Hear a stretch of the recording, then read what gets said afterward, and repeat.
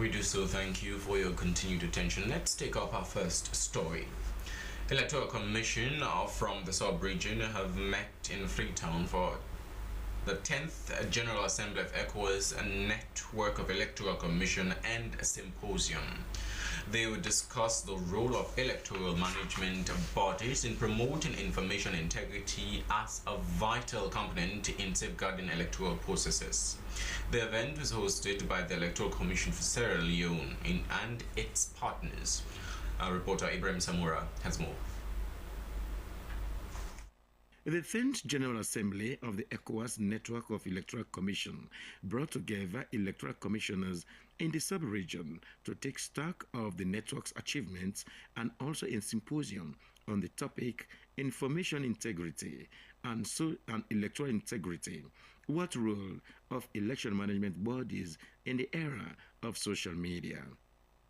President, ECOWAS Network of Electoral Commission and Chief Electoral Commissioner, ECSL Muammar Kone, said social media has a pressing challenge to electoral management bodies, noting integrity in democratic system was at stake due to misinformation from the social media.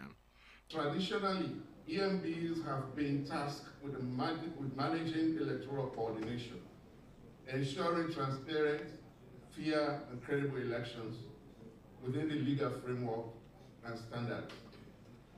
But in this digital space, our mandate has expanded. We must now also champion the integrity of the information ecosystem that underpins elections. This is where our role as EMBs becomes critically important. We are uniquely positioned to protect not only the mechanics of voting, but the environment in which citizens make their choices. Keynote speaker, Slbc Director General Josephine Kamara, spoke on the do's and don'ts of the social media, stating that social media is powerful, especially for EMBs in enhancing transparency, engaging the public, and to combat disinformation. She told her audience that trust was the foundation for electoral integrity, noting EMBs should be proactive in addressing fake news instead of reactive. Madam Kamara encouraged EMBs to build a strong social media platform and strengthen partnership of local media, pointing out that electoral commissioners in the sub-region are navigating at a challenging terrain with the age of the social media. The role of social media for you is to help to enhance transparency, to engage with the public, and as the president of ECONECT said, to combat disinformation. There's also the downside to it. It also represents a significant risk, particularly regarding bias perceptions, security, and the rapid spread of misinformation, fake news. We've heard about fake news. Effective social media use by election monitoring boards would require clear protocols, well-trained staff, and a commitment to unbiased and transparent communication. Minister of Information and Civic Education, Kenema, welcoming the delegation to Sierra Leone, said Sierra Leone was a thriving democracy, which he said ECSL has worked hard to consolidate over the years. He described the symposium as critical to enhancing the country's democratic culture and tenets. Goodwill messages from International IDEA, Electoral Institute for Sustainable Democracy in Africa, and ECOWAS representative to Sierra Leone underscored the relevance of the symposium, noting social media was a contributing factor to most of the election contestation in Africa, leading to coups and election violence. Representative of the Chief Minister's Office, Cyrus Sharif, said the theme for the symposium was critical to the proper functioning of democracy, noting that democracy and good governance is a cornerstone of the bio-led administration. He said the symposium on social media and information integrity was timely. Ibrahim Samura, Freetown. Now, to shape a model for sustainable agriculture that responds to growing demand for organic products, the Ministry of Agriculture has convened a national cacao conference in Freetown. The conference was a step towards empowering producer organizations, support women and youth in agri-businesses, and promote sustainable development practices in alignment with Sierra Leone's Feed Saloon strategy. Our reporter Emmanuel Samura put together this report.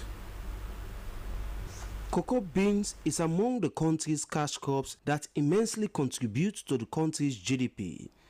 Despite its huge contribution to national development, yet its contributions is considered minimal as compared to other countries. The Cocoa Conference, organized by the Minister of Agriculture and Wealth Hunger Hive, was an attempt to get players in the sector contribute to develop a sustainable agriculture model that responds to growing demand for organic products. Country Director of Wealth Hunger Hive, Emmanuel Octave Bananeza, said their effort is aligned with the 4 pillars of the Feed Saloon strategy. Secondly, strengthening the value chain. Through this initiative, we are establishing a cocoa butter and a cocoa powder production, and we are training also local staff and developing specialized training curricula at Sierra University. The president of the Sierra Leone Farmer Federation, Yatasama, noted how WHH interventions in Mwamwoma cooperative have empowered them with the improved skills to handle cocoa beans and its storage techniques. These techniques, she added, has made them to have a value proposition of producing high quality and fine flavor locally processed organic cocoa beans and cocoa byproducts. Hereby honestly employ all donors, partners present here, especially EU, WHA, GIZ, UNDP, etc. You need to continue providing funding support to Mwawoma so as to achieve our vision and mission within the cocoa sector. Deputy Vice Chancellor of Jala University, Professor Aliyuba, disclosed the research work the university has been conducting, thereby showing farmers the right methods and paths to use while embarking on cocoa farming. Whilst commending the strides made in the production of quality cocoa beans in the country, the Minister of Agriculture, Dr. Henry Musa Kpaka, uses the gains of other countries to charge the players in the sector to do more and compete in the global cocoa markets. To be very intentional in this space for us in cocoa. It will help farmers replace these old plantations that they have better varieties that yield more. But in return, we ought to be able to see what's coming from the sector. When I push the Minister of Finance or even Minister of Trade, they tell me, look, we're not seeing, this is your biggest export earning, but we don't see the money. He, however, pledged government commitment to ensuring the enable environment is created for the cocoa sector to thrive. Emmanuel Samura, Slbc. Women on Mining and Extractive, with support from partners, have begun a 2-day training on Customary Land Rights Act of 2022 and National Land Commission Act of 2022. The session aimed at educating women on Land Rights Act and how they should access legal services. Now, our reporter here, Esther Marie Samura. Women in Sierra Leone's mining and extractive industries face significant challenges that impact their health, livelihoods, and social standing. These challenges are rooted in gender discrimination, socio-economic, and limitations. It is against this background that a session on land rights is underway in Freetown for women on mining and extractive. The training focused on sensitizing these women about the Customary Land Rights Act, which was enacted in Sierra Leone in August 2022. marking a significant advancement for land rights in the country, especially for rural communities and women. The law, alongside the National Land Commission Act, was introduced to reform land governance and empowers local land owners who had previously been marginalized in decision-making. So this law is there to tell them, there to break that barrier, that there's either, whether you're a man or you're a woman, you have right to decide or to add your voice when it comes to land decision. And also, one most important, interesting, very progressive aspect of it is women can own land for themselves. So whether you are in the rural setting, where in Western area, wherever you are, you can buy land for yourself in your name. So this is what we want to promote to them. And what we succeeded in doing is to also make sure that we put this law in a very simple terms for them, and also we are going to organize them. They are going to go back to the communities with, you know, messages to pass on to other women during market days or on radio station. They are going to, you know, have a lot of discussion to share this information. Advisor on Natural Resources Governance from GIZ, Joseph Kamara, said their organization has been supporting the government of Sierra Leone in managing their natural resources, as they have been very particular about women's economic growth. He noted when it comes to mining, women are the most affected, and as such, the need to always prioritize their right in the sector. He pledged their commitment to provide the support and platform for organizations seeking the interest of women in extractive activities in mitigating the countless human rights violations against women and girls.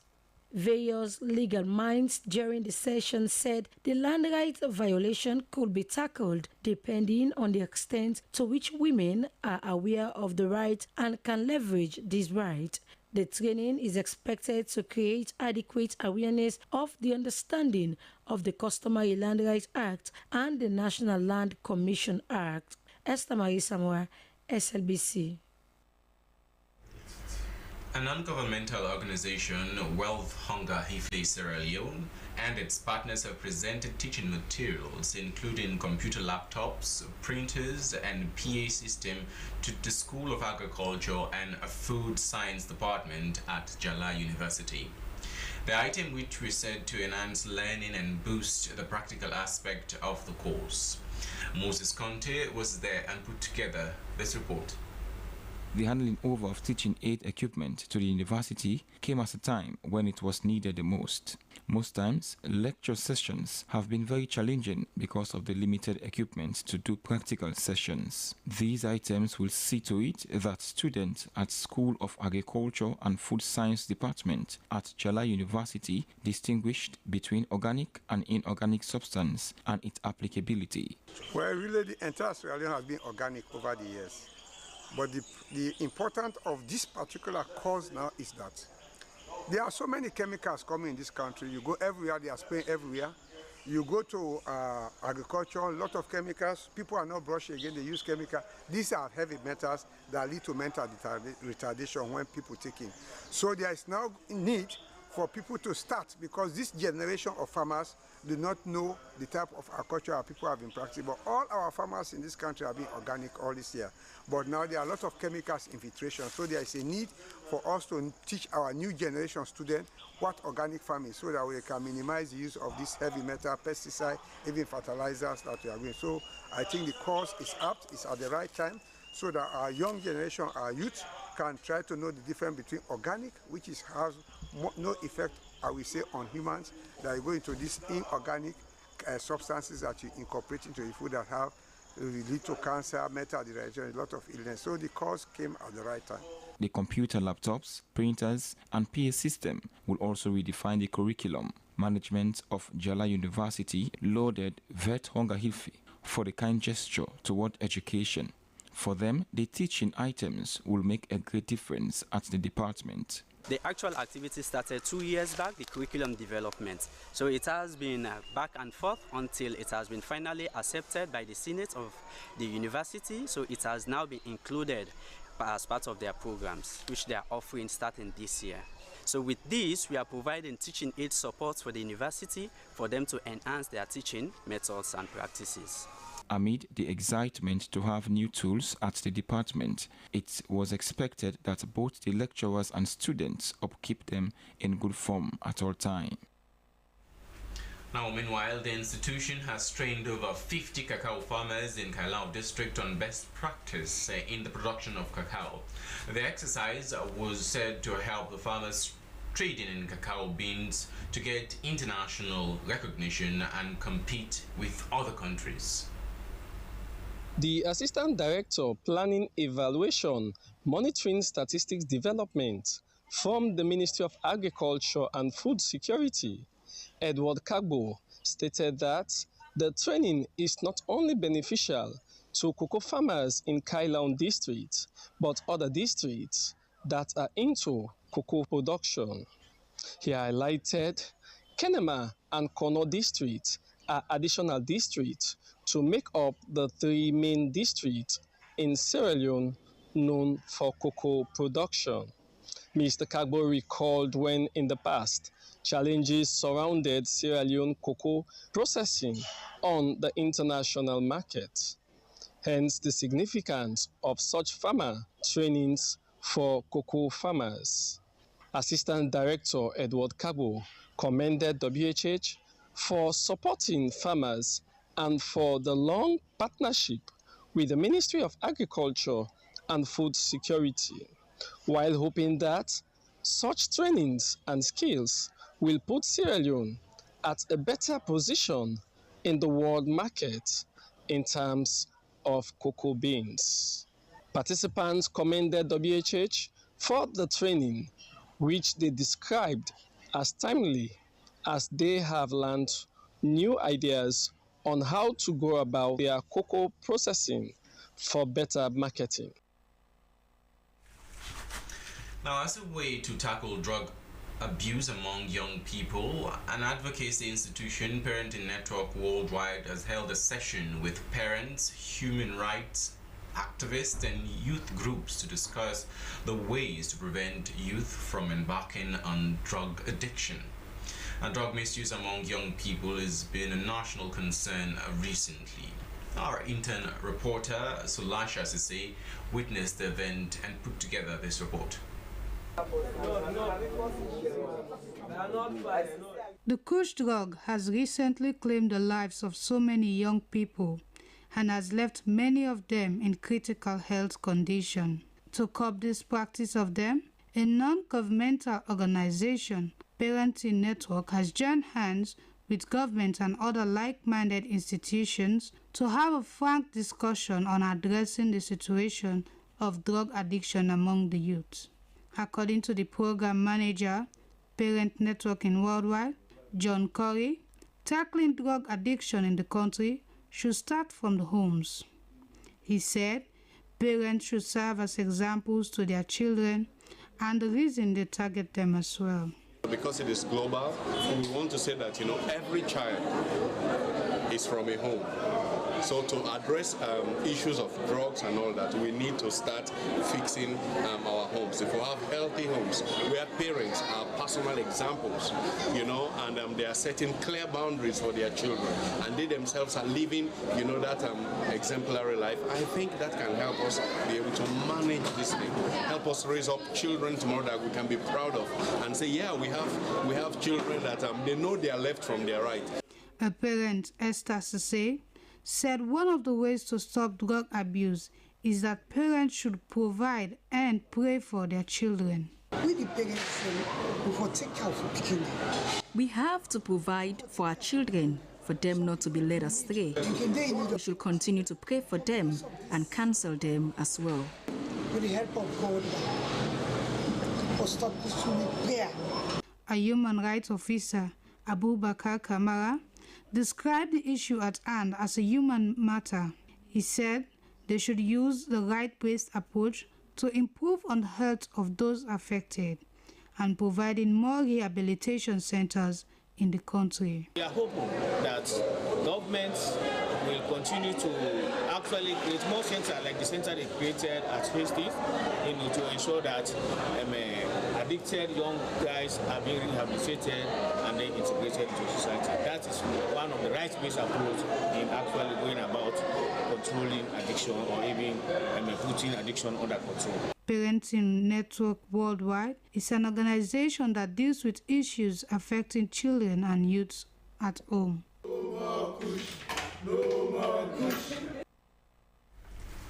And now, a non-governmental organization, the Orphan Empowerment Society, has organized a solidarity walk in commemoration of the World Orphan Day on the theme Orphans' Life Matter. They use the opportunity to raise awareness on the challenges orphans face, galvanize support for them, and promote their inclusion in the society. Our intern reporter Kenema reports. From U Building in the west end of Freetown to Upgon area in the east, they held placards bearing messages such as Orphan Life Matters, join us to give them a better home, and victory has 1,000 fathers, but defeat is an orphan. These messages on the placards were not only to raise awareness about the plight of orphans, but to advocate for their inclusion and well-being in society.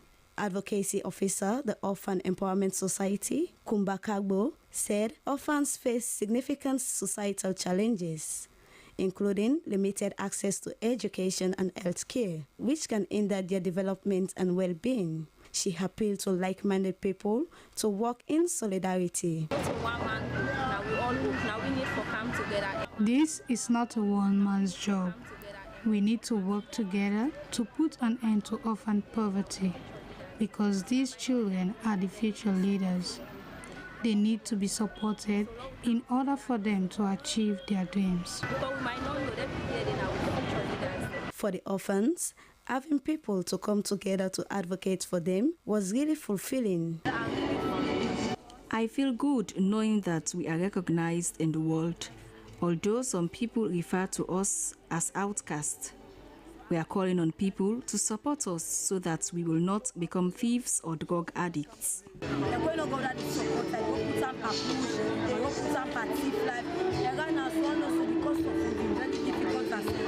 As the work concluded, the Orphan Empowerment Society reaffirmed its commitment to work tirelessly for those vulnerable children, ensuring they receive the resources and opportunities they need to thrive. For Slbc News Hour in Freetown, Kenema reporting.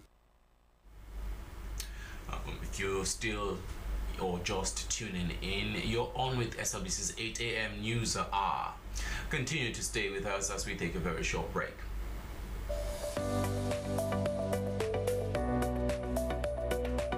European Union and Salon don't they work together for bring developments for long term now. So today, within a central Freetown, for fenotweeting saloping for the no but European Union. Well, I know say they for help people. I don't know anything about European Union. I know say he affiliated with European countries. Nothing. Then they deal with peace issue. I know it's not a company, first of all.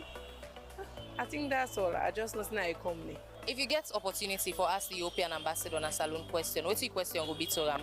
I will ask out what thing it is when I can do in this country, and if you go better with country as a whole. Okay, what thing una dey but what thing una dey do na how una dey help the salon community? The European Union is a political and economic union of 27 member states. The European Union has converted Europe from a continent of war to a continent of peace. This is why we support globally economic growth, prosperity and peace. And this is also our offer towards Sierra Leone and its people. Welcome back to SLBC's 8 a.m. News Hour. Let's go in for another story. Parliament has concluded the debate on the motion of thanks to President Bio on his speech he delivered on the occasion of the state opening of the second session of the 6th Parliament of the Second Republic of Sierra Leone. The debate was concluded with a question time session with ministers from key ministries covering the priority areas of the government. Now, parliamentary reporter Dennis Fraser has more. All those in favor say aye. Those against say nay. The ayes have it. Members of Parliament adopted a motion of thanks to President Bio for his address to the House of Parliament. According to the acting Speaker, Honorable Ibrahim Tawa Conte, accountability and transparency was a collective responsibility. He noted that the invitation of key ministries, including the Ministers of Finance, Labour and Social Security, Public Administration and Political Affairs, Education and Agriculture, was to make clarifications on questions raised during the debate. We are taking progressive steps. We need to sustain it and we need to build on them. That is what democracy requires. People need to answer for what they are given responsibilities for.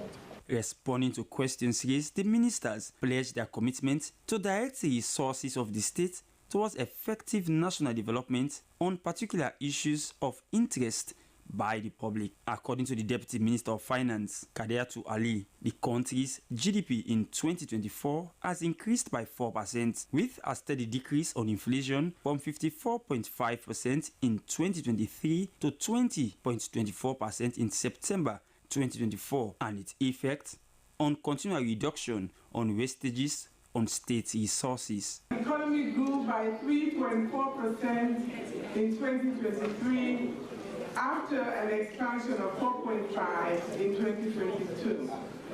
We expect that the GDP will grow. The projected GDP for 2024 is 4%. Minister of Labour and Social Security, Mohamed Rahman Souare, said that proposal for the minimum wage to be raised to 1,200 leones and for the creation of more jobs was underway. His Excellency is the first to admit that indeed living conditions are hard, things are difficult, only dogs find it easy to all of this, and they have proposed a minimum wage of 1,200 leones to government.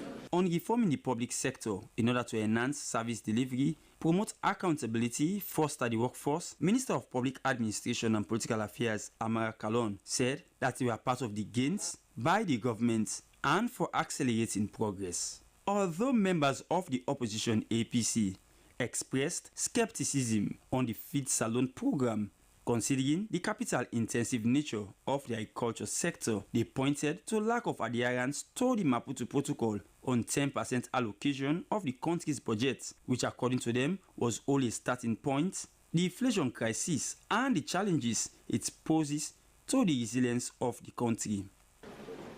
And you need not see us as your enemies. As long as you see us as your enemies, you don't see us as partners in development, things alone will not succeed. As a forward-looking organ of the state, Parliament is implementing innovative approach towards addressing national issues. Resilience towards external shocks and self-sufficiency and food sufficiency and food security. You see, those are the ways, the ways that you use in paragraph 25. Opposition MPs called for collaboration and for members on the other side to see them as development partners. SLBC, Dennis Fraser reporting. Meanwhile, APC members of Parliament during the fourth day of the debate on presidential address on the state opening of the second session of the 6th Parliament have said that inasmuch as they register thanks to President Bio for his speech, he should consider the challenging economic situation in the country and reduce taxation on essential commodities, including the staple rice. Dennis Fraser has more. For the feed salon to succeed, let us do the needful, and there will be a bumper harvest. In the fourth day, which was the penultimate to the 5 allotted days for the debate on the presidential address, legislators from the opposition APC pointed out the harsh economic situation in the country. Though it is a global crisis, with sincerity of purpose and consensus building, the nation will be able to surmount it. But again, I put my country first. I put my new constitution first. So, this feeds alone, this must work. But how many feeds alone is a 5% increment on rice? I mean, we need, you can say what you want to say. This 5% increment must be vanished. I do not want us to be treating people living with disability as beggars on the streets. I'm asking the president to please create for us skills training centers where we can send these people living with disability. Reflecting on the notable words of the president in his speech, members on the ruling SLPP bench said that there was a vision rooted in hopes and determined action, as demonstrated by President Bill, describing human capital development as the chief cornerstone for the nation's development. In His Excellency's address, he articulated a vision rooted in hope and determined actions, especially in the realm of youth empowerment, women and children's rights, social protection, etc. If we are talking about Freetown as a flagship project, it is just 1 year old. And in 1 year, the government of this country, under the leadership of His Excellency the President, we have gained so much. In the end, there was the understanding on both sides of the aisle the need to continue doing what is required in terms of joint collaboration in the interest of the country's development. All those in favor say aye. Those against say nay. The ayes have it. In another development, Parliament has approved 3 presidential nominees: Board Chairman, National Protected Area Authority, Tommy Garnett; 2 board members of the Electricity Distribution and Supply Authority, Kishore Shankadas and Engineer Patin Cole. Giving their seal of approval, parliamentarians urged the nominees to use their wealth of experience to deliver the much-needed services to the people. Also, the African, Caribbean and Pacific States Sierra Leone delegation presented a report on the sub-regional visits by the West African Bureau representative to the foreign OACPS countries in Ghana, the Gambia and Nigeria, and the report of the 2024 ordinary session held in Kano State and the first ordinary session of the ECOWAS 2024 held in Abuja, Nigeria. SLBC, Dennis Fraser reporting. Action Aid International Sierra Leone and partners are pushing for more public financing to address climate change impact in poor countries of Global South, including Sierra Leone. They made the call during a press briefing ahead of COP19 conference, which is underway in Baku, Azerbaijan. Ibrahim Samura tells us more. This national convergence was a call for action for every citizen, every society and community to raise their voices in their collective journey towards a sustainable future for Sierra Leone. Head of Program and Policy Action Aid Sierra Leone, Mohamed Fofana, said climate change and increasingly extreme weather events have caused a surge in natural disasters over the past 50 years, disproportionately impacting poorer countries, including Sierra Leone. The world, he said, was at risk and its inhabitants were under severe threats today. There were more than 11,000 reported disasters, over 2 million deaths, and $3.64 trillion in losses. More than 91% of all deaths occurred in poor and developing countries. Mr. Moderators, ladies and gentlemen, we have called you to this convening today to have a more genuine conversation, hold ourselves accountable, and consolidate our ideas and thoughts to inform Sierra Leone's position. Executive Director, actually Sierra Leone, Fode Basiswari, told his audience that climate change is real, global warming is here, humans are suffocated, while many are dying of hunger because of global warming exacerbated by climate extremes. Mr. Suarez said the ambitious climate financing was essential to help the world cope with escalating climate impact and take action to avert its emergency. He said Action Aid in 2021 did a survey and found out that coastal storm, rising sea level, flooding, waterborne diseases, water scarcity, and malaria infections were triggered by climate change and extreme global warming. Our position on this issue is clear. Action Aid is concerned about investment in projects that exacerbate the climate crisis through forced material investment. Our key asks and our key demand that first, cancel our debt. Simple. Cancel our debt. What do you want? Cancel our debt. What do you want? Cancel our debt. When do you want it? Now. What do you want? Cancel our debt. Partners and civil society organizations in a panel discussion underscored the impact of climate change on humans, the environment, and natural disasters. This earthwork was to reaffirm their commitment to combating climate change and ensuring food security for all, in line with the campaign theme. The artwork brought together CSOs, climate change campaigners, and communities where Action Aid operates across the country. At their convergence at the Lumley Beach, Action Aid re-echoed their call for debt cancellation, climate financing, adaptation, carbon markets, effectively addressing the diverse impact of climate change on women and agriculture. Ibrahim Samra, Freetown. Now, as you do know, we'll get a potpourri of news from different angles. So let's go in for our international update.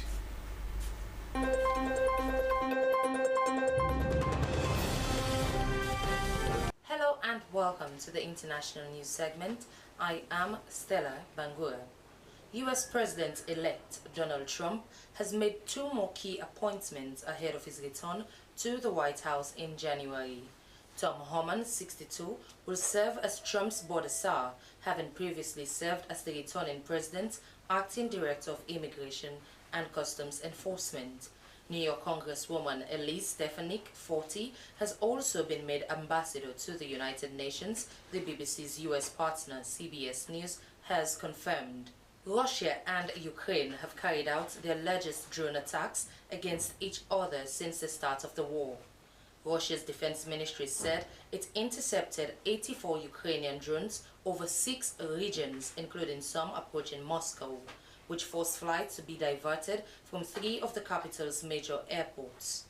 Ukraine's Air Force said Russia launched 145 drones towards every part of the country on Saturday night, with most shot down. The barrages come amid expectations that US President-elect Donald Trump may put pressure on both sides to end the conflict.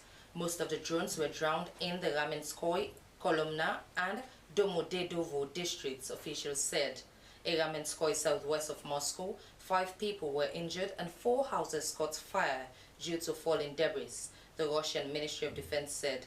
It added that 34 drones had been shot down over the town. Paddlers scooping murky water from a small pond in grasslands in South Sudan are well aware of the dangers they face if they drink it. The water is dirty because this place has oil. It has chemicals in it, says their chief, Chilok Port. Nyataba, a woman from this community raising cows in the heart of oil fields in Unity State, adds, if you drink it, it makes you pant and cough. We know it's bad water, but we don't have anywhere else. We're dying of thirst. A former oil engineer, David Bojoleju, has told the BBC World Service that flooding in the area is washing pollution into water sources. Large swathes of the state have been underwater for several years after unprecedented flooding, which scientists say has been worsened by climate change. Unity State, a major oil-producing state, has always experienced seasonal flooding, but in 2019, extreme rains brought a deluge that engulfed villages, grasslands, and forests. Year after year of intense rainfall followed. At the worst point in 2022, 2/3 of Unity State were submerged. According to the UN World Food Programme, WFP, Even now, it says about 40% is still underwater. The latest polls published in Ghana on Monday show former president and the country's main opposition leader, John Dramani Mahama, leading the race to win December's presidential elections. The National Democratic Congress candidate's main rival is current Vice President Muhammadu Bawumia from the ruling New Patriotic Party. A total of 13 candidates are vying to replace outgoing President Nana Akufo-Addo, who is stepping down in January after serving the maximum 2 terms in office. As the country faces its worst economic crisis in a generation, both Mahama and Bawumia are focusing their campaigns on promises of economic recovery and improving people's livelihoods. The world's second largest cocoa producer, Ghana, in 2022 defaulted on most of its $30 billion external debt after years of overborrowing. No party has ever won more than 2 consecutive terms in the country's democratic history. Well, that's the end of the international news segment. I am Stella Bangura. Stay with us.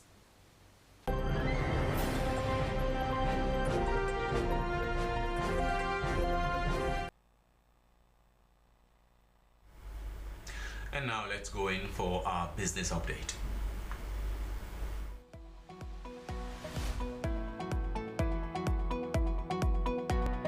Hello and welcome to Business Update, the segment that brings you insights in business and its contribution towards positively impacting the economy. I am Moses Conte.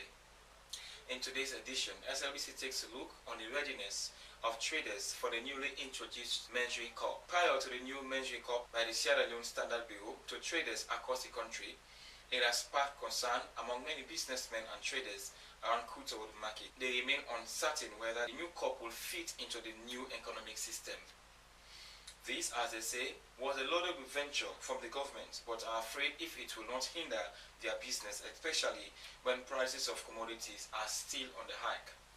Let's join the business team for that report. Because of several concerns raised by citizens with regard to how business people shape their measuring cups, the Sierra Leone Standards Bureau has put out a statement declaring for a new measuring cup for food commodities across the country. As the proposed measuring cups are yet to be distributed to traders in different markets across Sierra Leone, traders are left in a shambles and cannot determine whether the new measuring cups will be profitable compared to their current ones, since the current price of commodities remain unbearable. Safiatu Bangura says bags of rice and other commodities have certain number of measurements, but are skeptical whether they will make any yield, adding that government needed to reconsider this venture if it turned otherwise. If they bring a copy, when they bring a copy, they can't put a copy. If money go come out, so the amount number will inside the bag.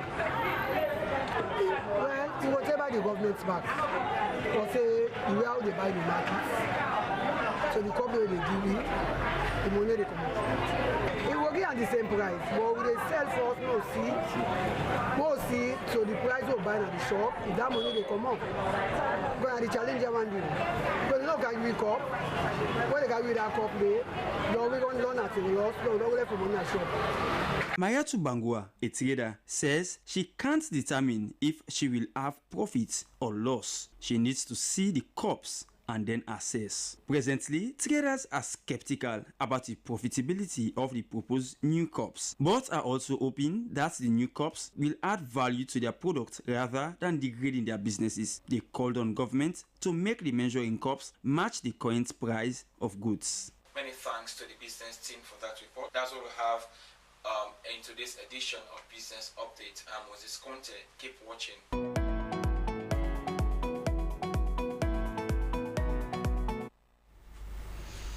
And that's how we end this news. But just before we go, a reminder of our top stories. Electoral Commission from the sub-region have met in Freetown for the 10th General Assembly of the ECOWAS Network of Electoral Commission and Symposium. They will discuss on the role of electoral management bodies in promoting information strategy and integrity as a vital component in safeguarding electoral processes. Ministry of Agriculture has convened a national cacao conference in Freetown. The conference was a step towards producer organization support women and youth agribusiness in all and promote sustainable development practices in alignment with Sierra Leone's Feed Salon strategy. And non-governmental organization Wealth Hunger Hifley Sierra Leone and its partners have presented teaching materials including computer laptops, printers and PA system to the School of Agriculture and Food Science Department at Jala University. The items were said to enhance learning and boost the practical aspect of the course. Thank you all for tuning in to SLBC. I've been Julian Koma. Do have yourself a wonderful Tuesday. Bye-bye.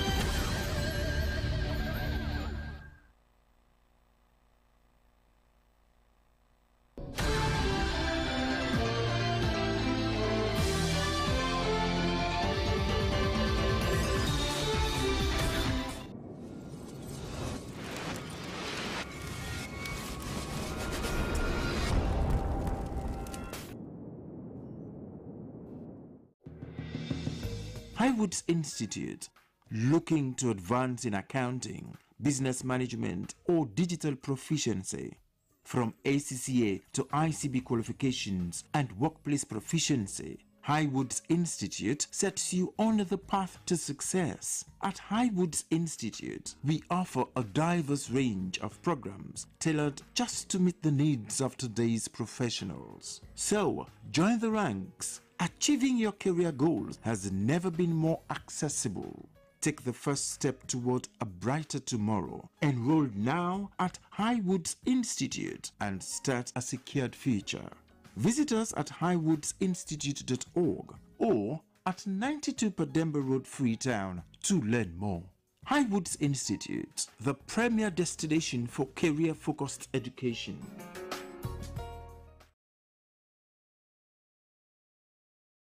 You ready for the Zoom meeting today with the investor then? Yes, boss. I'm ready for the meeting today.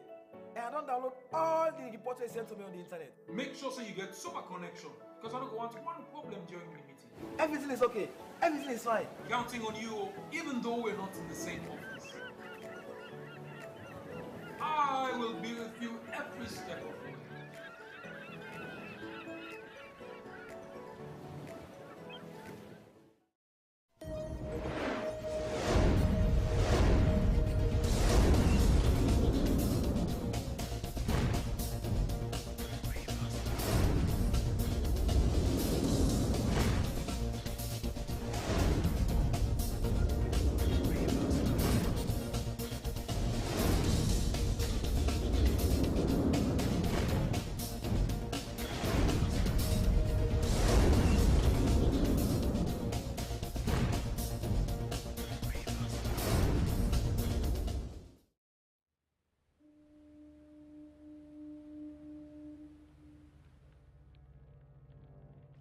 A place cannot produce poems.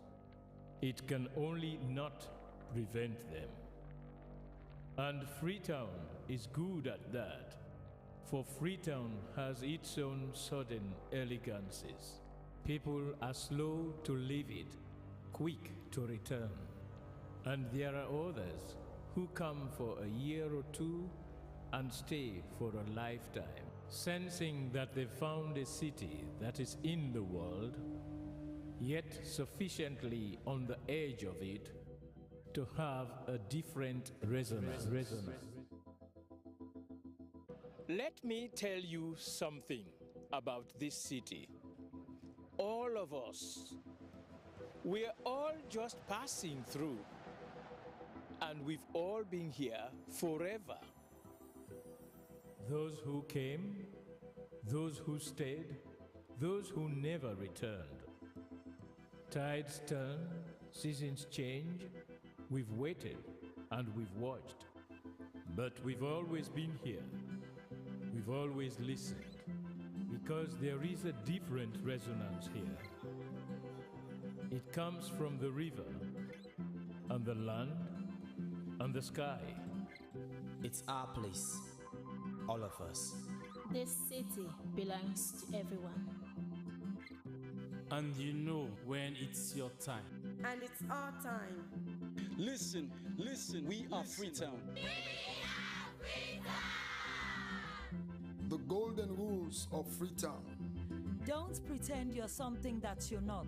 Don't go thinking you're better than anyone else. Or that anyone else is better than you.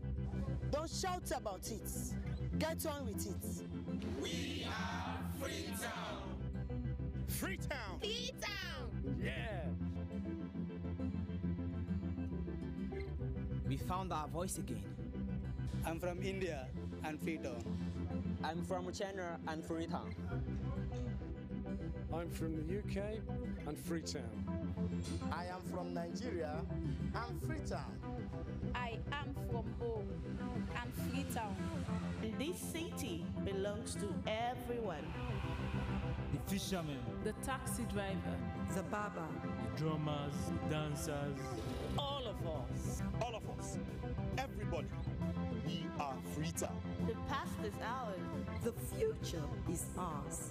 It's our time again. and this city belongs to everyone. The playwright, The greengrocer, The teacher, the dog. This space is ours. this light is ours. the beaches are ours. The rivers now we own. The roads are ours. The bridges now we own. We are Freetown. We are all visitors and we've all been here forever. We've got the mightiest river. And the biggest sky. And there's a resonance again. Freetown, Freetown. We are proud of this place. We love this city. And we want you to love it too. We are proud of this place. Na pass we all dey pass like stranger dem, but we all don dey from there.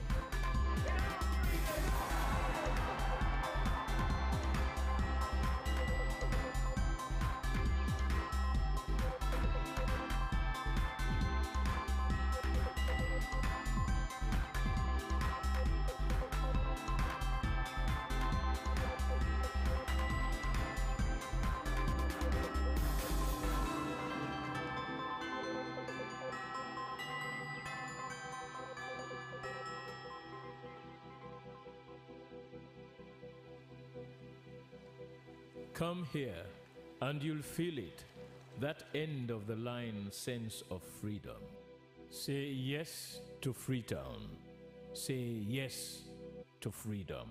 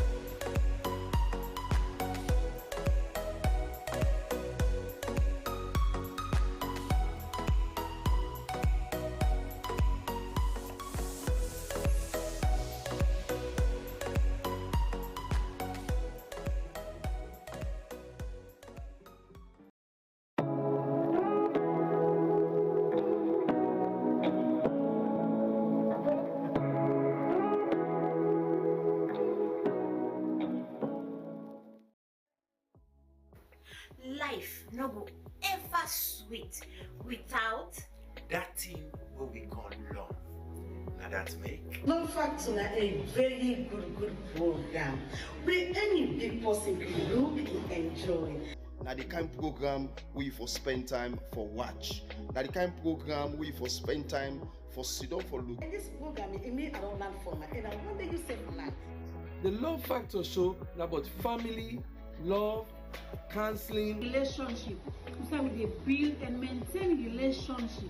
This na program we say we dey counsel you for let you know how for dey with your partner, let you know how for settle disputes between you and your heart to heart. Well, you do hear it for yourself. Join the Love Factor team every Sunday, 10 p.m. for help make we all enjoy love and peace.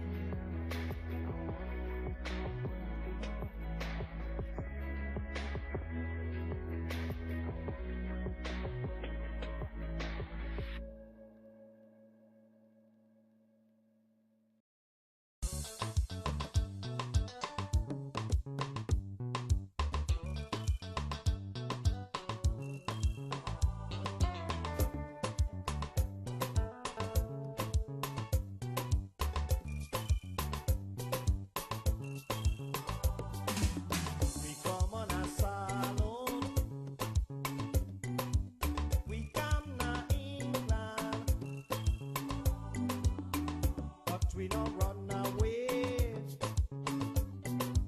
We come for better. We people that want for see what we they do. We people that want for know what we they say. Oh, we let we swallow.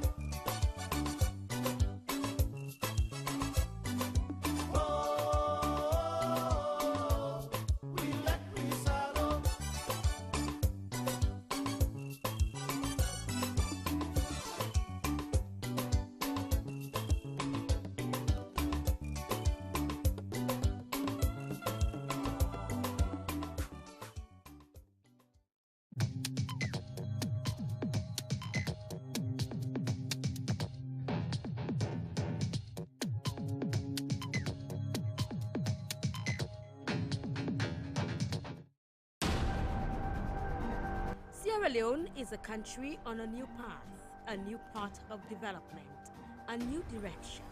As we awaken to a new sense of patriotism and pride as Sierra Leoneans, the Slbc brings together enlightened senior citizens with much experience to help steer Sierra Leoneans on the path of a defined course of pride and consciousness, a constructive nationalism. So, join the Slbc for the program Constructive Nationalism. Come and let's build Sierra Leone every Saturday at 3 p.m. on the Slbc. Constructive Nationalism on the Slbc.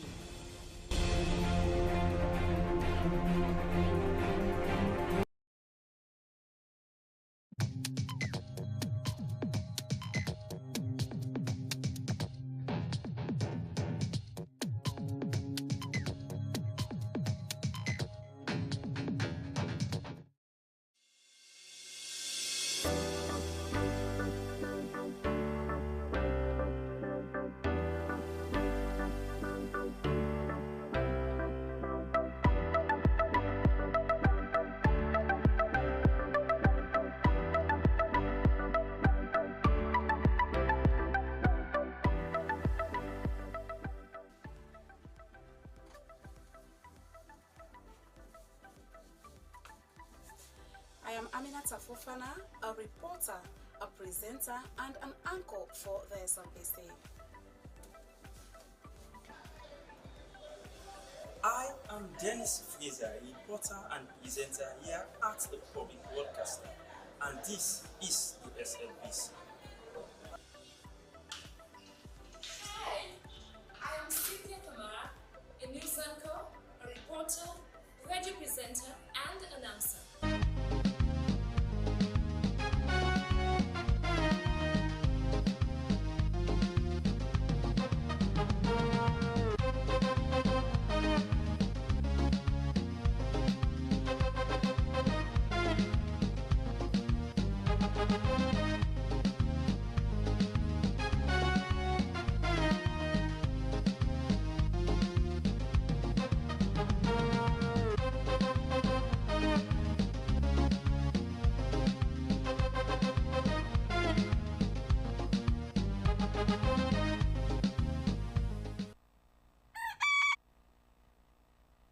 from New Englandville in Freetown, and welcome to your breakfast program, Good Morning Sierra Leone, reaching you live from the Sierra Leone Broadcasting Corporation television on channel 31 and across our social media platforms.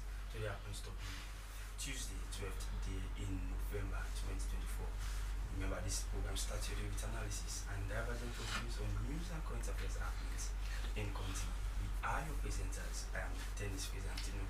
And I am Esther Sako. Our quote of the day is a Sierra Leonean proverb, and it says, if you climb up a tree, you must climb down the same tree.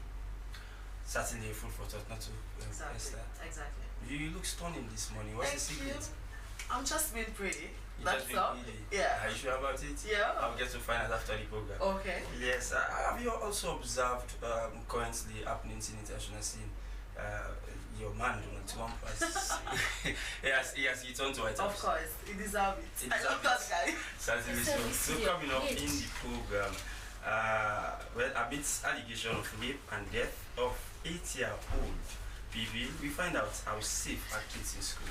And the Mental Health Coalition concludes inclusive education conference geared towards including persons with disabilities into local community development. We invite you to participate in the program by sending a text message to the number on your screen, or you can follow us on our Facebook page, SLBC Live Channel 31, and all our other social media handles. This is Good Morning Sierra Leone.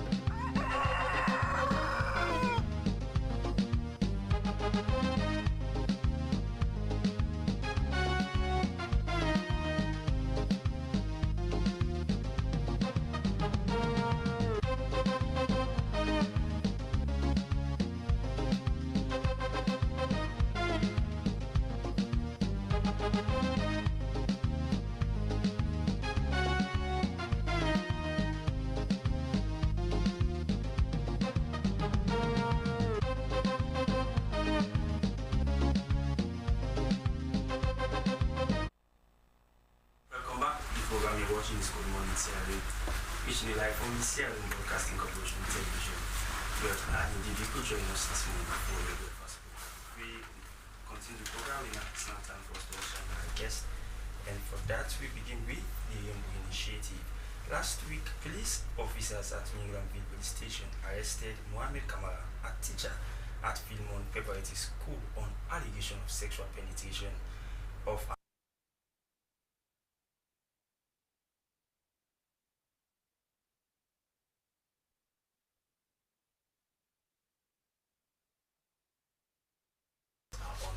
sad enough. But to further discussion on this and on how effective supervision of teachers and pupils and how safe are kids in school, we have in the studio Jamie Victory Sanko, Communications Officer, Teaching Service Commission. Good morning, Jamie. Good morning, and thanks for having me. Alright, and also we have the Advocacy and Communication Manager, Rainbow Initiative, Bob Lamy. Good morning, Mr. Lamy. Good morning, and nice being here. So, for obvious reasons, we're going to start with you, Bob. Aside from part of the investigations ongoing with the arrest of course, this miscreant in society, this very unpatriotic citizen, how far has the investigation? Where is it pointing us towards now, if you must inform our viewers? So, as a survivor-centered organization, one that provides services to survivors, I want to more focus on the services that we provided for the survivor. We really do not talk about individual case, but looking at this as public interest, just like every other survivor, her case was reported to our center, and our team of professionals attended to her, and unfortunately we are where we are, and she's not the only person. We've had a number of cases this year as survivors that have died. I think it's but important that we talk about all of them. We do not want to create a situation where in one survivor feels that their cases are not taken as important as the other one. I think the whole thing is we all should come together as a community to make sure this do not happen again. I've always said this. We are not happy that they are raping people. We are not happy that people has to go through this kind of act. One thing that I think we all should be proud of is that people are able to come out and talk about it, because we lived in a society where they have kind of tried as best as they can to silence people, not to talk about gender-based violence, to silence more especially children, not to talk about abuse that they are enduring.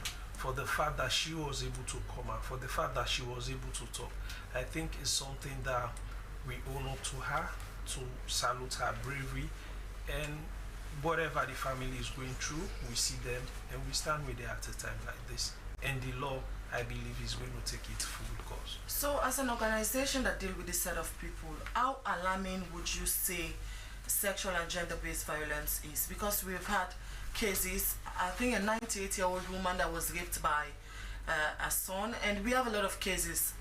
From your own point of view, how alarming is this? Every day they report these cases to our centers.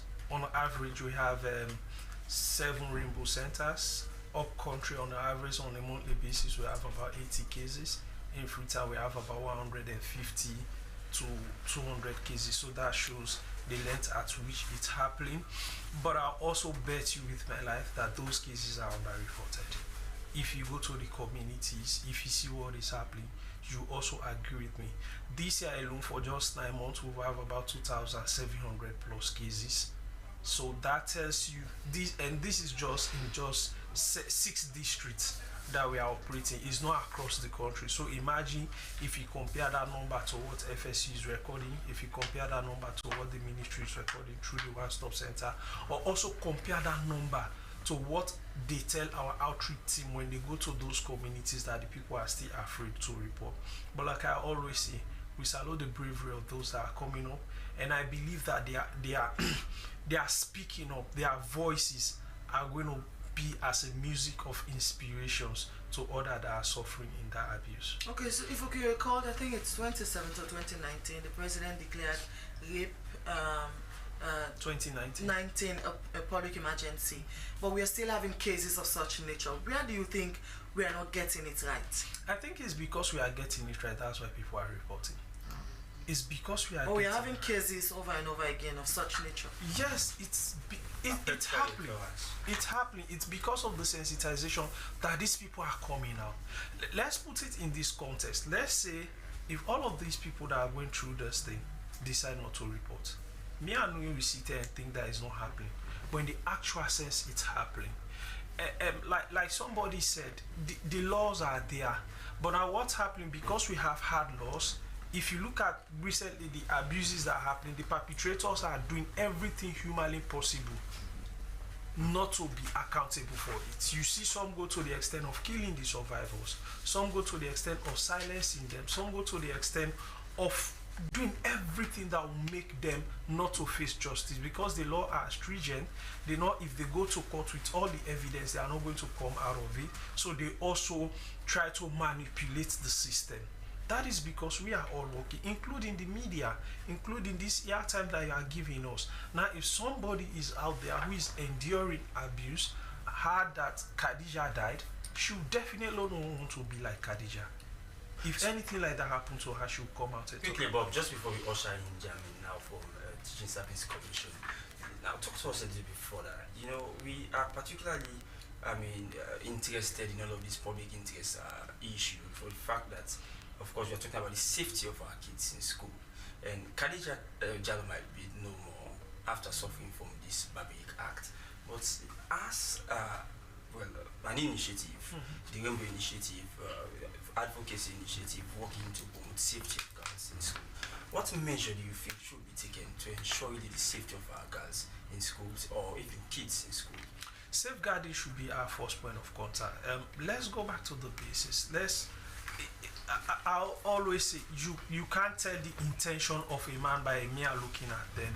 And also we should not judge people by their appearance that these are teachers, these are professionals, these are medical doctors, they can't involve in such and that. Every one of us is reliable to do it. It's just because of me and you the way we control ourselves. So let's go back to the basics. Safeguarding should be at the top of what happens in our schools.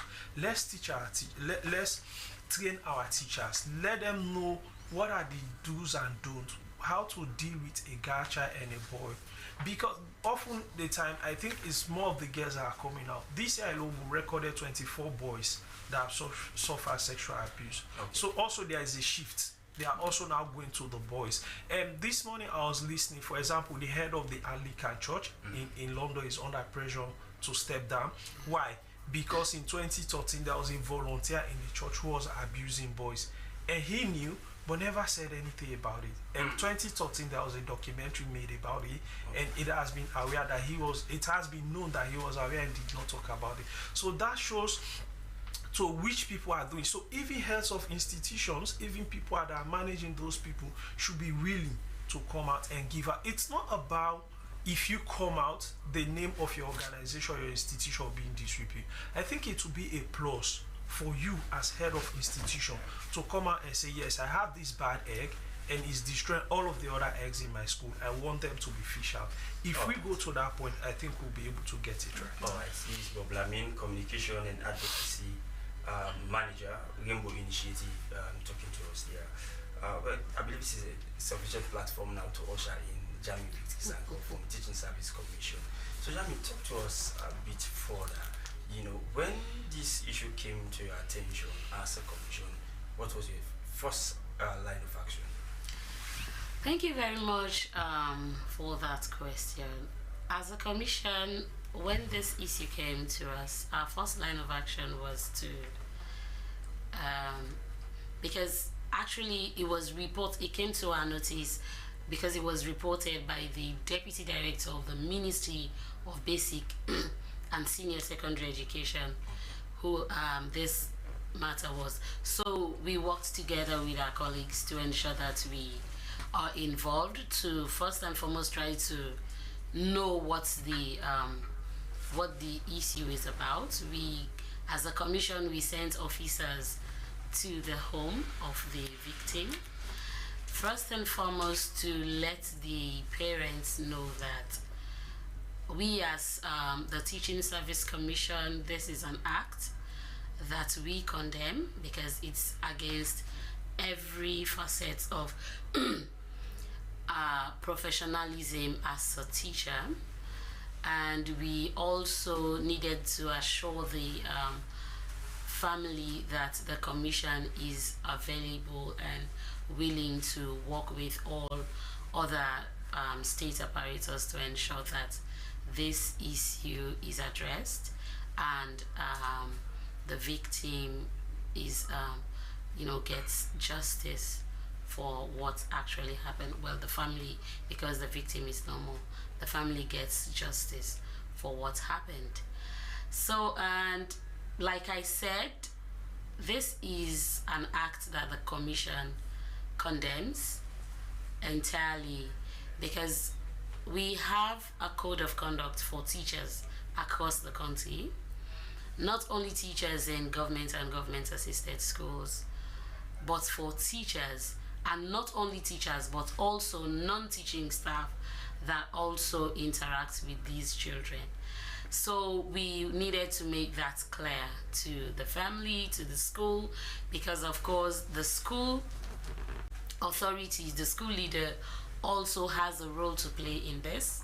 So because we also gathered at some point that when it first started, the school leader wasn't willing to cooperate with the authorities. So, and it's particularly on that point I will have to cut it short. Please forgive me for interrupting you while you're making the point, because I cannot just imagine, for a PPA, a lot of trust and confidence are placed on teachers. Yeah. They are not only moral guarantors, but they are. Some children do take their teachers to IST. If they go home, teacher says, teacher said this, teacher said I should do this. They are taking them. Not if some even put them above their parents because they so trust and believe in them. So for someone who you rely on for your safety and for protection, that's very person taking advantage over you. How will you put this into perspective, Jan? Well, yes, you're right. The teachers are also the parents of these kids. Like you're saying, I've had an instance where I've had to call my kid's teacher to say, you know what, you said so and so a thing in class, and I can't seem to correct it with my kid. Can you please go back to class and correct it? Because, for example, my kid one day came home and said, because I am a boy, I'm stronger than my sister. I said, no, you are not. You're both the same, regardless of your gender. She's as strong as you are. And he said, no, my teacher said I am stronger because I'm a boy. I had to call the teacher. So they actually trust their teachers, and that is what we expect. And we expect, because the kids do trust you, we expect that as teachers we should, we should safeguard that particular trust and not misuse it.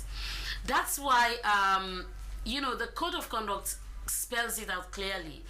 Most times when it comes to learners, people will say, when we're talking about sexual and gender-based violence, and some people say, well, if the person is an adult, as long as there is consent, the code of conduct states that even when the learner may have passed 18 years of age, and that learner may actually give consent to a sexual relationship, but the code of conduct forbids that kind of relationship, because it says as long as that person is a learner in your care, you're not expected to have that kind of relationship with that person. So it's really, really actually disheartening that we're getting this from, because, and of course, like the Rainbow Initiative can attest to this, that in most cases when we're dealing with pedophiles, these kind of people, they are mostly people that the children really do trust. Okay. Could be parents,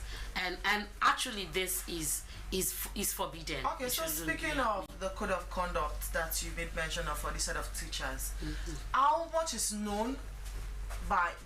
of this code of conduct is known by these teachers? What they should do and what they should not do? And in a case, because safety of the child comes in that regard, so how much do you monitor these teachers in these different schools? Because we have a lot of teachers. Yeah, so as a commission, how do you come in to ensure that monitoring is in place to ensure that these children are safe in schools? Yes, you're right. We have over 80,000 teachers in this country. Every year we have the National School Census that gives us this data. And what we have done as a commission in the first place, when we reviewed the Code of Conduct in 2019, we've ensured to, first and foremost, make copies available to every school across the country. Not only make copies available, make the soft copies accessible to all teachers. And we have also conducted in-person trainings for teachers across the country. Not only that, the teachers that we have trained, we do not just train them to say, we ensure that they have read all throughout all the principles of the Code of Conduct, and they'll sign an undertaking to keeping up to this Code of Conduct. It's rather unfortunate this is an indication that we do have bad eggs, in the basket. But as a commission, this is what we have done on our own path, and we have not just said okay. First and foremost, what we did was, because when we first completed it in 2019, we couldn't target all 85,000+ teachers in the country. Okay. We first targeted the school heads, because also it is stated within the Code of Conduct that the school head is the epitome of professionalism in that school. He or she is supposed to ensure that all of these codes are adhered to by the teachers and non-teaching staff of the school. So we trained all the heads of schools. And now what we see happening across the country in some schools, what these some heads of schools, because of course they are expected to work with us, what some of these heads of schools are doing now is having these codes, these principles printed out clearly at a corner or maybe in a position within their school campus where everybody, community members, the pupils themselves and the teachers can have access to and can read as they go by. So this is how far we have gone, and we are not stopping because we get new teachers every year, every day coming into the classroom. So we're not stopping. This is currently, as I speak, we are working now on a school-related gender-based violence campaign. Okay. So not only train the teachers, but also let the children know. The learners themselves need to know what are the signs, what are some of the things that constitute sexual violence or some of these other abuses. All right, so Jamie, talk to us a bit briefly, a quick one. Now, like you heard from Bob, it's not only the girls that are vulnerable to some of these pedophiles. You know, even the boys themselves as well. They are also vulnerable. Now, talk to us a bit about the current teaching, so teacher supervisory mechanism. How effective has it been over the years, and how will you continue to? Because we are talking about the safety of kids in school. Of course, so what we do as a commission, first and foremost, we do not work in silos. So we do not just say, oh, this is our duty as a commission, we have to go to the classroom. No, we work with other structures within the communities to ensure that these teachers are supervised. First, what we do is to ensure that community members know the teachers that are supposed to be in the school. So you see somebody strange that is not supposed to be there, you have a right to ask, what are this person? Not in a part of the list of teachers that should be here. You have the right to ask. And also what we do, we work with other, of course, the Ministry of Education has school quality assurance officers, and these people, you know, their job is to be in these schools every day. They are all divided into zones, and they have number of schools assigned to each and every one of them. So we work with them closely. We do not. It doesn't only stop there. We work with the council, because of course we know basic education is devolved to local councils. We work with councils and also organizations within communities that work in education. We work together to ensure that these teachers are monitored. Recently, there was a press conference at the ministry where we were talking about the 1 tablet per school, where teachers are being monitored through a tablet that will be stationed in these schools. They will not only monitor the fact that this teacher is teaching, but monitors that the teacher is present and also the learner is present. Okay, Chami, speaking of safety of these children, recruitment of teachers is another thing, because over the years I've been working with the educational sector. When they recruit teachers, they just say you come with your CV, and they'll just, when you come for interview, you take the exam and you are recruited without them doing necessary follow-up, asking the background of this set of teachers. Because this person has a degree in education, they just employ the teachers. So how does Teaching Service Commission come in monitoring this set of teachers? Because some teachers are pedophiles, they don't even know, but they employ them in these schools, and especially girls' schools. Okay, thank you very much that you're asking this. This, of course, has been a concern to the Commission. As maybe if you're following the media now, you will hear that, oh, there's this uproar about the Commission implementing this new deployment strategy. What is happening with the new recruitment policy within the Commission? So what we have done for this year, 2024-2025, we're now doing teacher recruitment according to what is stated in our national teacher policies. And what our so one thing we have introduced for this year's recruitment is the fact that every teacher we recruit now, will have to go through, we have to obtain a police clearance before your recruitment is final. And when that was brought up, you know, some people started frowning at it. Police clearance again, do these people feel we are criminals? No.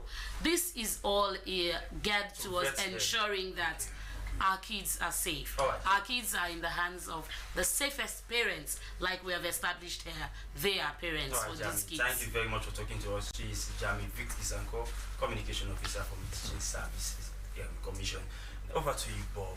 Quickly, in as much as you round off this interview, you've heard from Jami some of the constraints they go through as even the commission to really regulate these teachers. And you've been working, the Rainbow Initiative have been working, and like you said, this is not the first time you're getting incidents like this. Well, in as much as this has to do with a teacher abusing the kids, what are some of the recommendations have you been making to particularly the education sector for incidents like this not to occur? Okay, so we are working also with schools through MBSS. We have school established clubs, and also we have outreach teams that goes to these schools on a daily basis and engage these kids to help them identify early warning signs. Like she said, most of these pedophiles are people that these children are comfortable with. So in that essence, we made those people understand early warning signs, that these are the things you should look out for when somebody is this extra nice to you. It's something that you should ask for. Why? Extraordinarily, I'm not giving you anything. Why are you this nice to me? When somebody always wants you and him to be in a safe space, well, not safe space, in a space that is only you two, secluded place, is something that you should be worried about. So we help these kids identify all of this. And part of those early warning signs, because we normally have kids who go for these extra lessons, Saturday lessons, you know, most time the school is empty, not much teachers are around. And few of the school is around to really even monitor some of these things. What will you recommend? It's not like that. It's difficult to deal with those situations because we even have incidences where a teacher tampered with a girl at her own house. So like he was going there to take her extra lesson, and when the parents are not there, he tampered with her. So it's not only in the school vicinity. It even happens in our own houses. We've had situations where parents, fathers, uncles are sleeping with their own kids. So the whole thing for us, what we do is we weaponize the kids. Give them as many information as possible. Make them relax and talk to people. And also we encourage parents, have a time that you talk to your child. We grew up in a society where our parents most times do not give us time to talk. The moment you want to tell them, like, I'm busy, go to this person, I don't have time for you. And most times those kids, these are the time they want to tell you what they are going through. But if we don't give them listening, we make them continue in silence. And I always say this, the silence and the continuity of the perpetrator lies in the silence of the people. Okay. So Bob, how much of community engagement is done by Rainbow Initiative? Because most of these cases, we have them in the provinces. You see a teacher will say, okay, this is my woman. So they'll give the child to the teacher to get married. Not only a teacher, but other people, older people. So how much of community engagement do you give to these communities so that they can understand the dangers of violating the rights of a child? Yeah, more so that we have now a law that is prohibiting child marriage. You know the thing with behavior change, it takes time. It's one of the things that is hard to achieve just like that. So since we became an NGO in 2014, we have been doing community engagement. It's on a daily basis. Right now as I speak to you, our outreach interns are in over 200 communities that we work with across the country, engaging these communities. That's why I said it's part of this engagement, not only what Rainbow is doing, but what every other organization is doing in the GBV sector that is making people to report these incidences. Many thanks there to you, Bob Lamine, the Advocacy and Communications Manager for Rainbow Initiative, and also Jami Victor Sankor, the Communications Officer for Teaching Service Commission. Well, viewers, it's time for us to go for a short break, and when we come back, we'll continue with the program. As a mother of the house, whenever I want to prepare palm soup, there's no need pounding palm fruit. All I need is Nkulenu's Ghana's original palm soup base. My soup is done, and its preparation, it is not difficult at all. In Kulenu palm soup base, it's easily done with no difficulties. Just take few ladles and your soup is done. And its flavor, it's amazing. This is Inkulenu's Ghana's original palm soup base. And this is Inkulenu's Ghana's original spiced palm soup base. Iron fruit and turkey berries are naturally added. Also available brown gold natural cocoa powder, sunny gold brown sugar, neat fufu flour, shito, pisa, and moringa. All available at Nyami Ado Enterprise, 1 Lower Waterloo Street, Freetown. Inkulenu palm soup base. Ghanaian original taste.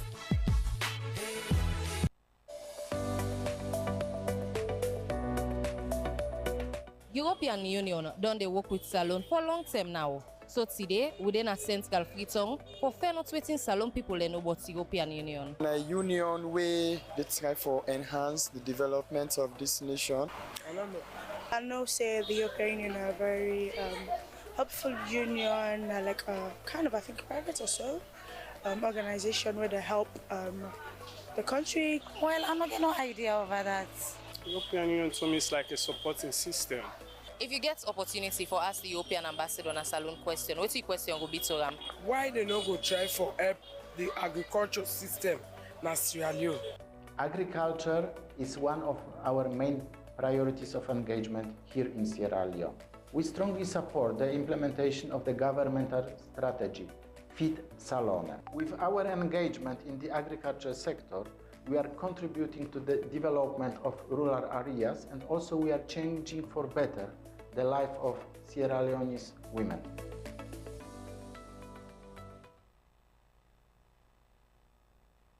Good morning, Sierra Leone.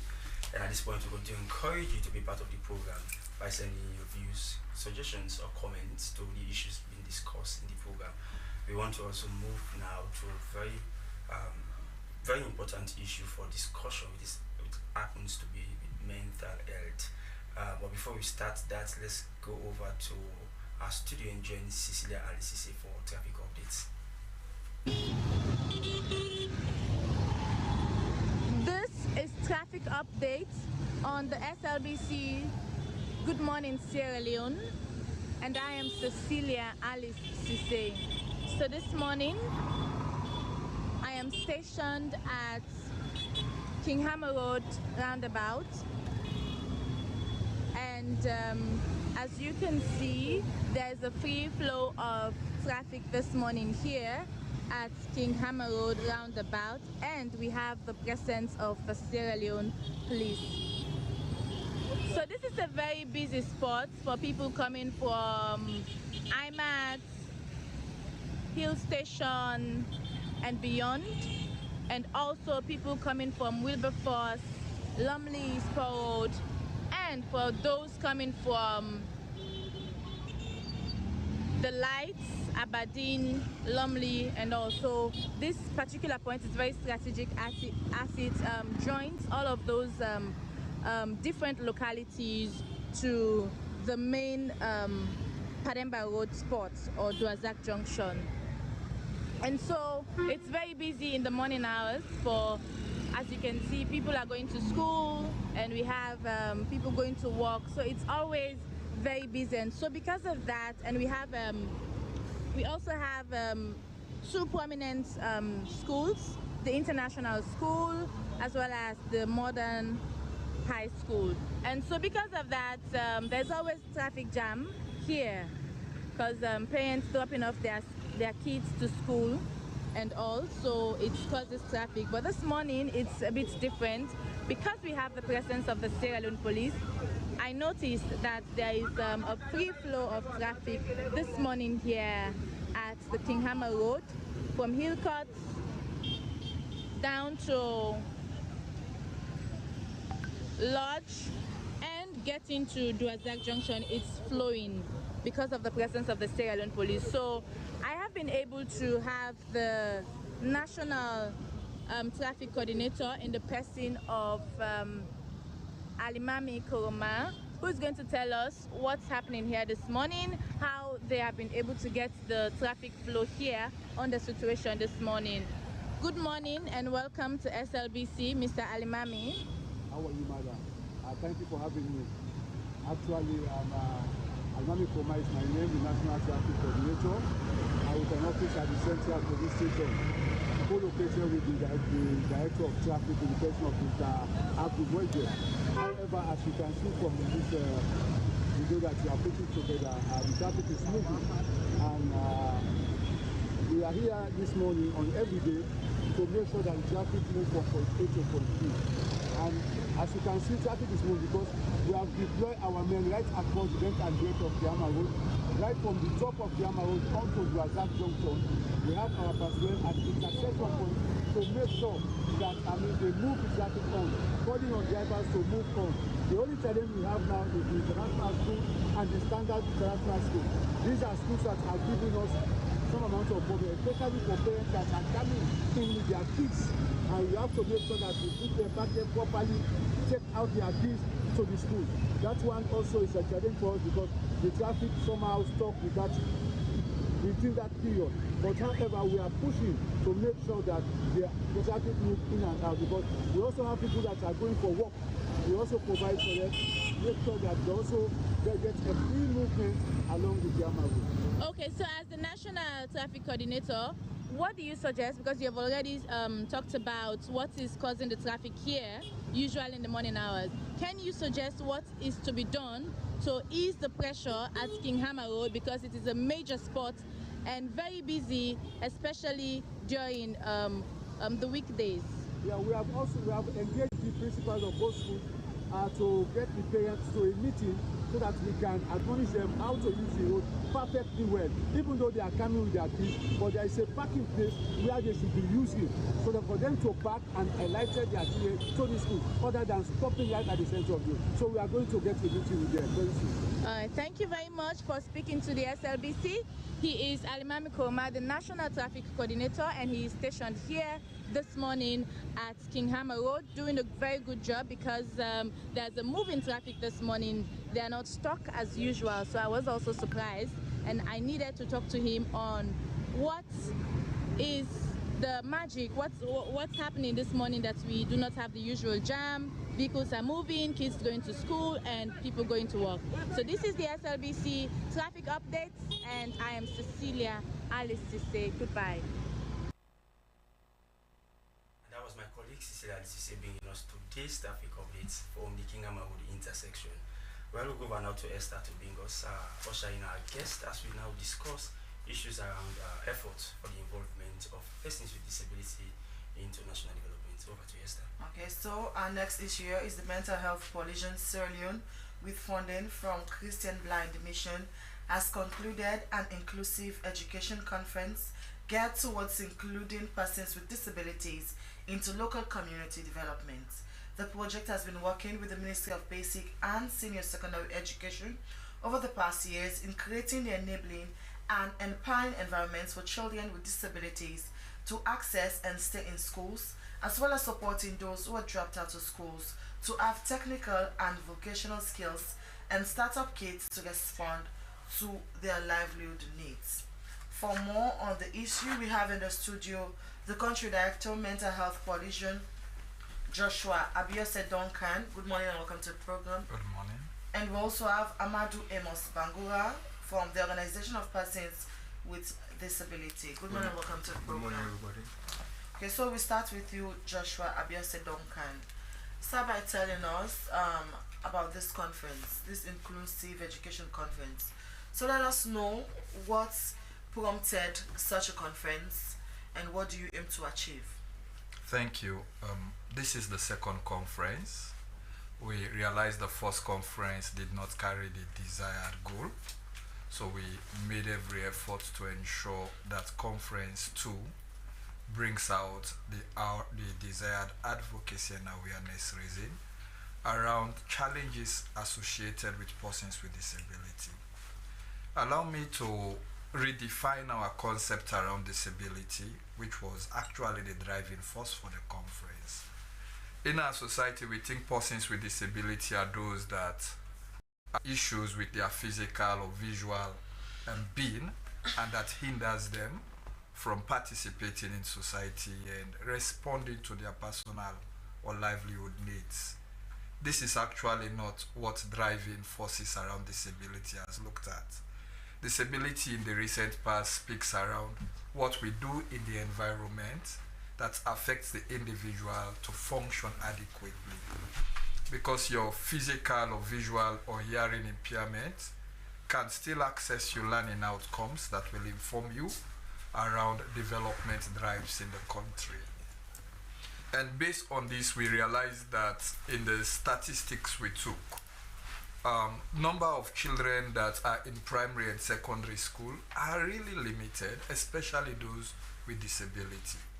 And those in schools are really not getting the kind of learning that should empower them to move to secondary and tertiary institutions. And yet they want the desired representation in parliament and other places. So what do you think is hindering all that? So it has to do with two key factors. One, the fair opportunity for everyone to participate. And second, the disabled environment that we create. And honestly, over the years, I realized that, let me be very frank, when I was at my formative years, I had speech impairment. And speaking in school, as in the case of counting 1 to 5, I might have problem with the number 3. I would rather say 3. And people would laugh at me. And that causes me to shut down totally from going to school. And basically, I didn't want to go to school after that because of the associated stigma. Today, I realize it was delayed learning and delayed development on my end.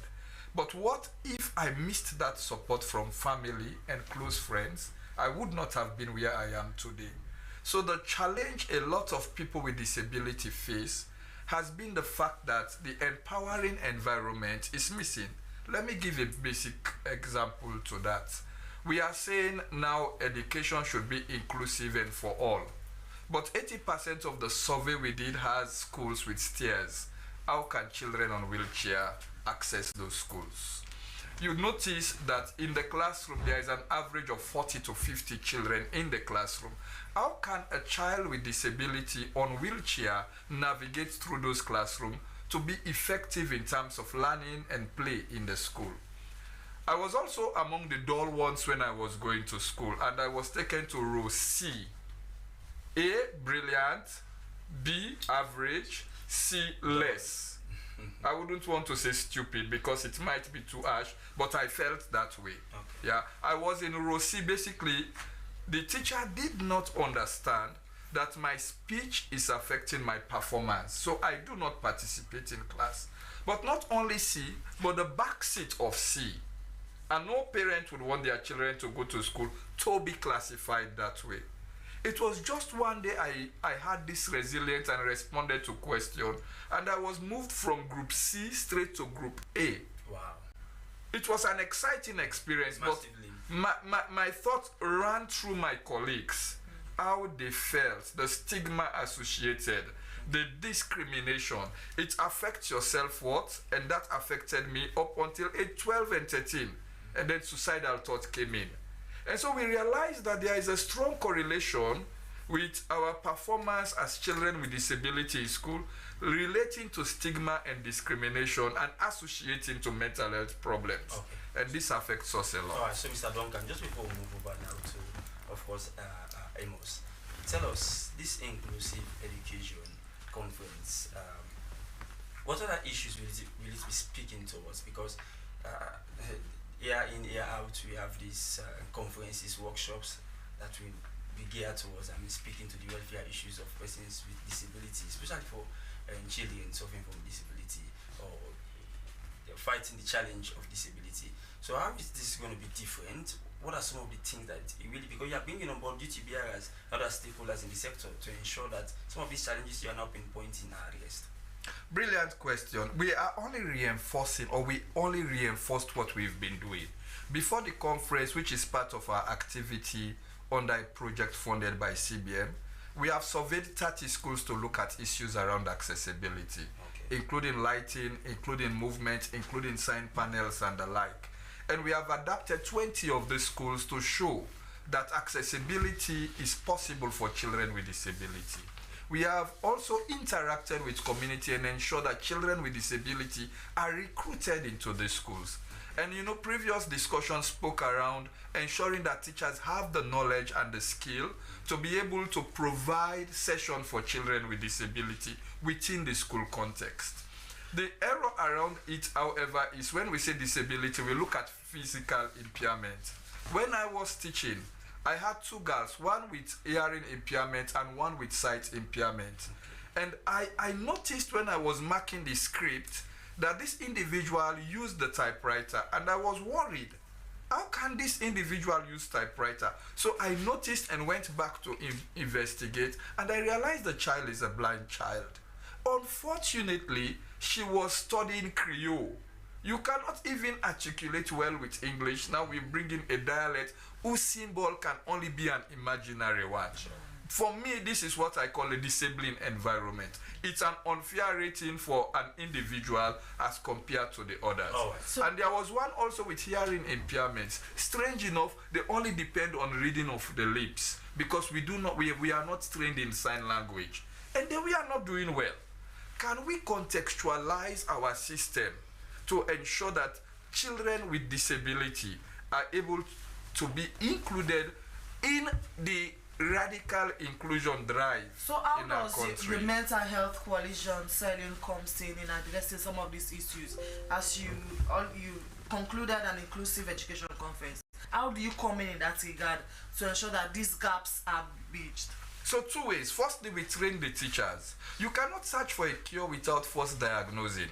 We train the teachers basically around the fact that education in terms of inclusiveness is key, and we give them basic training around sign language, around communication, around inclusive education itself. And we make the teachers train other teachers, which is a rollout. The second thing I already spoke about, we make the school accessible. Okay. Accessibility for us is key. Okay, I think that's the safer space now for us to move over to Amadou Amos Bangua. Of course, Amos, your organization speaks on behalf of persons with disability. What does inclusive education, what does it mean to you as an organization? Good morning once more. I want to appreciate you for shorting the question. Inclusive education is a point wherein all humans should be included despite their disability appearance. One thing I want to make here so clearly for us to know that we are all prone to be disabled despite the physical appearance. So inclusive education is the point wherein people who are living with disability should be included whereas they will be in a place where the environment is safe for them, having the required materials in accessing accessing it for their educational usage. What I mean, if you are visually impaired, which is the blind, we have a typewriter which is comfortable for you. Now a typewriter is outdated. We are not talking about computers. They have a computer which is so comfortable for them. And if you are hearing impaired, you have an hearing aid which will help you to understand what the teachers is communicating to you. Okay. And if you are a physically challenged, you've been in the class wherein it should not be, the accessibility should not be a problem. If you are physically challenged, the classes should not be upstairs, it should be at the down floor, wherein it should be easily accessed for that. Alright, so quickly, Amos, of course, these issues you are pointing out are not new. These are not strange phenomena so far as, for example, schools having a ramp system or being disabled friendly to kids. I can remember we used to have a colleague at the Slbc. He did a series of stories on the non-disabled friendly nature of the Fabi College University, for example. So with all of these challenges associated with, of course, persons with disability, and some of the disability challenge they have to go to on a daily basis. You attended the conference, and there were duty bearers there, people from the Ministry of Basic and Secondary Education, and other government officials. What are some of the recommendations you made to them so that they can be able to address these issues? Well, one of the recommendations we made to them as a person's as an organization working for persons with disability, our focus here is for them to factor some policies. Okay. Despite we have some policies in place, the PWD Act of 2011, but there are some articles that need to be verified, to be explained properly for the consumption of societies. Okay, so how would you describe this whole conference, the aftermath, and most of the policies that they have, the recommendations they have put in place? What's your expectation after this conference? Well, the conference is a plus, and I want to say kudos to Mental Health for giving us short opportunities, and we are happy to partner with them as an organization, because working for persons with disability is a collective effort. It's a collective effort where all organizations should come together and push the activity of persons with disability. But what we are expecting that the duty bearers should make sure that all the recommendations we give out in that conference should be followed to the letter and should be implementable, because there are some laws that are actually in place, but we are having some issue with the implementing aspect of it. Laws are there, but the implementing aspect is the problem. So we are pleading on behalf of all organizations of persons living with disability to the duty bearers that please this recommendation to be followed to the letter and make sure it's implementable. Now, Amos, quickly, just before we move to another issue, you made a very salient reference to, typewriters are now being outdated. We are talking about, if you're talking about the current dispensation in this age, that disabled kids should not be left out. They should also be able to grapple. They should not be able to grasp the nature of the digital space that is now being provided. What are some of the recommendations you made? Because the other day we heard of computers being donated to the school for the blind. What are some of the recommendations you made to this particular conference? Well, the key the recommendation that you made, we are talking about accessibility. Everything that are needed should make sure that they are in place for persons living with disability. Now, the aspect of the computers, we know that some parents who have children with disability are not financially strong. So what we are doing as an organization, we advocate for some organization for them to come into our aid and support us to give out some of this material, so it will be given to those children, so they will be included in society and they will feel that they are living in the society where everything is working good for them. Okay, many thanks there to you, Amadou Amos Bangura, from the Organization of Persons with Disability, and also Joshua Abiose Duncan, the Director for Mental Health Coalition, as they have been taking us through a conference that they just concluded. Well, from there we now move on to the review of the front pages of our local tabloids, and the first paper here I have this morning is the Premier News, and its banner headline says, "Girl 8 dies after alleged rape by teacher," and Balanta Academy achieves prestigious national accreditation. Sierra Leone Embassy in Dakar hosts arts exhibition, and a call to business bank wins Pan-African Microfinance Bank of the Year. My next pick, which happens to be my first pick, I must say, which happens to be the Standard Times newspaper, opens with a banner headline, "Abuse of office. Lawyer writes senior district officer. We have not done enough for our people."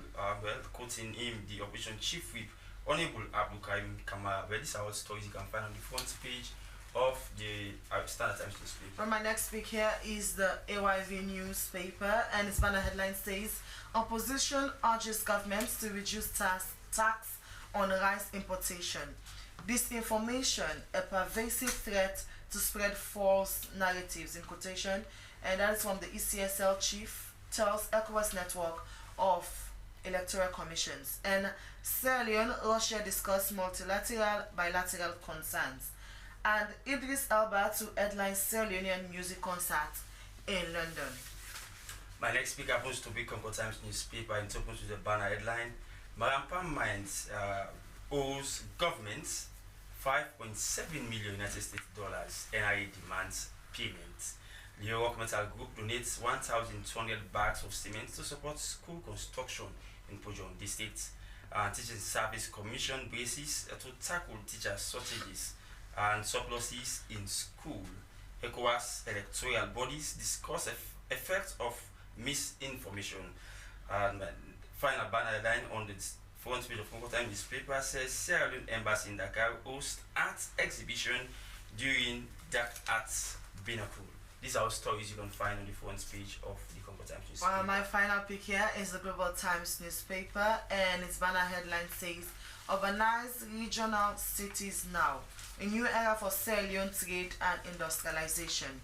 Oba West Africa donates fish ponds to Bo School. Judiciary commences criminal session in Koinadugu. And Deputy Health Minister commissions Kindia Town ultra-modern health facility." For more on this, you go for the Global Times newspaper. My next pick, which is my final pick, it's the Independent Observer newspaper. It opens with a banner headline, "Mr. President, can we talk?" Part 44. Until next APC convention, Dr. Samuel Kamara, still APC flag bearer, according to the Independent Observer.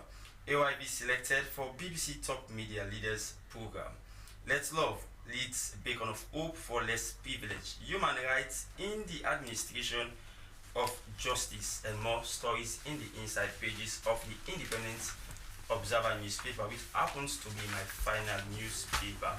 But quickly must remind our viewers that views raised by these newspapers are the views and sentiments by the individual publishers and not necessarily those of the SLBC. People, we want to wrap up the program. We go over now to Mr. Joshua Abiose Duncan. Now that you've concluded this World Conference, this Inclusive Education Conference, what are you looking forward to seeing, especially for special need kids? Two things. Firstly, follow through with government on the promises they make. There is a lot of difference between talking and doing, and we want to bridge that gap. You know, let the policy be translated into action. Until that, nothing happens. Okay, final 30 seconds. So, final. What do you want to say? I want to first of all appreciate the management of SLBC and our partners, mental health. We'll continue as an organization of person living with disability to do community engagement, okay. and also do sensitization with teachers, okay, for a safe environment for person or children living with disability. Okay, many Thank thanks. you very Welcome much. there. This is Amos Bob Bangura from the organization for persons with disability, and of course Mr. Duncan from Mental Health Coalition. Thank you all for being part of Good Morning Sierra Leone. That's where we do the cutting into this edition of the program. Good Morning Sierra Leone was produced by Joseph Stanley. Until then, I am Dennis Fraser. Okay, we'll quickly remind you the quote of the day, and it's a Sierra Leonean proverb, and it says, "If you climb up a tree, you must climb down the same tree." Good Morning Sierra Leone returns tomorrow at exactly 9 o'clock. Goodbye. As a mother of the house, whenever I want to prepare palm soup, there's no need pounding palm fruit. All I need is Nkulenu's Ghana's original palm soup base. My soup is done, and its preparation, it is not difficult at all. Nkulenu palm soup base, it's easily done with no difficulties. Just take few ladles and your soup is done. And its flavor, it's amazing. This is Nkulenu's Ghana's original palm soup base. And this is Nkulenu's Ghana's original spiced palm soup base. Iron fruit and turkey berries are naturally added. Also available Brown Gold Natural Cocoa Powder, Sunny Gold Brown Sugar, Neat Fufu Flour, Shito, Pisa, and Moringa. All available at Nyami Ado Enterprise, 1 Lower Waterloo Street, Freetown. Nkulenu palm soup base. Ghanaian original taste.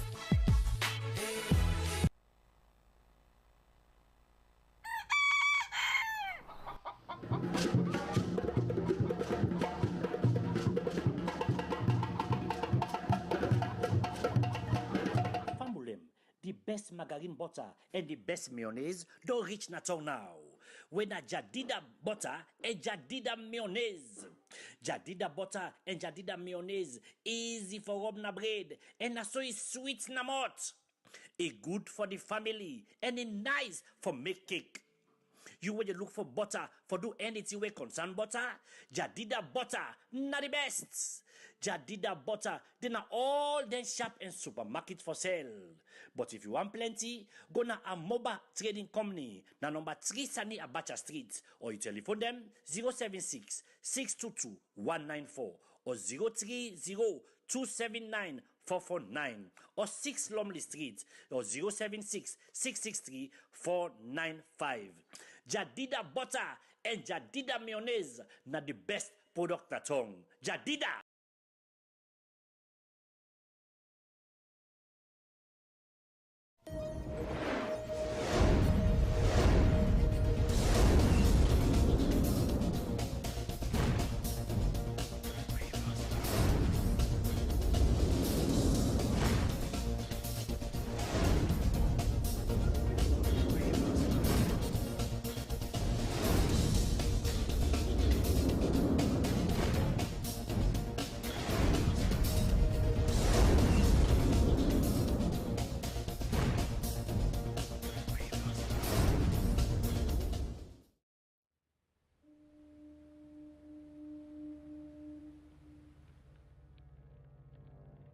A place cannot produce poems. It can only not prevent them. And Freetown is good at that, for Freetown has its own sudden elegances. People are slow to leave it, quick to return. And there are others who come for a year or two and stay for a lifetime, sensing that they found a city that is in the world, yet sufficiently on the edge of it to have a different resonance. Let me tell you something about this city. All of us, we're all just passing through, and we've all been here forever. Those who came, those who stayed, those who never returned. Tides turn, seasons change. We've waited and we've watched. But we've always been here. We've always listened.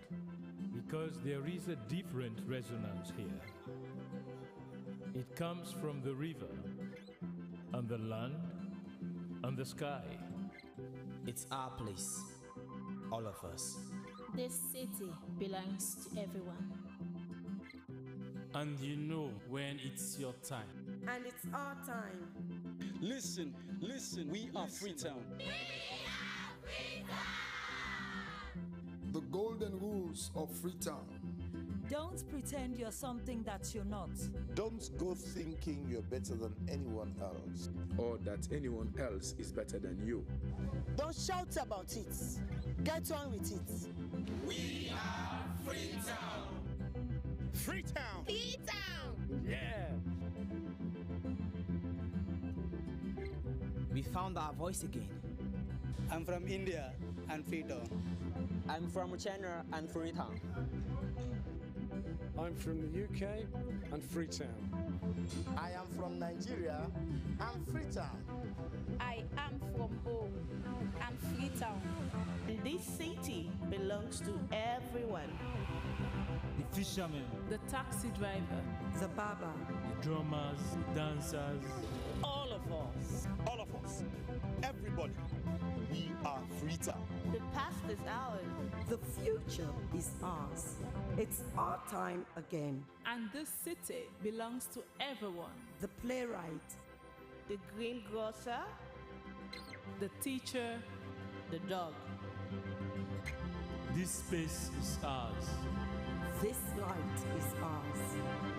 The beaches are ours. the rivers now we own. The roads are ours. The bridges now we own. We are Freetown. We are all visitors and we've all been here forever. We've got the mightiest river, and the biggest sky. And there's a resonance again. Freetown, Freetown. We are proud of this place. We love this city. And we want you to love it too. We are proud of this place. Na pass we all dey pass like stranger dem, but we all don't dare from them.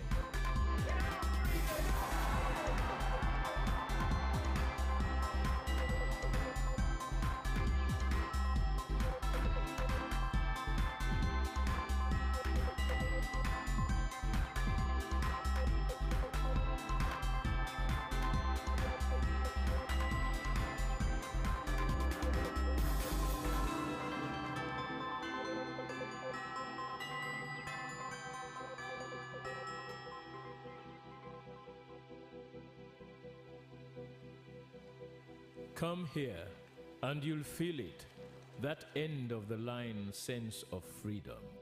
Say yes to Freetown. Say yes to freedom.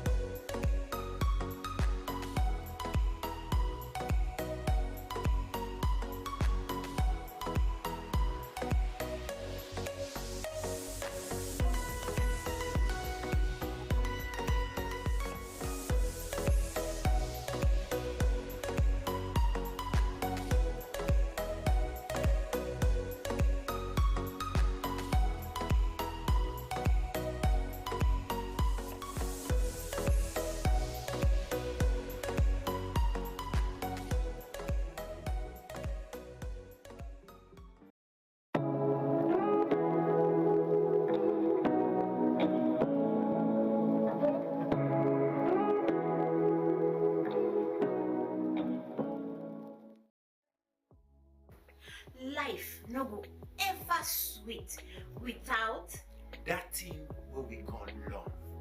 Now that make Love Factor a very good program where any big person can look and enjoy. Now the kind of program we for spend time for watch.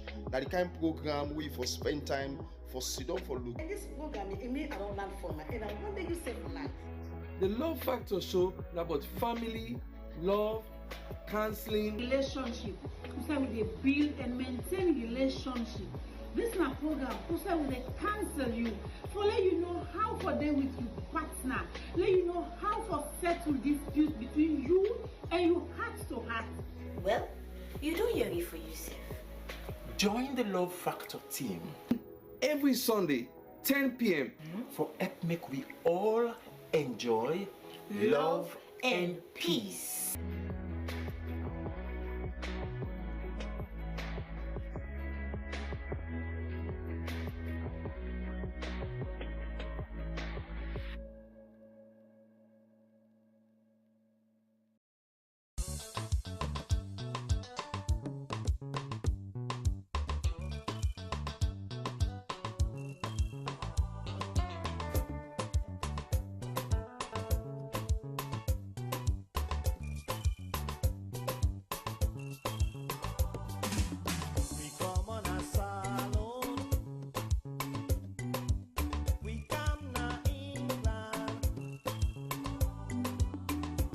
We don't run away.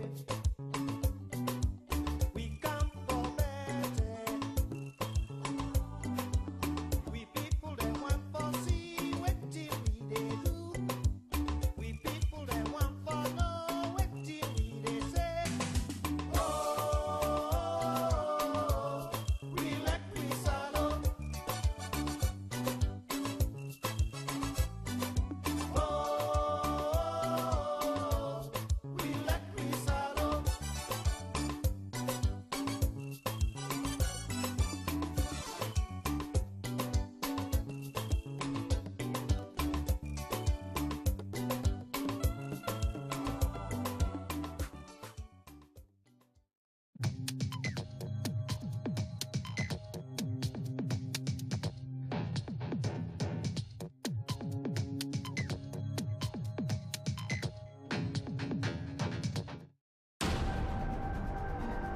Sierra Leone is a country on a new path, a new path of development, a new direction.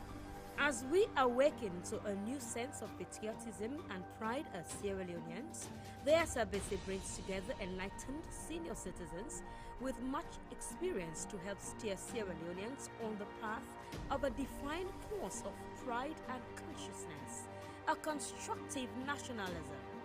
So, join the Slbc for the program Constructive Nationalism.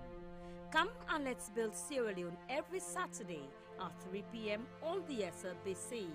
Constructive Nationalism on the Slbc.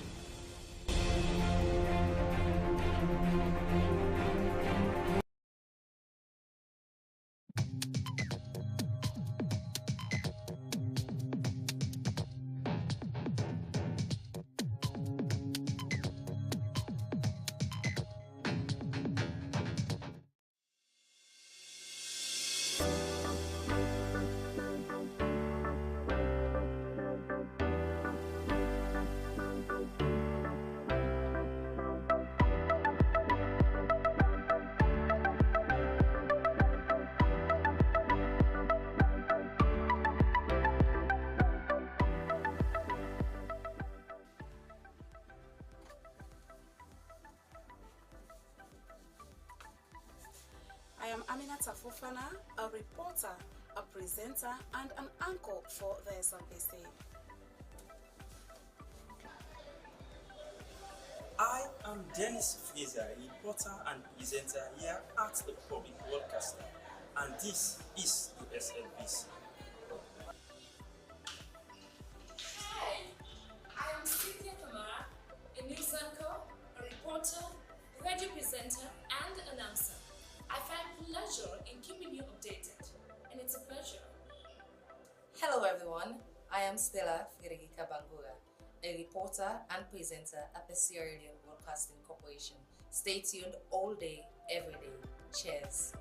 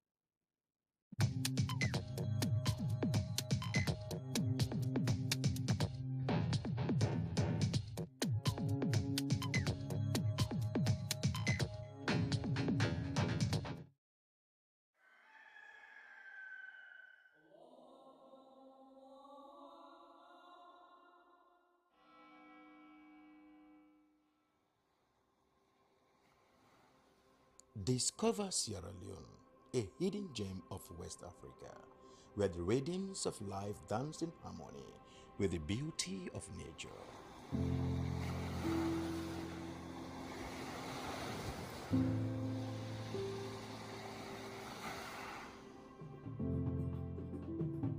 Feel the heartbeat of our culture in every beat of the drum,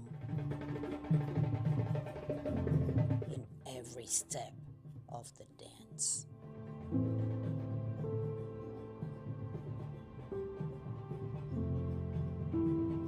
Experience the tranquility of our shores, where each sunrise brings new stories and endless possibilities.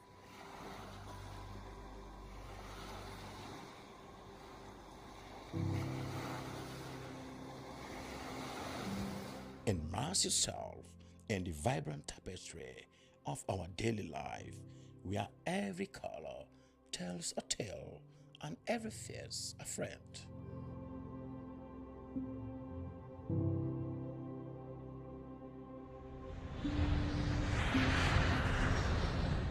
Come, be enchanted by the sights and sounds of Sierra Leone.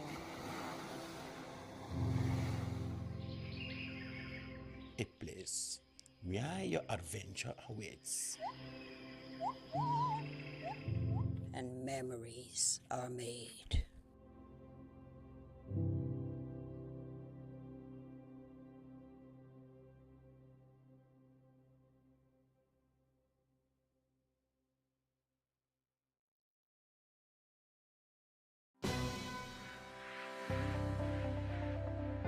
Are you tired of watching or listening to uninteresting television channels?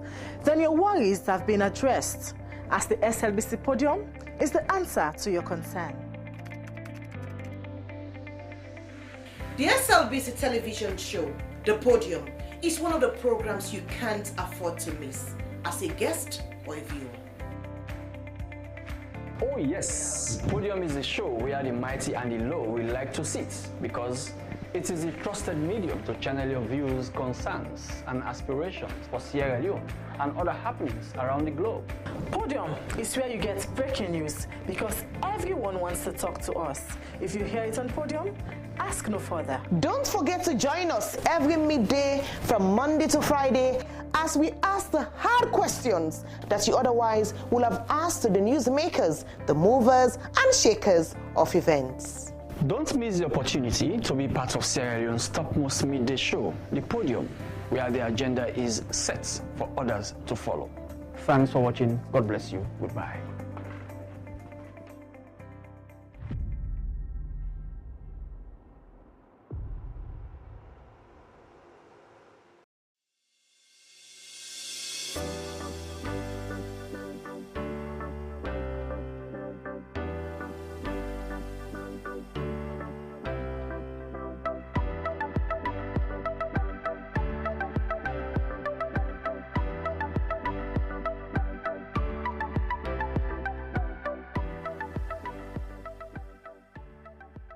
We are the national broadcaster, and I am Sulaiman Baba Toure, a reporter and presenter at the SLBC.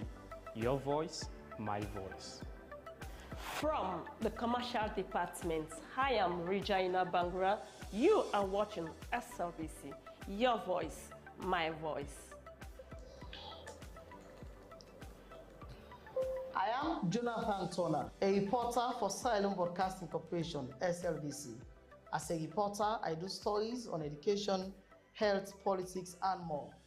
Stay glued with SLBC to watch my stories. Your voice, my voice. Lucian Ganda, producer Wayus, and producer and presenter Christian Editions on TV. This is the SLBC. I am William Wise, presenter Wayus and also reporter at the SLBC, and this is the SLBC.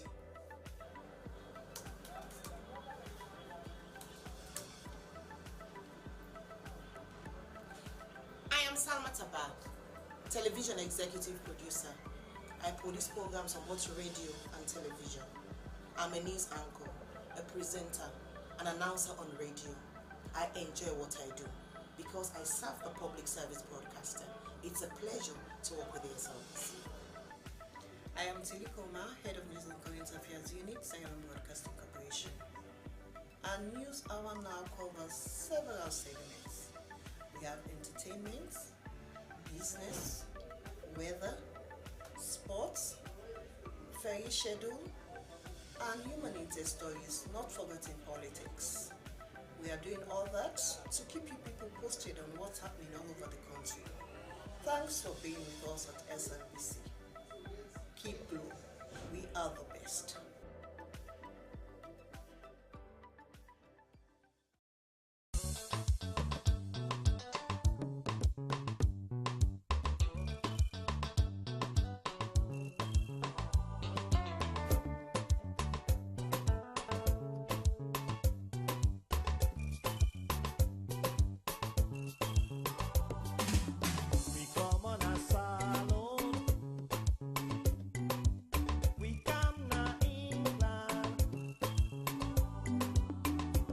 We don't run away. We come for better.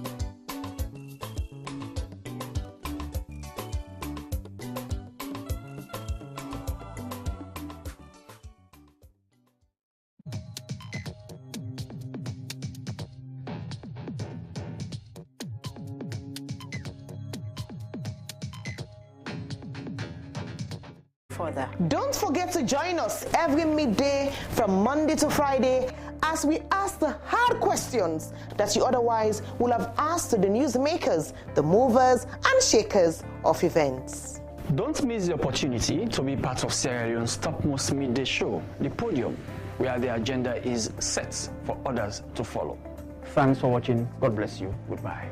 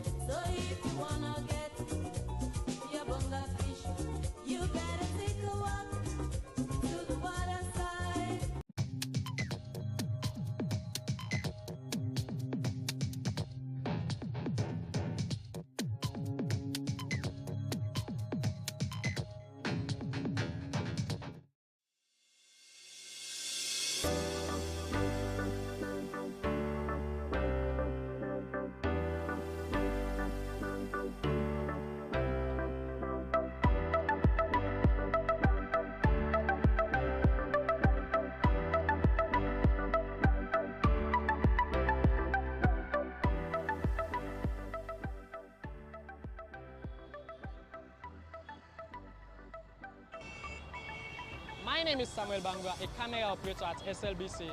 I always capture the scene you see on TV. So stay glued to the public broadcaster. My name is Abdul Kabia, a news anchor and sports producer at SLBC. Hello, I am Esther Maisama, reporter and presenter of SLBC Sport. I am Princess Gibson, executive producer, radio, gatekeeping, radio content, producer, public squire, your program that brings you conversation on topical issues, and also presents our breakfast show, Good Morning Sierra Leone. Hello, my name is Daphne Zainab Kamara. I am a television producer at the SLBC. I also read the news on television and present the podium on television too. I also announce on radio.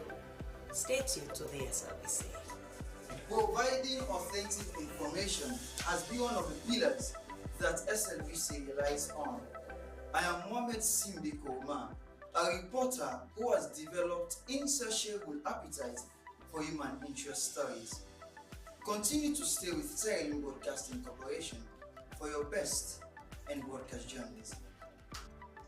As a public broadcaster, we believe in giving out objective stories, and your interest is our concern.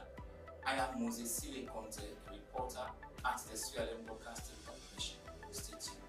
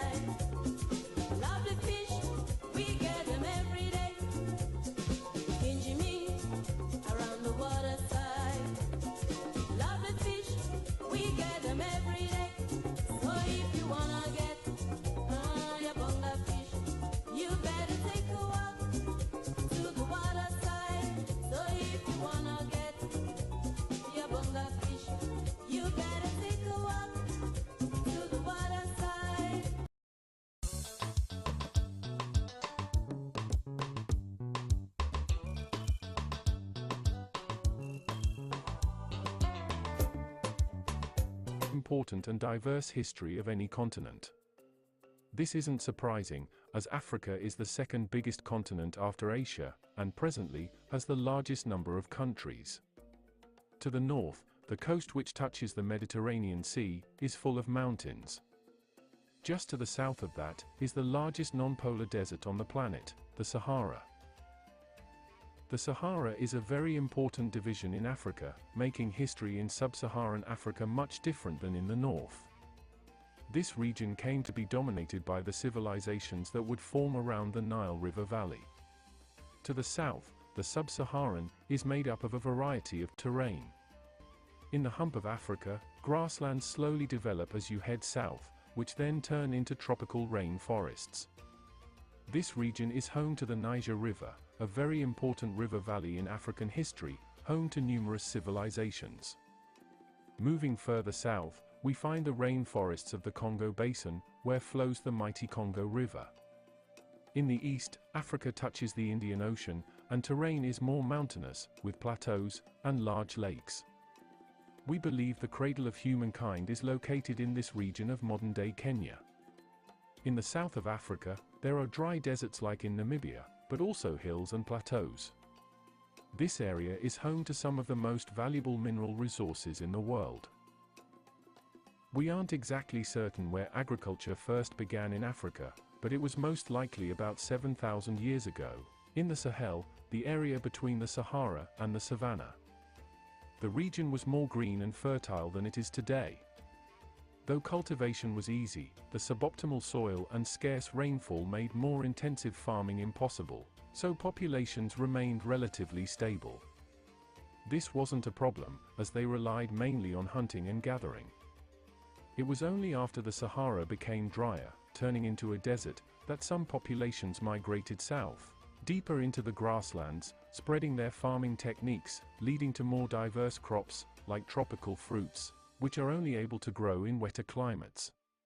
Others migrated towards the Nile River, which became a cradle of civilization.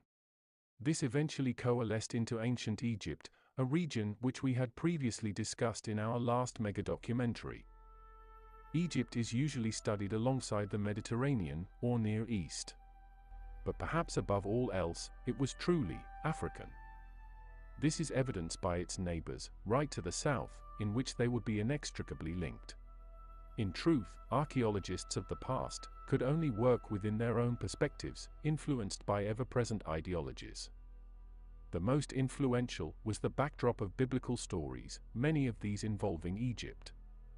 The result was European archaeologists and historians removing Egypt from Africa to place them in the stories of the Near East, often depicting them with European features, along with other regions mentioned in the Bible. The Nubians were regarded as darker-skinned and out of the biblical sphere, so had always taken a backseat to Egypt. Nubia has often been overlooked because of Egypt's dominance in the historical narrative, but the region of Nubia, today Sudan, also developed their civilization around the same Nile River with which the Egyptians prospered.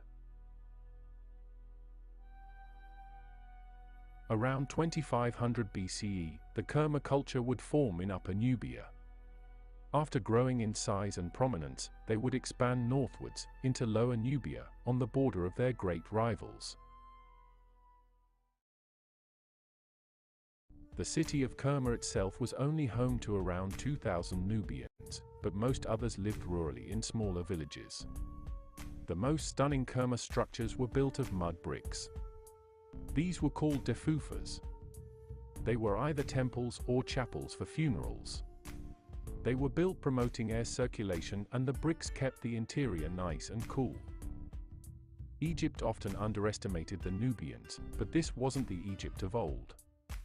Egypt was in a weakened state during the Second Intermediate Period.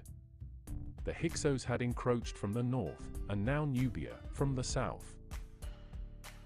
After expelling the Hyksos, the Egyptian New Kingdom would launch campaigns into Nubia, which they now referred to as Kush. The Nubian army was said to possess stunningly skilled archers. The Egyptians previously called the region Seti, meaning land of the bow. By 1500 BCE, Nubia was absorbed, and their capital of Kenema was destroyed. While Western narrative is that Nubia inherited most of their culture from Egypt, there was always a mutual exchange of ideas. This period saw that exchange ramped up tenfold. Elites would intermarry, and ceremonies involving the sun god Amun would take place. Though Nubia was annexed, they would continue to fight back for centuries.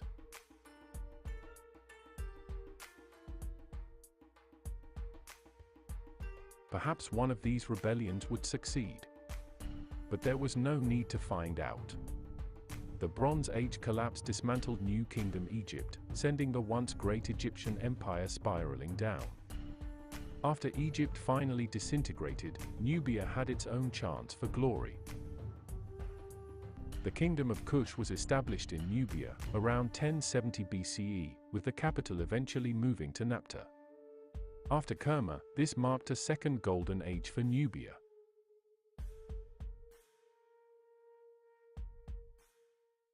In the 700s BCE, Egypt was still fragmented from the fallout of the Bronze Age collapse, with Libyan invaders making a mockery of Egypt's buildings and customs. A firm believer in the Egyptian religion himself, King Kashta of Kush, undertook a campaign to invade Egypt and drive off these invaders. While there is no depiction of this man, he succeeded in taking the religious center of Thebes, and was even greeted as a liberator by the locals. He would then set his sights north, to conquer the rest of Egypt. But it was not to be.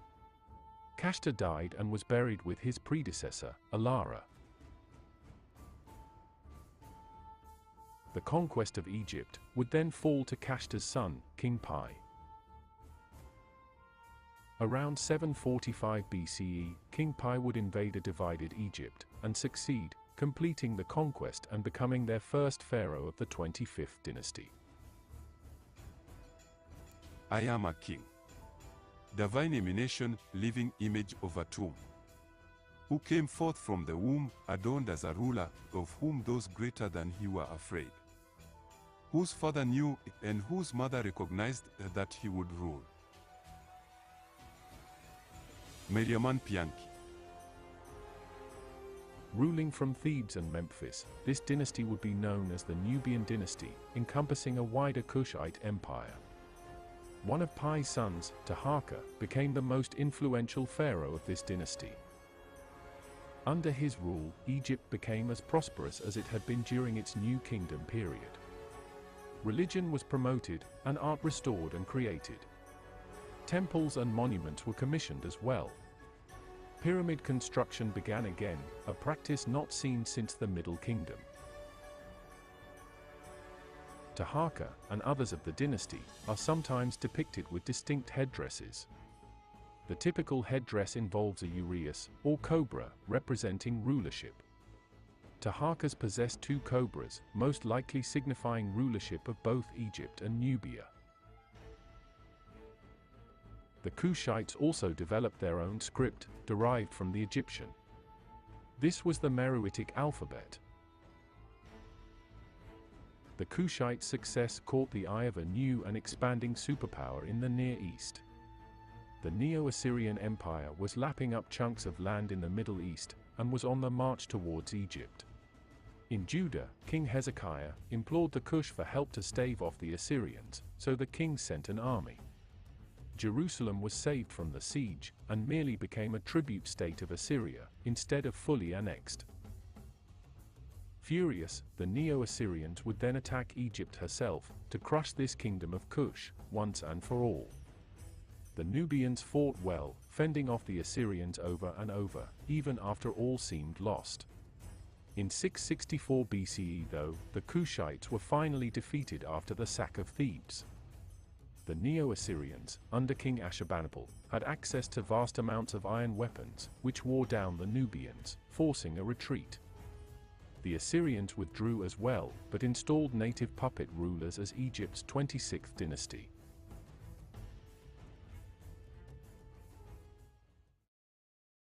Their civilization would live on though.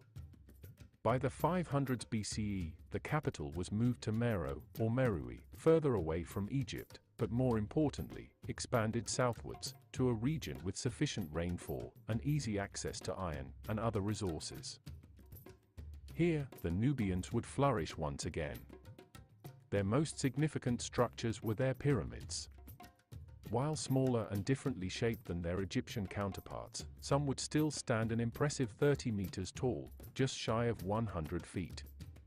Even more impressive is that just a single burial area in Meroe contains more pyramids than in the entirety of Egypt. Yet, not many have heard of this land of pyramids. The Nubians would live on through the classical period as well, often under female rulers called Kandake.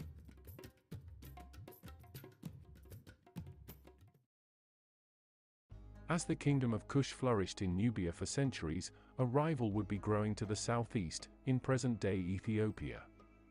By the 1st century CE, the kingdom of Aksum was founded here, by people claiming to be descendants of the kingdom of Saba, which biblical sources call Sheba, whose queen possesses great wealth in the story. Saba, situated across the Red Sea on the tip of the Arabian Peninsula, became a wealthy trading kingdom as an intermediary between the Mediterranean and India. There still isn't evidence that the founders of Aksum were actual descendants, or whether they just adopted some of their culture.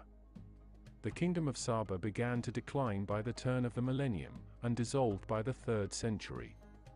Aksum survived though, relying on their own fortuitous trading location between the Mediterranean and the East. Aksum mainly exported ivory, perfumes, and slaves, and brought in metal works, wine, and olive oil. They would eventually get into an economic war with their Nubian neighbors over the ivory trade, and in 330, they attacked and conquered the Nubian capital, a final blow to the already declining Nubians. The kingdom of Kush disintegrated into different smaller states, and the kingdom of Aksum, later taking on the name Ethiopia, became the region's hegemonic power, so much in fact, that the Iranian philosopher Mani regarded Aksum as one of the 4 great powers of the world, along with Sassanid Persia, the Roman Empire, and China. While they had originally practiced the religion of the kingdom of Saba, they would adopt a new official religion in the mid-300s. Frumentius was a Christian born in Byzantine Tyre, and grew up in Aksum as a slave. Before the Aksumite king's death, he freed Frumentius, who appealed to the Church of Alexandria to send missionaries to Aksum. He was appointed as bishop, and converted the new king to Christianity, and Frumentius became the founder of the Ethiopian Orthodox Church. Frumentius and Aksum retained close ties with the Church of Alexandria, just to their north, in Byzantine Egypt. Tradition held that Aksum was the home of the Ark of the Covenant, the sacred chest covered in gold, where lay the 2 tablets with the 10 Commandments. In this region of Africa, Nubia and Aksum became so prominent because of the trading routes from the Indian Ocean to the Mediterranean. Most of the rest of Africa saw different patterns that shaped their cultural development. In North Africa, during the ancient period, Carthage was a huge hub for commerce and trade. Trading beyond the Sahara was conducted by the Berbers, a people we mentioned last episode. The Berbers were part of the Afro-Asiatic language family, like the ancient Egyptian, the Cushitic, in the Horn of Africa, and the Semitic languages which came to dominate the Arabian Peninsula and the Levant. These pastoralists transported goods from North Africa to the Sub-Saharan, and vice versa. While salt, gold, copper, and slaves moved north, food and manufactured wares would move south. Once the camel was introduced to the Sahara from the Arabian Peninsula, the trans-Saharan trade truly prospered, as the camels, which could store their own nutritional resources to survive in the desert, were far superior transport units to the donkey which had previously been used. In North Africa, a group possibly descended from Iron Age Berbers were known to the Romans as the Garamantes, and resided in Libya, forming a small kingdom. Though the earliest records date from the 5th century BCE, they emerged as a regional power in the 100 CE, prospering from the trans-Saharan trading routes. The Garamantes are most known for developing the first urban society in a major desert not centered near a river. They did this using a complex irrigation technique known as the Qanat system, similar to the one used in Persia. The society declined heavily in the 400s once the deserts got drier and water became more scarce. In West Africa, agricultural communities would emerge based on the domestication of millet. There is evidence of this as far back as 2000 BCE. These would become urban centers and flourished because of the variation of environments in Western Africa. The desert nomads to the north could produce salts, the farmers on the fertile coast could provide meats and grain, the hunters along the Niger River provided fish, and those in the forests provided meats and furs. The two most prominent urban centers were of the Tishite culture. Dar Tishite and Walata, in present-day Mauritania. The Soninke people, a Mande-speaking ethnic group, are thought to be responsible for beginning these centers. By around 300 BCE, these centers would decline and eventually become abandoned. We would see similar pottery in the later Ghana Empire, so the culture did survive. Later, around 300 BCE, Geni Geno, in Mali, was settled, marked by homes and living quarters built with dried mud. By 250 BCE, Geni Geno became a huge urban center itself. The bricks were built by mixing mud with straw and letting it ferment for a period of time, making the building materials thick and tough, but also malleable. Once the mud bricks were placed, they would be covered in mud plaster. This kept the insides cool. To the south, in the Jos Plateau of central Nigeria, the Nok culture would emerge, around 1500 BCE. They were known for their lifelike terracotta figures of humans and animals. By 200 CE, however, this culture disappeared, but the Nok is thought to have influenced later figurines of the Yoruba. Central and Southern Africa would start to see new migrants from the 2nd millennium BCE. Originating in Cameroon, Proto-Bantu speakers, part of the Niger-Congo language family, would branch off, kickstarting a millennia-long migration. The western branch would migrate southwards, following the rivers until reaching Angola. The eastern group would first settle near the Great Lakes region of Africa. Then they traveled southeast, in different phases. These phases were not done within a lifetime, but over thousands of years, and by the end of the 1st millennium CE, the Bantu occupied all of Central and most of Southern Africa, displacing or assimilating the nomadic and pastoralist tribes along the way. In the east, they would encounter both Cushitic and Nilotic speakers. Cushitic speakers were from the Afroasiatic language family, the same family as the Semitics from the Near East, and the Egyptian language. Nilotic speakers were from the Nilo-Saharan language family, the same family as the Nubian language. As the Bantu speakers of Central Africa spread to the south, they encountered a people who were still able to thrive through hunting and gathering and herding. Relations between the Bantu and these people were relatively peaceful, and many would get absorbed into the Bantu society and culture, which relied primarily on agriculture. The two main groups of these indigenous Africans were the Kwekwen and the San, collectively known as the Khoisan. Both shared similar languages, primarily from 3 language families, and are known for their click consonants. The Kwekwen were primarily nomadic pastoralist herders, maintaining large herds of cattle indigenous to their region. The San were hunter-gatherers who lived in small communities and have been called Bushmen in the past. By the 1st century, the African East Coast was established as part of a trading network.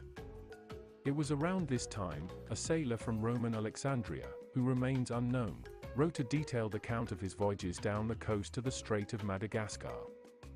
This document was called the Periplus of the Erythraean Sea, and provided descriptions of the people and settlements encountered. The Periplus also describes trading opportunities with regions of the Persian Gulf, Arabian Sea, and Indian Ocean.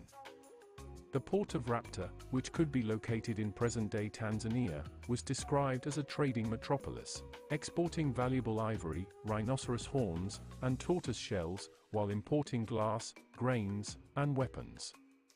Beyond this lay the Strait of Madagascar, which led to the southern tip of Africa, but was known for its bad weather, so the periplus goes no further. We aren't certain of the beginnings of the East African trade with the Indian Ocean, but the monsoon winds made it fast, easy, and one of the most efficient trading routes in the world. It's possible that around the year 250, Malay traders from Southeast Asia, trading in spices like cinnamon, began a settlement on the uninhabited island of Madagascar, with their indigenous laborers from Borneo. Since the region was so isolated, megafauna from the prehistoric period still roamed on the island, but are now extinct. Bantu migrants from the African mainland would eventually make it to the island around year 1000. After years of mixing, the Malagasy people and language would emerge, a blend of Austronesian and East African. After Africa's ancient period, the medieval period would be mixed into the sphere of a new religion, that of Islam. Though Islam, the religion, managed to permeate into sub-Saharan Africa, the armies of Islam never managed to break through, only completing direct control of North Africa. Before Islam, Africa had rich traditions of its own.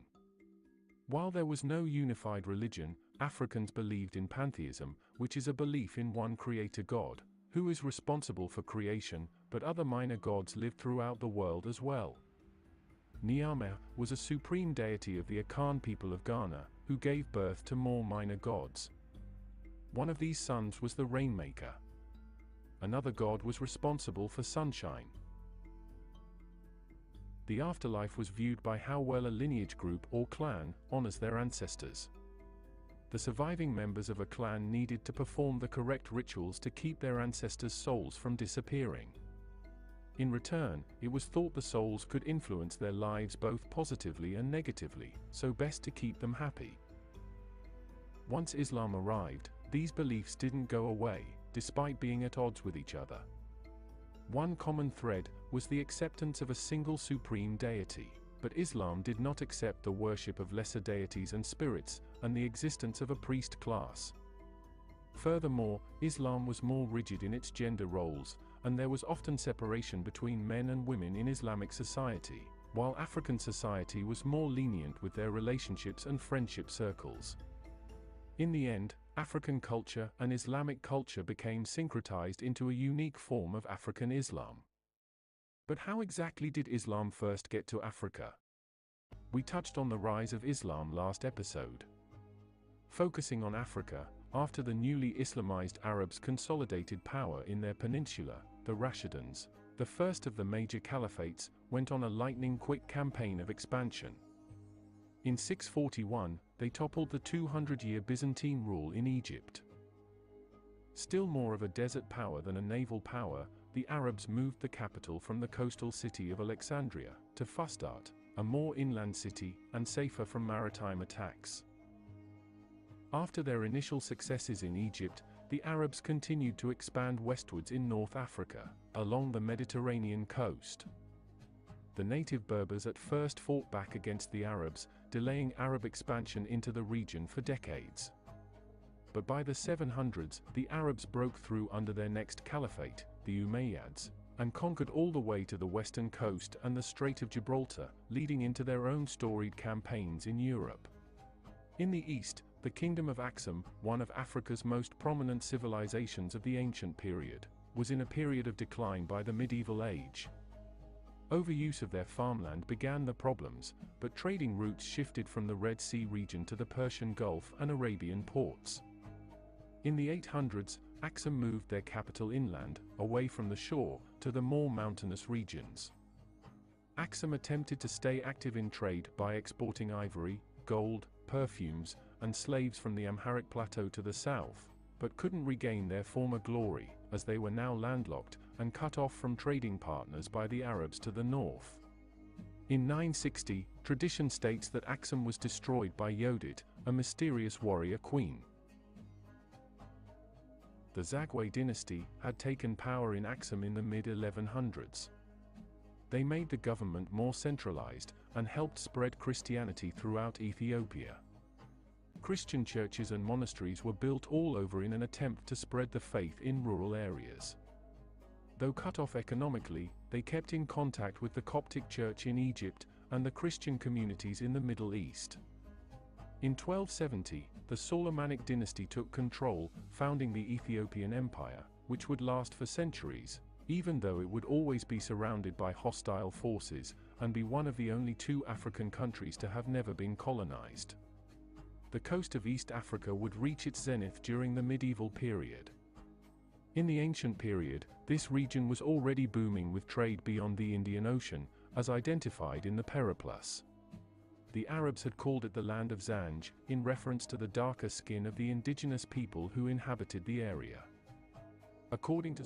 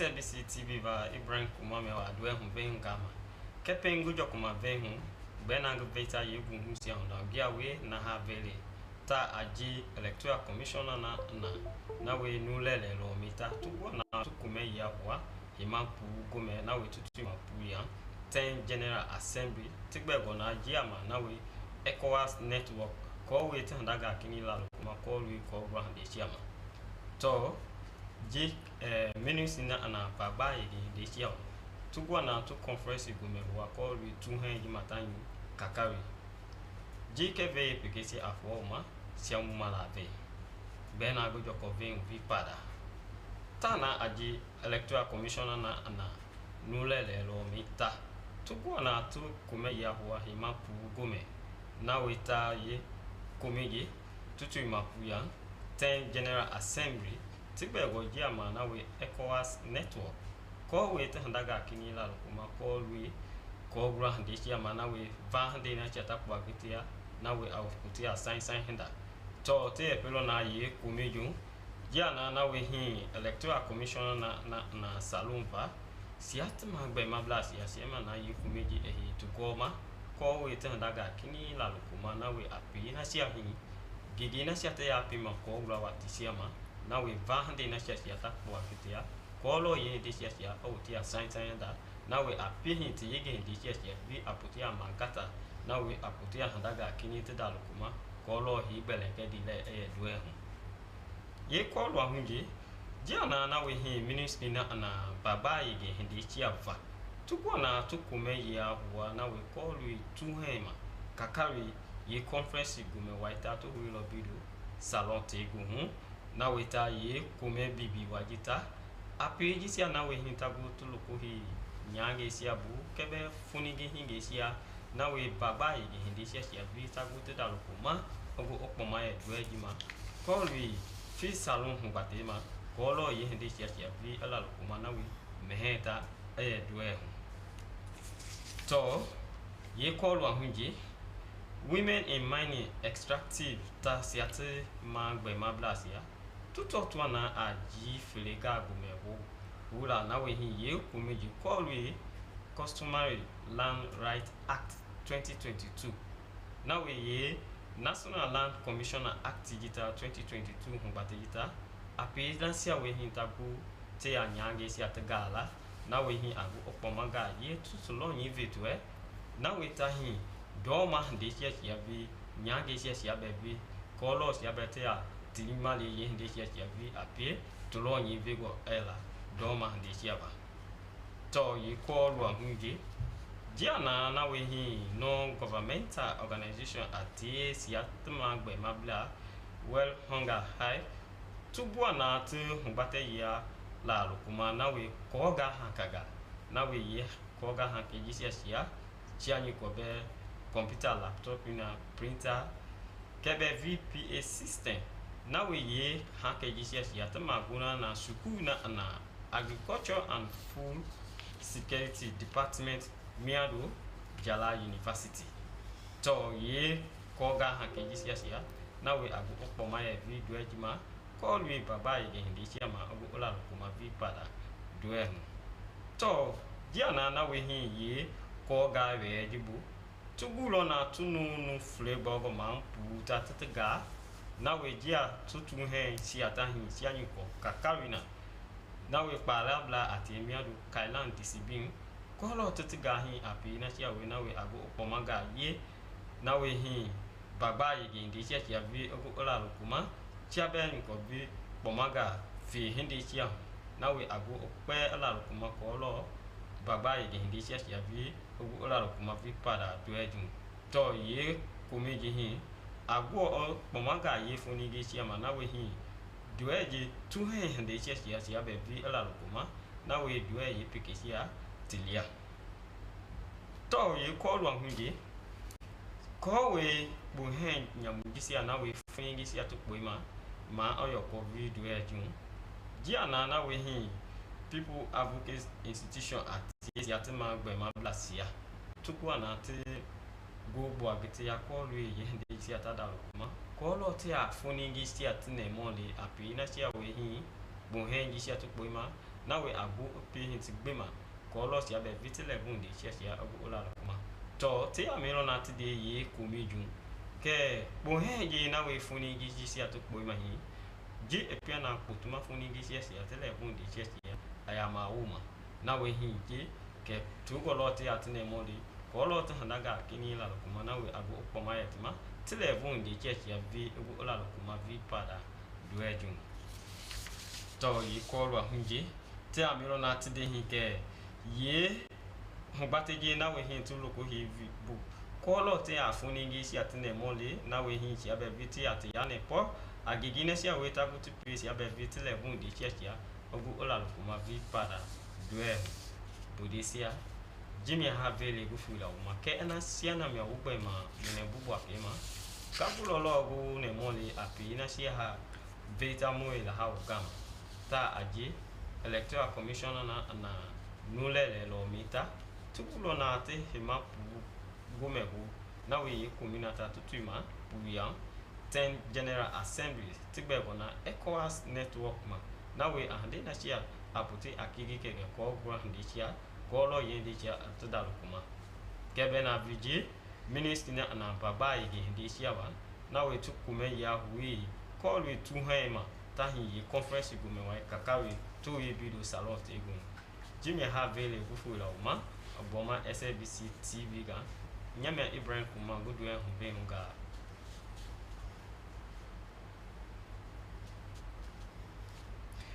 Ekorika Gbansen Bafo ake mo no Sierra Leone Broadcasting Corporation television Birmingham alsini alama sisingan ka ngata ka atera atiswade amba na bana ayim klene ebo tisia andondo kulma uka sort of to be atika amewe pimongang apode back to gompi ka no camp na ngi ameta memi ma be ka to 40 ame ECOWAS network of electoral commission ngi mayo ka akem kane ebo tisia adaridi ona so apo tila mukbane no bi mukbane manye timale klidi ku kan fuma nyi pi nga mapant mame mayo ka chete chep ekukui o anyi ngoyo atila mukbane matema kabi katong aka ofino wati amban bana anyeme kirane ebutisa andodo kulma ka sort of to be ati ka ameroi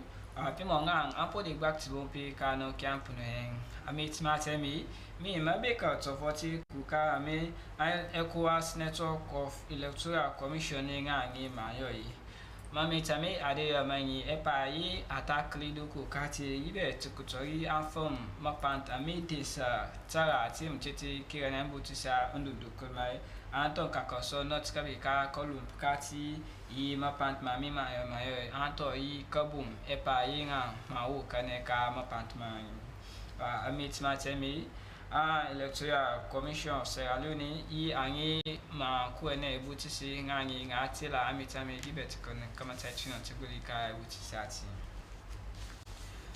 amala ma kabempa kakoso butso kama finomi kuka mapant ma kobuloi kakli kabika etiadi sam masdino yenye ka ke kane ebutisa adaridi ngangi amputila afam shank anye makane ebutisa kachiti chepma koblo ekukui ka no camp no yen ampuku kwaktibo tingang akoyo tanyi tie soktane pa ekulu kakaso no so afamanye pinga mapant man tete chepe kukui kama buli songa ama anto I bunga ekumpia phone kingati anye pinga mapant mame mayo ka pa yaten ibet knotna kokodori anto kakoso sorry ati anti ke kirane mapri ni be iso payang no ka kina mitma ka feel on to feel ebutis ma butayen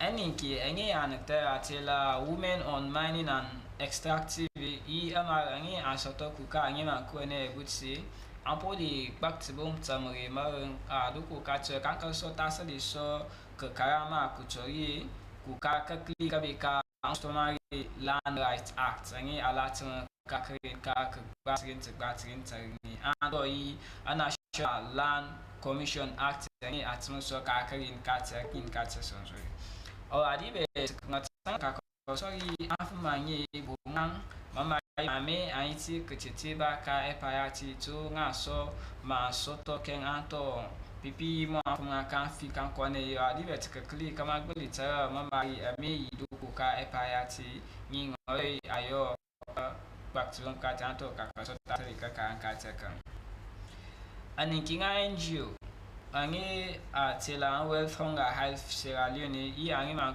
kwembutsi wa ngangi apo kutak mata me mayala ne ka sia ka kangi kan te ko ma atela njala ti ami mata me apika ka angba prata man ko ta anto NAP America ne ma fokashang ato afum ma o Kenema pipi tema antili ya ko bika ka de ka anka ma angba anyem kirane butisia ka ko adagi epate matami kusonga mani mebet knot dori ebutisia ka anka tetinga makanga tangi kama ngaso angbeli nantitong yangi yeyo yako bika ma finomatika angba ngati ka ke pi nga so apo but ka ka so tori afum angi imoloma tbatin to 42 ma ke na go ebutia ka check akaka wi ka do anyun kolinga do kailan o ata ayo tanyi tibet ka bika tai atemi to finan kuka angi ka epayati entuma ke ni ebutia te yanyi o angangi ni betro so but amara mi ebolit kom ka afum atangan anto ka na agbele na kupa atinga manchepa tangi ekukuyati kama agbuli luki kakaso kira ikaito felo mayani ibe atimari kama sasa agbuli tera anto fosu kakaso pakane I tot of too long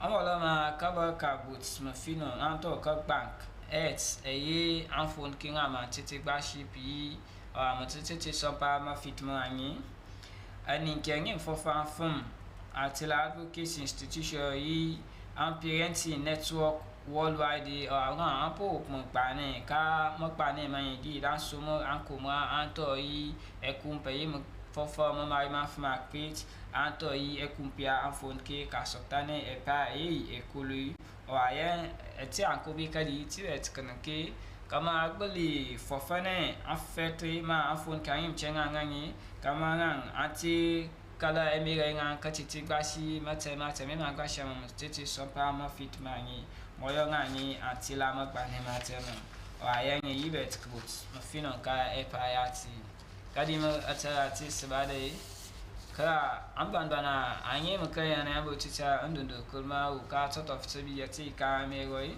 apo di back to kana camp na ngi ame trate mangi mi mabika to photo ngi ECOWAS network of electoral commission ngi mayoi ka ke mklene ebo chicha kobulo apo tila mkane ta afam anye me check ekukui ka sotane pa yi ekulu ka tu campi ake aye na yenye dakubong aluseni almami sise it's part of kasari Maser ma kakalen ki kasalvisi Agnes duba ture na bena sise maser mamamba kerago inti mena tepe takwagenda agende kagi okpo de tege ba beni ba ngati nga kan kwere nga yuge ekune gugabi ECOWAS de ki kakepudo ba mutani bata kage ba beni mande binde banya loko baga utigi awa batalane tebeni baga hoya ha de sega tabante tunkuna de bawali bi ni wali ko gombe banona bide ni mahaga tenge kabe baga wali baga ko goma beni mama ni bahena dongo ebe na kuya ya agnesori okwa de tebeni baga ni ha kan kwege nga ha wade nga yuwe kunego Ika kepo do baba makutane mako hima bano na binde de teka bate mande banya ka ubeni baga buti makutane mamba de se ta hawa de apo de bani wali ba haligo no na buti na ko toy ina gunda nyande ga uyo obena ba mate ba haligo beni baga uyo hamba na beni ba kai ba ka koi awa ponte one tebeni baga huyo ha ka kwere ko batalo tebeni baga pide bitun kuna de bia binni maliko hombe ka camp do kagi makutane ma tutse bine to ma bado na ba me ba mase ba halgo no na ma hagando matenge na meni ega pat bito ne biga beni baga wali baga ko homba na bine ne makoto matenge kama wali mamamba Yemen bisia bi kagega beni baga hoya harige baga kwegen kapoti remembe me mame de bina tunkuna do ba binde sinema tani ma binde pungu ba kotie ba ma yoho ma keneme ba nona binde ni kwege ma yoho mama bang meki kapoti ga tomba dukuno ba do mo ba na customary land rights ba remembe ika kwegen ko bia bi hena kwegen ko Tomba mine kende be na hoga 2022 awa binde oile de tikage ga tomba do me binde bana National Land Commission Act tomba na hele binde dunde ben kake hele kanina hoga 2022 umba forma ba maseba nona yerme kotie mayo homa keneme ba kana binde biye nakwege awa kwa unte kama tenko emaga kwa mezi Ude bina na wet onga hilfi ka kwege ko ga salon bina bina se ga tabante mbia bi hena bibine ni wali yonko batu kuna muku mutanwe titanda gende compete ma simbi yo mutunga takbangambe nga na bine palenge ka compete be awa kumani ba pugu e bane ponko e umoma go puko ba yuye ka kumani bambamba ndo mebine na PA systems awa mumba foma muna dukuno kabatala one tebeni baga huyo hamba ka 40 o 30 do mebido na Jala University awa mukomumo mudukuno mu pumba bide se kana bide gatani no ndina bide nyoga makonko ma bide nyo biboye bigo pukuba nyo mahagendo matenge kama tani mama bide dukunuma hali tumba kaga kotoe ga be baga ko omba ba wali be ka kaila on abimbe ba mi de nele mi de tunkuna ndo bana binde tanino ba no na binde ni wali baga ko omba muni na binde kute muna kama wali makene mema umba bigompuku ba no ba ne upagande inga kwege nga hena bini wali ko ombe kana bide yoli ba mase ba kpinkina de muko imunene mu pati bitone nga kototonda tete ko yen ko mu bide litanka tamu awa hokpa unte unhele udong e ba ponkie mpatimu e ba ko no komisen bina ba maseba ka ko toy e ba katapati bin ka ko toy ponke po do maybe na na parenting network worldwide mine bina tun kuna de komisen ba binde taninwa ba ma yoho ma ga pati bitone nga ko tonga ngambambe ba ponke beni ba masempati bikeneme na bida hongene yonko kamuko munene mumumwa mutope binde mumusigi binde mutoma mu kakwega kumutetenda binde teti eila tankata keneme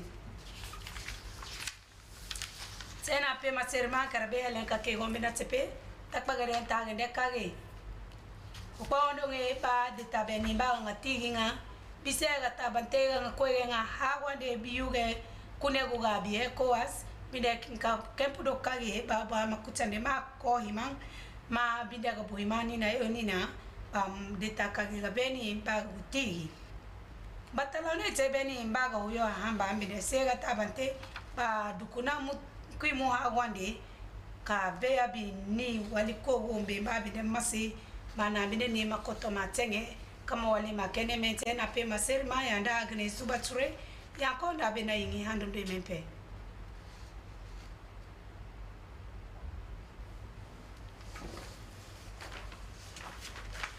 SLBC television non attempt for use na create for cementing them inside the use. The Electoral Commission na Salone and other one them na the sub-region, they meet na Freetown here so for the number 10 every year meeting where they can get when at the ECOWAS network for Electoral Commission at them. And the Ministry for Agriculture don't put together one national cocoa conference na Freetown here so that's the meeting inside the use now for the full use me na Umubakari. The Electoral Commissioner them from other continents in West Africa do a meet na Freetown here so for the number 10 every year meeting where na the ECOWAS network for Electoral Commissioner them who side them go talk about the work where there as electoral management body then get for make people able for no more but then work them and serve how they for team up trade for do them work them and same way so till them where people for able for no understand but election and election business. This program here so na the Electoral Commission for Salone and then partner the day before for put them together. As well for make agriculture business continue for all water fine one and self make people able for meet up to the carnival way how people are wanting and how people in the plant. The Ministry for Agriculture don't put together the National Cocoa Conference where they happen at Freetown so. This conference here so na for make them give more training to people where don't they make things the way people and they eat, support women and young people where then they part agri business and push go before and develop things them where go help the feed salon program for all water. Women in mining and extractive with them partner them don't begin 1-2 day training for make people and go know more about the Customary Land Rights Act 2022 and the National Land Commission Act 2022. This was also now for make them able for give Kapus's message to women them, but the rights away then get per land business and serve how they for able for worker for let them get people like a lawyer then other people themselves will go able for help them by their business them. One non-governmental organization, World Hunger Hi-Fi Salone, and them partner them, don't go give book learning team them where inside they get computer, laptop, printer, PA system to the agricultural school for food and science department na the Jala University. Then here so na for make the department go able for team up and do the kind of thing they way them for do. Especially where campaign, thing they will get for do with practical where the people where they go learn na that part they for able forget for second the work them where they get for they do. As well for tap the kind of way how young people know they take bad warm and thing they way they know they drink and smoke where don't they unbug them na the country. One advocacy organization where na parenting network worldwide don't put together one program with them partner them when human rights and youth group them they together for make them able for talk to them and young people them for know how they for tap young people them for they put on pan drink and smoke to them we not good for them we don't they abog them we plenty people they don't used to. This wire so nothing we go help for make them tap the cannabis way. How young people are not they put on for them cannabis in there so we not good. We don't unbug them and we don't they turn serious concern for people them na the country. Family now all this we get them for inside use. Before I go, remember you back say the Electoral Commission for Salone and them partner them don't put together the number 10 General Assembly for make other electoral commissioner in other countries they all go cancel door and talk about them we go push the work then go before for second what they call the ECOWAS network for electoral commissioners. And save the Ministry for Agriculture don't put together the National Cocoa Conference na Freetown. So that's na be used to come to you from the Sierra Leone Broadcasting Corporation. Me na Umubakar.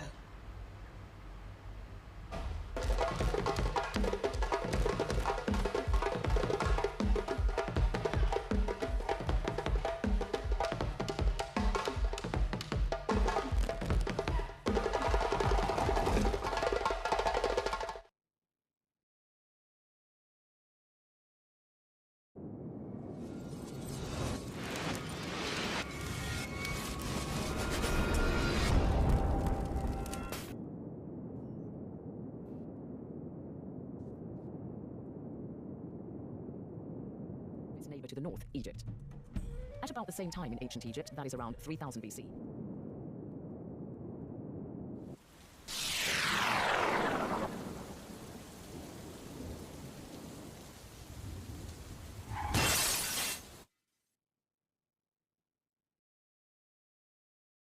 And the ancient world.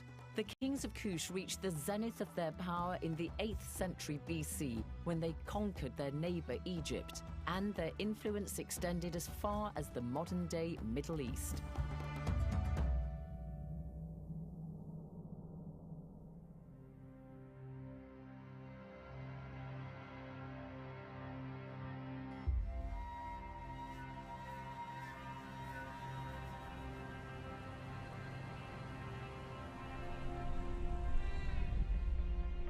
Sudan's capital, Khartoum, where the Blue and White Niles meet. The waters of the two rivers merge to form the mighty River Nile that flows through northern Sudan into Egypt and ends its journey there, where it joins the Mediterranean Sea. The Blue Nile starts deep in the Ethiopian highlands, and the waters of the White Nile flow from Lake Victoria in East Africa, although it probably originates from deeper inside Central Africa. The River Nile has for centuries played silent witness to the great civilizations that existed close to its banks.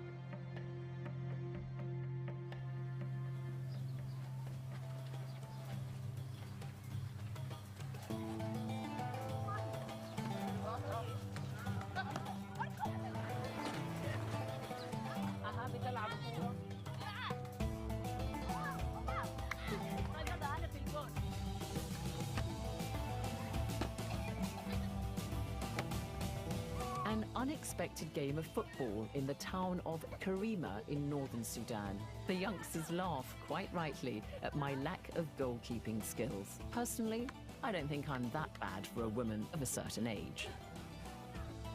As I try to bridge the generation gap, so too does the town of Kenema.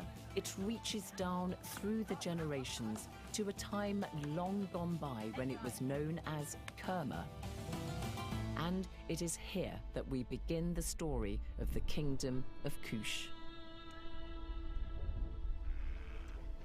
Early humans existed in Sudan for tens of thousands of years. By about 5000 BC, we know that people in northern Sudan lived from fishing, hunting, and basic farming. And there's evidence that they raised cattle too.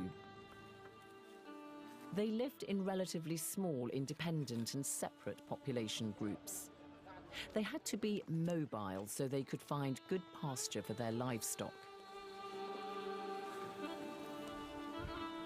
The rich waters of the River Nile made the land fertile, which meant crops could grow easily, so farmers could settle down and develop communities.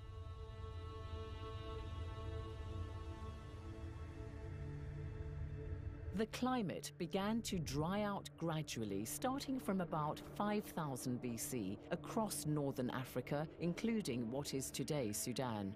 This drove more people into the Nile Valley in search of hospitable land. It meant there were larger centers of population which became urbanized, and a hierarchy of chiefs or princes developed. By around 2500 BC, Kerma had become the center for the people who came to be known as the Kushites. Their buildings include large structures called dafufas, which stood up to 18 meters high.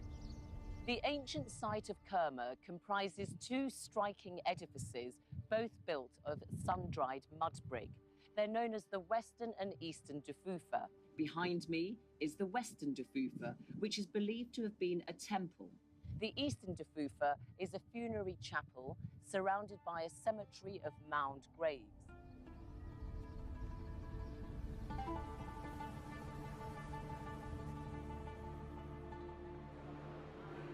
Archaeologist and historian Dr. Abdulrahman Ali is director of Sudan's National Museum in the capital, Khartoum.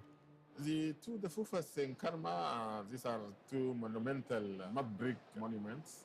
They belong to the Kingdom of Kerma, which was known as the first independent national kingdom in the Sudan, developed in 2500 BC. And the kings of Kerma, they ruled Kerma for almost 1,000 years. And Kerma was known as the first and big urban center in the sub-Saharan Africa. And these two monuments, they were used as temples, used by the local community and the kings. And in this monument, we could find the first indication of the utilization of the brick in the Nile Valley, that is in Kerma. An important fact about Kerma is that Kerma, during that time, it acts as a national symbol and united all the tribes of the Sudan in one agglomeration. We learn something about the inhabitants of Kerma from their death rituals, their customs, and what kind of objects they made and used. The traditional Kerma grave, like this one, is marked by a dome-shaped tumulus of earth, outlined by a ring of black stones sprinkled over with white pebbles.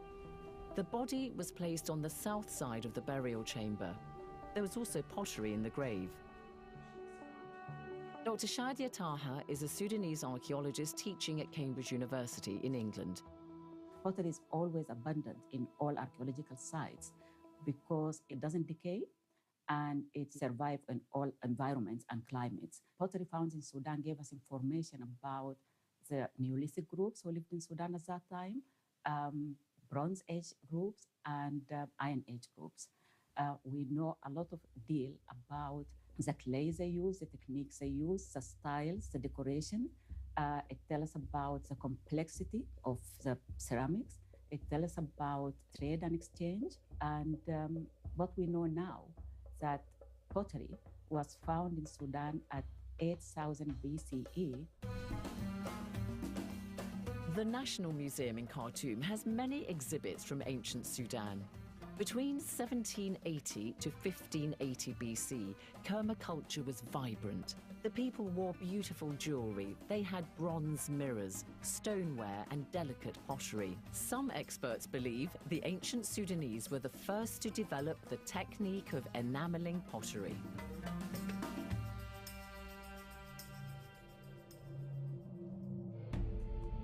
This period of ancient Sudan's history is linked to that of its neighbor to the north, Egypt. At about the same time in ancient Egypt, that is around 3000 BC, the first dynasties were establishing the rule of the pharaohs.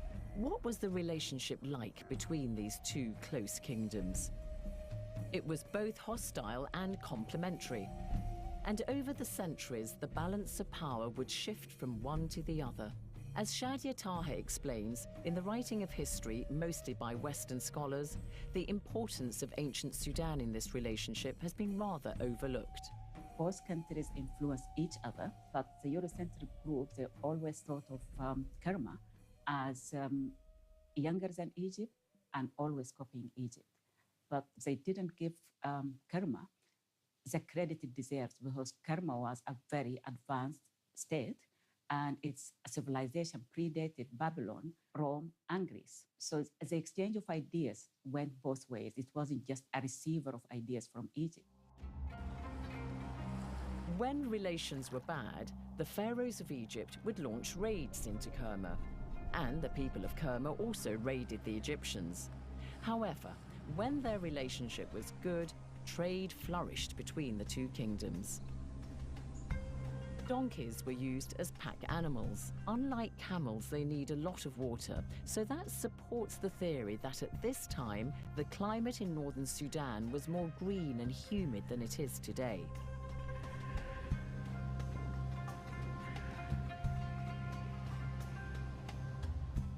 As well as moving goods overland, they transported them along the Nile on boats that were later dismantled. The wood was reused in Egypt for building.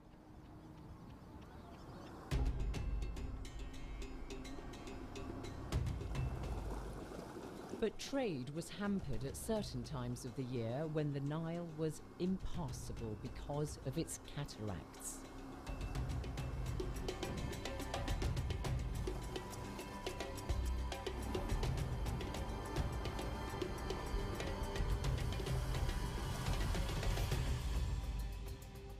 There are 6 cataracts in the river. The first of them is here at this very spot in Aswan in southern Egypt. The other 5 are in modern-day Sudan. And as you can see behind me, cataracts are rock formations in the river. And this meant that boats and ships would crash into them unless the waters of the Nile were high enough for them to avoid doing so. That meant that for a large part of the year, the waters of the River Nile were not navigable. So traders would have to use overland routes, and this was more arduous and took a longer time. Throughout history, the cataracts on the Nile gave the people of ancient Sudan a good natural defense from attackers coming by boat. Kerma laid the bedrock for the civilization of the Kushites. Kush was well known for its very powerful army. They were very fierce archers, and the Egyptians called them the land of the bow because of their skills in the bow. So they know their ability and their strength and their power. In 1650, the Kushites ransacked Egypt, but they just went back. Kush was a powerful state, and the Egyptians feared Kush. So during this period of history, the Kushites succeeded in increasing their control of trans-African trade through the Sahara to the detriment of Egypt. For thousands of years, camel trains have made this journey from the south across the Sahara to Egypt. These camels are resting by the roadside and taking water in Dongala, in territory that would have been part of the Kingdom of Kush. Kush was a vital crossroads for trade in the ancient world, linking the west and the east in the Red Sea, and then from the south to the north in the Mediterranean.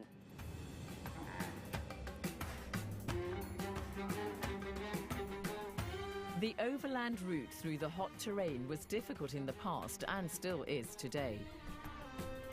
This man tells me they've ridden from Darfur in western Sudan and are on their way to Cairo. That's a distance of nearly 2,000 kilometers. 40 يوم 45 يوم وانت بادي من وين؟ على السلامة. I wish him well on his journey to Egypt and bid him goodbye. Trade across land and along the Nile was, of course, a critical source of wealth, and so the Egyptians wanted to regain control of this trade route to restore their fortunes. By 1550 BC, ancient Egypt was at the start of a new golden age, and powerful rulers like Queen Hatshepsut and Tutmosis III made it their mission to build up Egypt's trade again. Tutmosis III sent an army up the Nile and defeated the people at Kenema.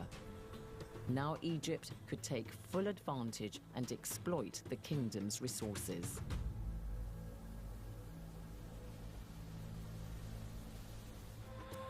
A new kingdom arose further south from Kenema in Napata, or Nabta as the Sudanese call it. My own opinion, they moved to Nabta for economic, political, and religious reasons. Economic reasons because Nabta was a meeting place for trade. The population was growing. As they were already urban, they needed more resources. More resources were available in the south to supply an increasing population. And religious reason, Jabal Barkal is a sacred mountain which Egyptians and Kushites believe that Amun resides in Jabal Barkal. The god Amun-Ra. The god Amun-Ra. So it is sacred for the Egyptians and the Kushites.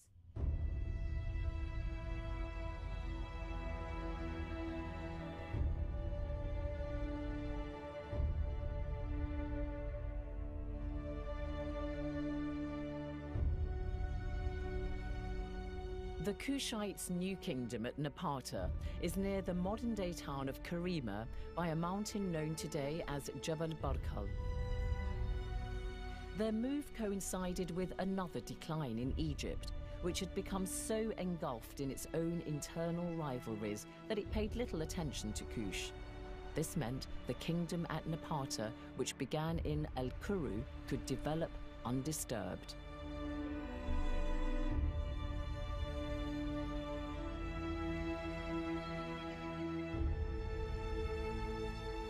As the civilization of Nabta evolved from Al-Kuru, it starts as a small chiefdom and developed to a kingship and later on developed to an empire. By the 8th century BC, the kings of Kush were growing ever richer and more powerful. At the Kushite capital of Napata, the mountain dominated the landscape, much as it does today. In its shadow, life goes on in Al-Kuru. Time, I think, to abandon the open desert in search of human inhabitants.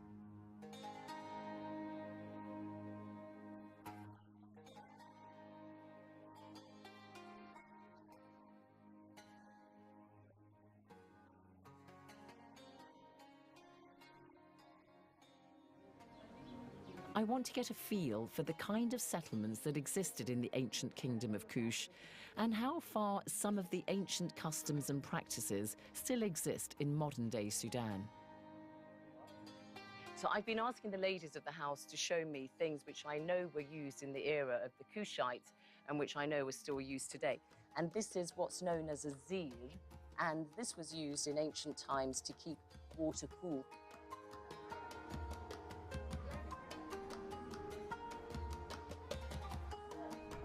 So I find it absolutely fascinating that I can find an old house like this that is just so evocative of that period of Sudanese history.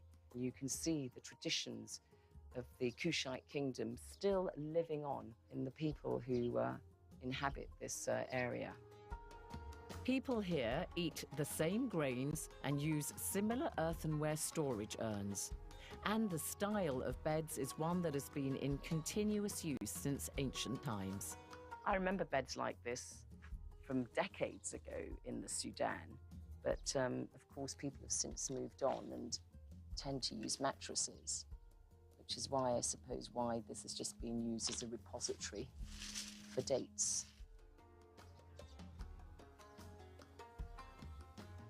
So the wooden bed have an important significance to the Sudanese community through the whole period from Kenema, from 2500 BC up to now, because it have a significance in the daily life for wedding, the bride and groom. The ceremony started on a wooden bed, we call it angreb, and even for circumcisions of the boys, it was used. And finally, it was used to carry the deceased. If somebody dies, he will be carried to his final destination by a bed.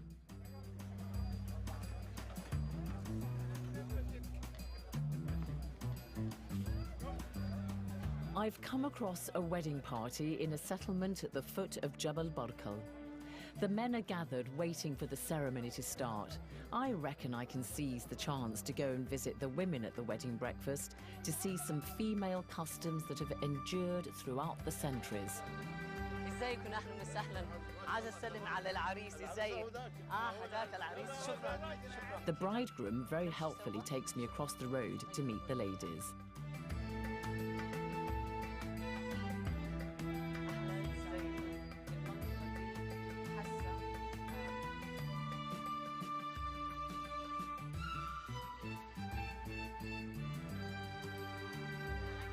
I'm just looking at this lady's hands with the henna and the beautiful gold. Two things that we had, of course, in the Kushite kingdom, the gold and then, of course, the henna. The women of Kush dipped their hands in henna, decorated it, and they also wore coal on their eyes, like this lady here.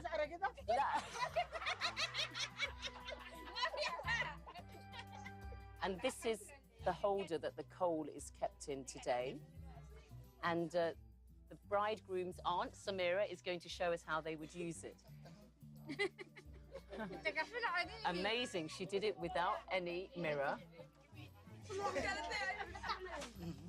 Kushite women, like one famous princess who lived in the 8th century called Amenirdis, wore elaborate jewelry. She probably had fine gold rings, bracelets, and colourful beaded necklaces, like these in the National Museum, some made of ostrich eggshells.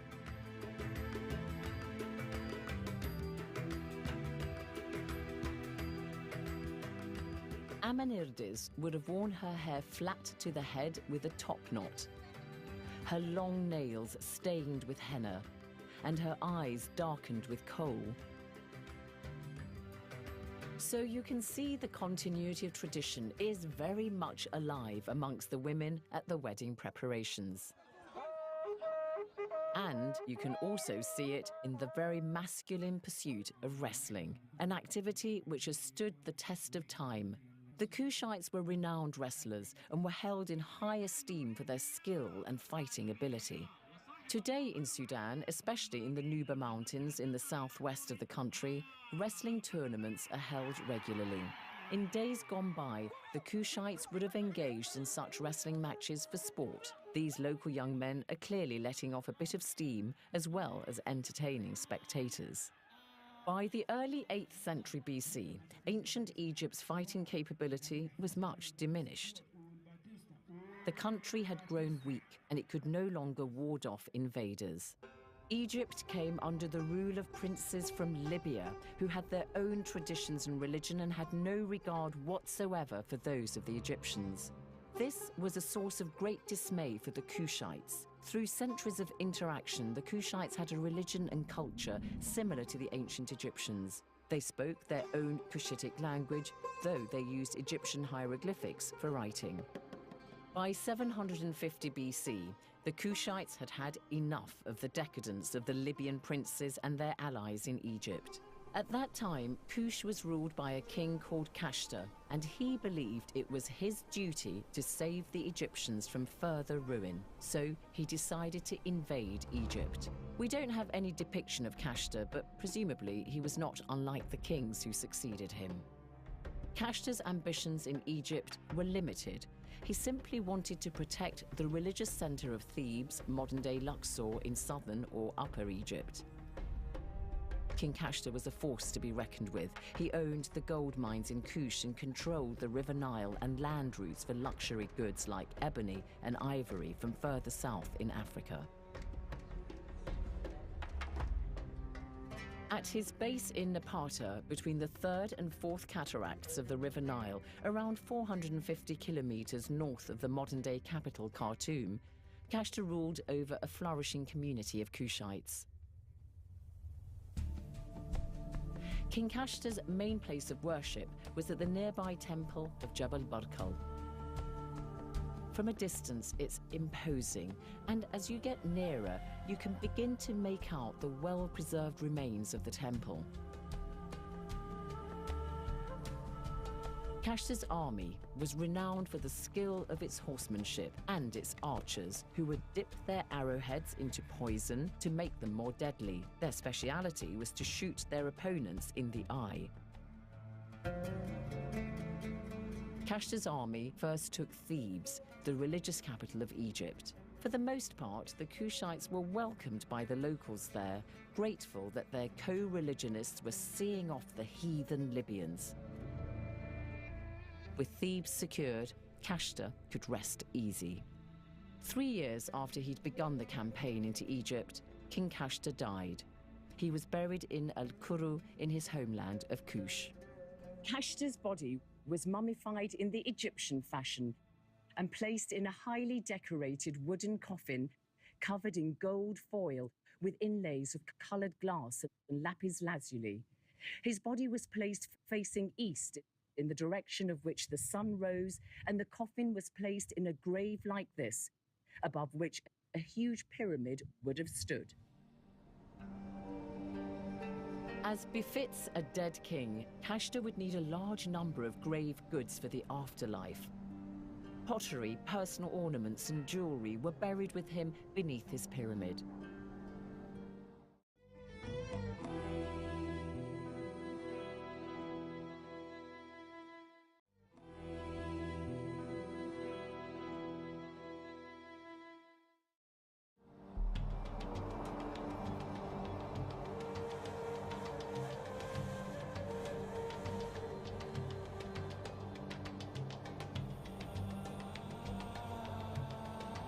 The Kushite pyramids differ from those in Egypt. They're smaller, steeper, and made of red sandstone. There are 1,000 pyramids that have been discovered so far in Sudan, though only about 300 of them are still standing as pyramid structures. In Egypt, there are about 100 pyramids. Our pyramids, the Sudanese pyramids, have different aspects because their angle of building is very steep compared to that of Egypt. We know that the kings and queens of Kush were buried with all manner of personal belongings and furniture, and also shabtis, which are these figures of people who would serve them in the afterlife. Were they actually ever buried with real live human beings? This is the idea of accompanying the deceased, because in one grave, in 1916, in one of the kings of Karma grave, some of the deceased were covering their faces with their hands. So it means that these people were maybe put into the grave, intoxicated or drugged, and put to accompany the king. In the later period, there is no indication of intentional accompanying of the king, but they put the shabtis to serve the king in the afterlife.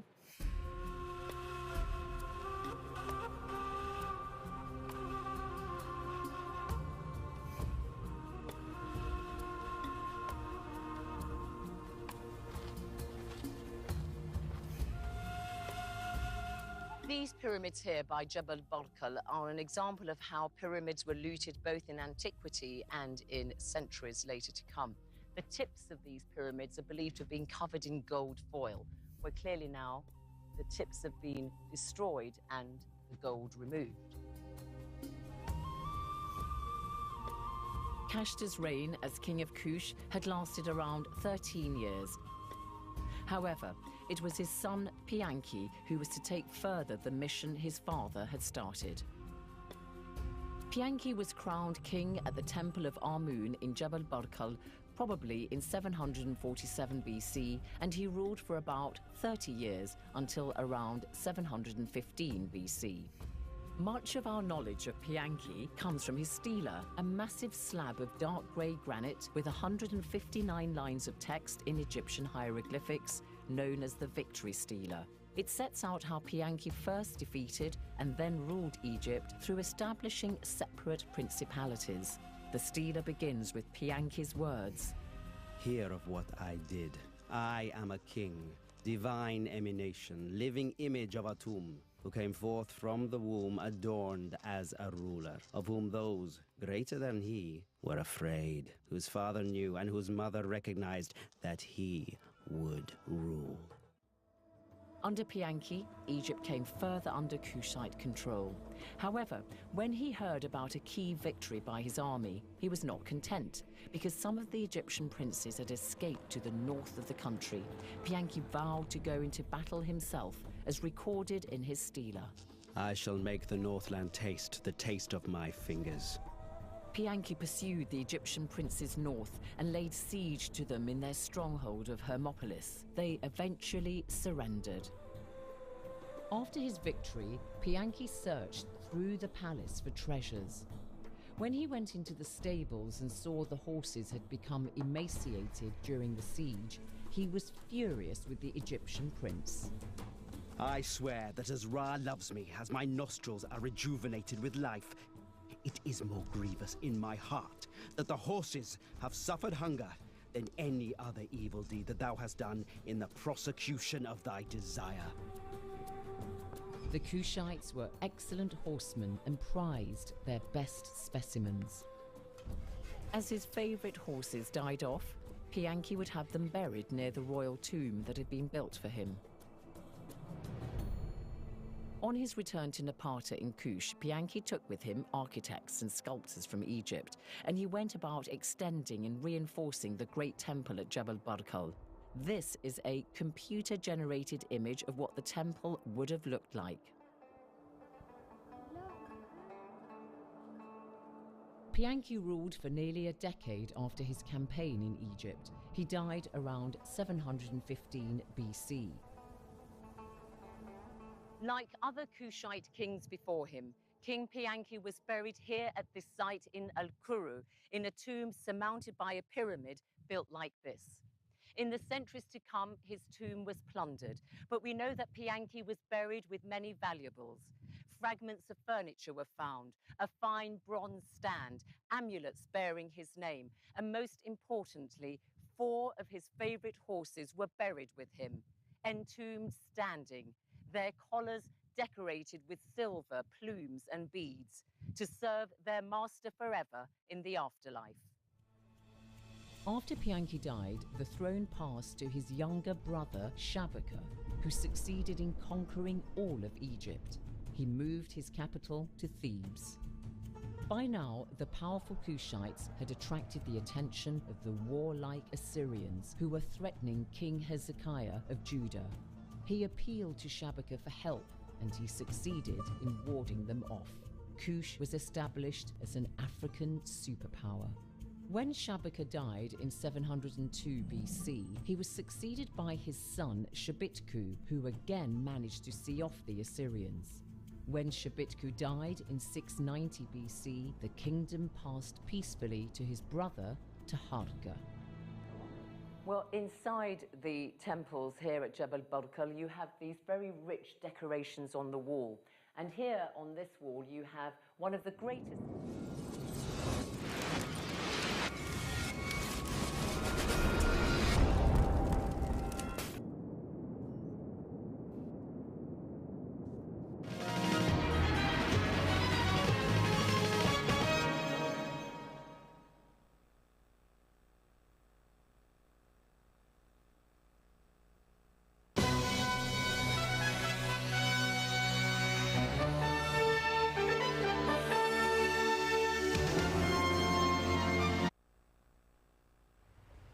It's midday in Freetown. Good afternoon and welcome to the podium. Our quote for today comes from Angela Abraham, and it says, "To rape is an act of violence to the body and soul of the victim, to her spirit, to their enduring sense of self-worth and esteem." Coming up in this edition of the podium, police commences investigation of a case of sexual penetration and death of an 8-year-old girl. 2,000 teachers are to be deployed across the country to fill in the gap. Environment Protection Agency detects that half of all the paints, including local and imported, have high quantity of lead poison, following a test in 2022. Well, all these and more coming up in this edition of The Podium. Be part of it. Send your messages to 030-073-719. The program is A Podium, coming to you live on Slbc Television in Freetown. My name is Daphne Zainab Kamara.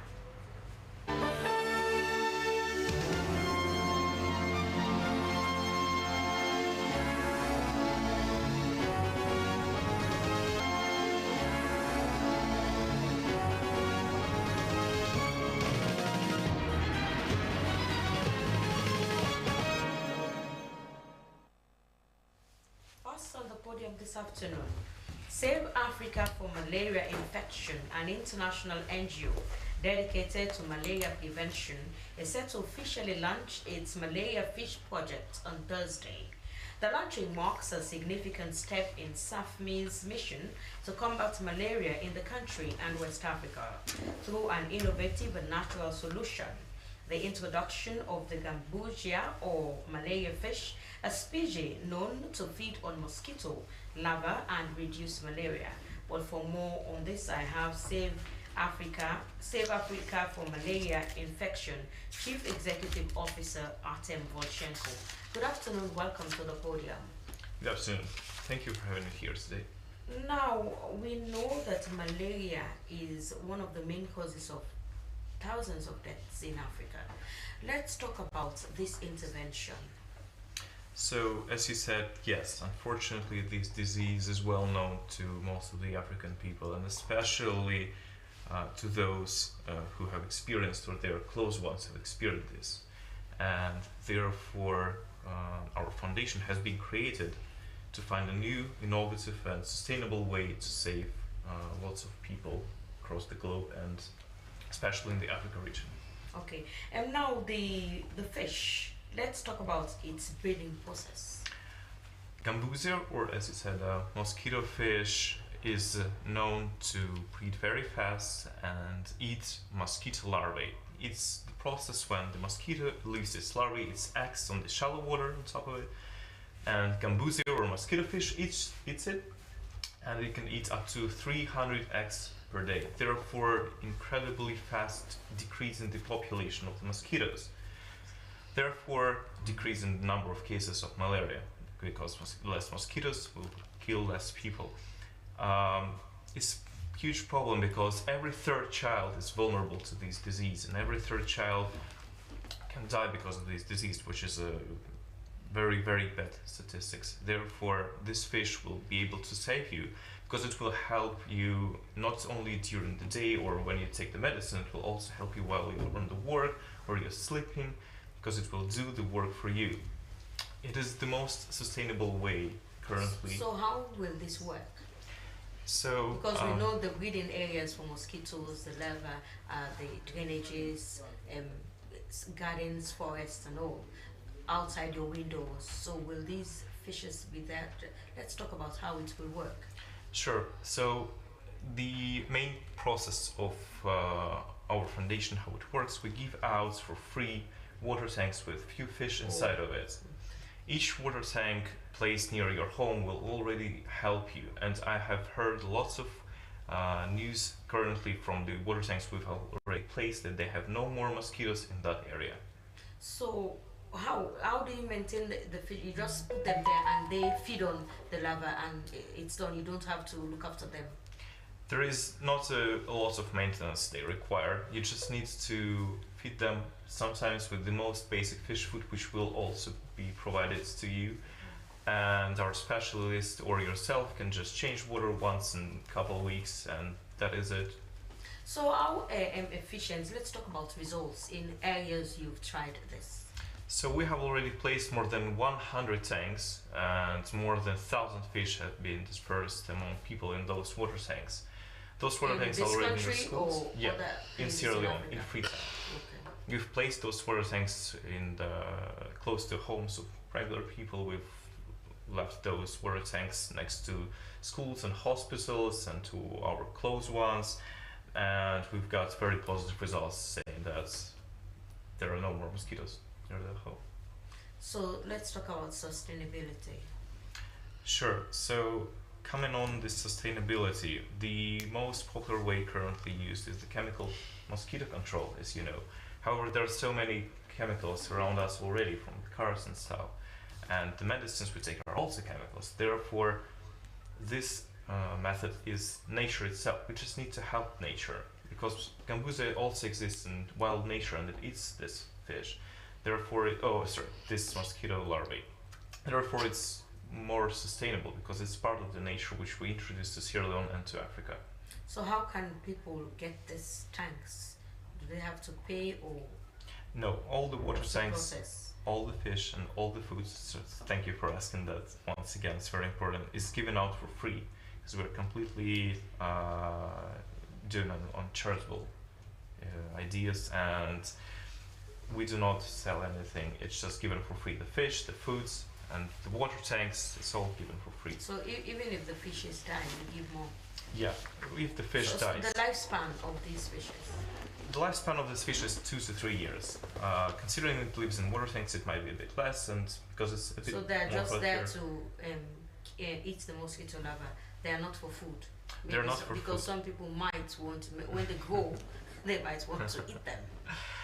No, this fish is not a food. It's just a couple centimeters long, so you won't be able to cook it even if you want. So it's just to help you prevent the increase of population. So where do they come from? Where do you get them from? So this gambusia fish is already adopted in more than 60 countries. So we have lots of suppliers who will be able to supply this fish.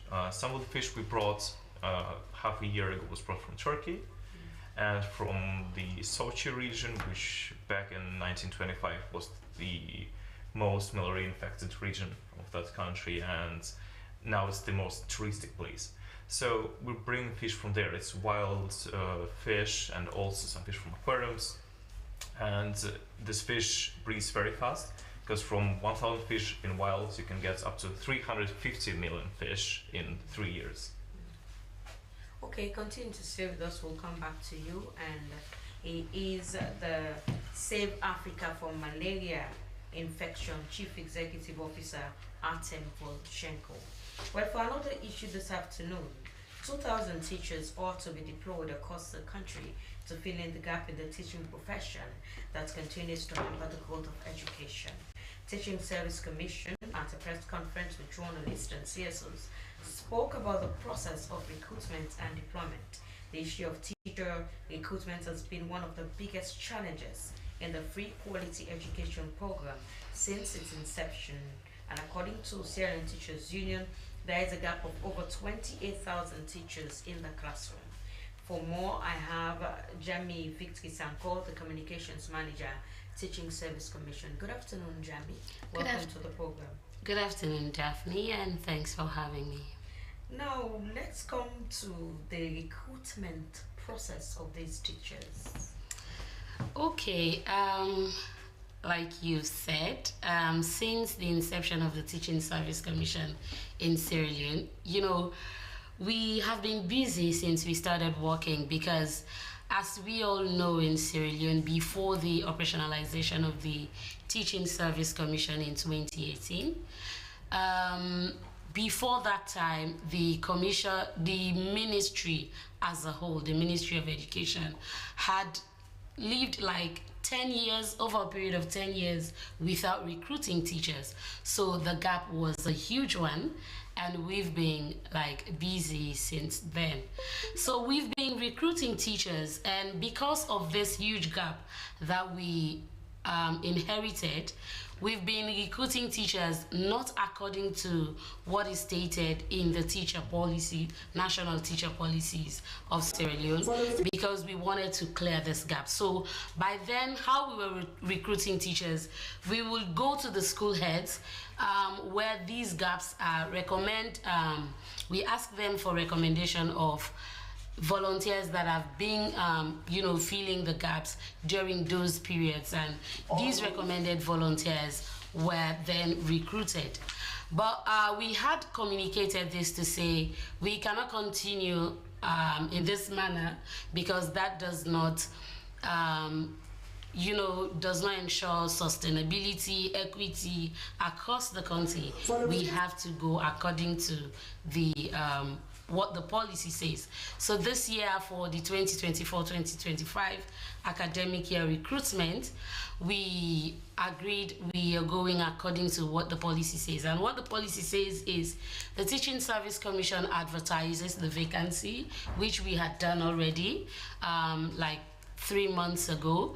We advertised to say we have 2,000 vacancy for teachers, and we accept application from teachers, which happened recently, like 2 months ago, after we've accepted the applications. So this time around, we're not like recruiting to say, okay, this school where you say it's your school of choice, this is where you're going to be posted. Rather, we'll do the recruitment as a company, and then we post them to schools where we believe they are needed. And not just what we think, because of course, as a country, we have the National School Census that gives us data across the sector, data for a lot of things like the pupil-teacher ratio, the number of teachers we have, not only that, but the pupil-payroll teacher ratio, and all of that. So it is based on that data that the teachers are being deployed. Well, okay. Yeah. Before we come to the deployments, let's. What are the criteria of employment? So the criteria for employment, like I said, this year we're going according to the policy. One major one is you have to be a licensed teacher.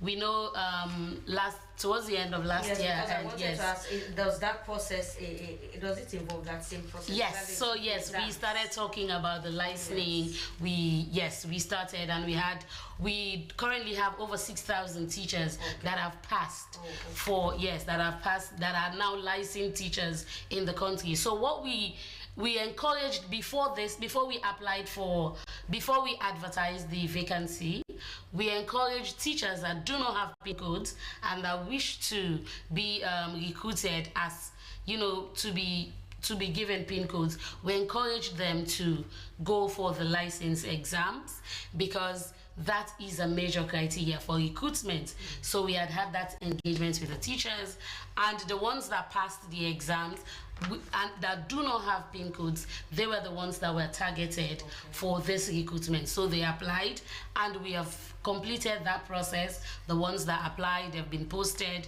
to the various schools where they're supposed to be, and that list has been published. The qualifications criteria, what other things do you look for before employment?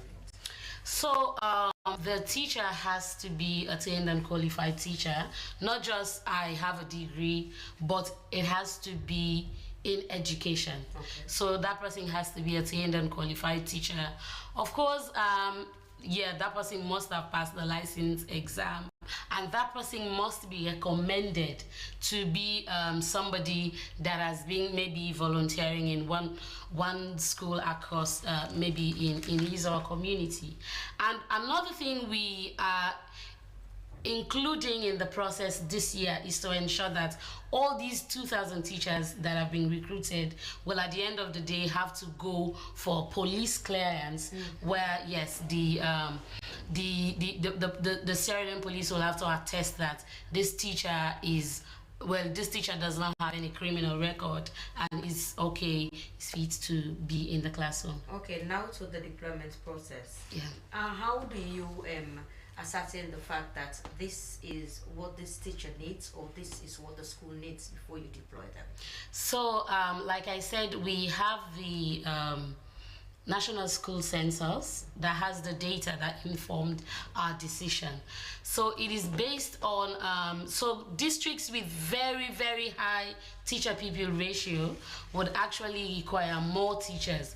For example, when we were doing the allocation, you would notice that Falaba district, even though it's a smaller district, would need more teachers than Bo district, because according to the teacher-pupil ratio in Bo district has a lower teacher-pupil ratio as compared to Falaba.